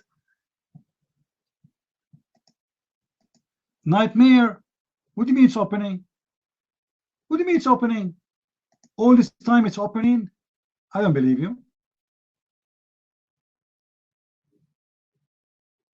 Come and read the hadith and read the interpretation, please. Please. Huh? Ah. Ah.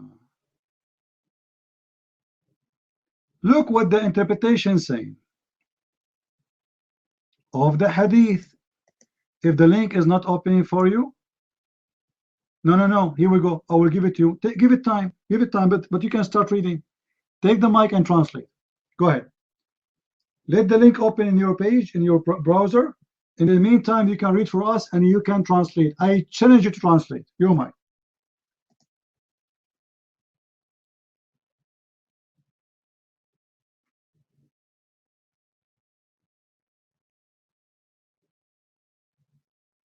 You will not do it.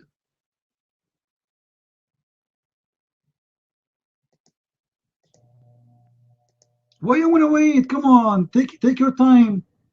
The link will open, guys. It's very slow for him. The link is not opening. Usually the link open in a second, but now it's not opening. I just post the text for you. I want to translate. Come to the mic and translate. Go ahead.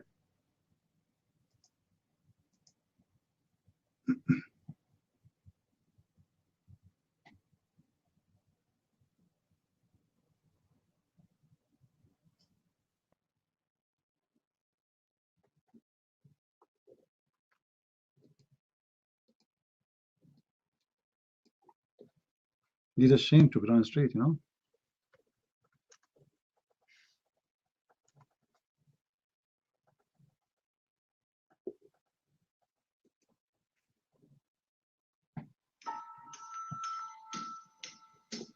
know.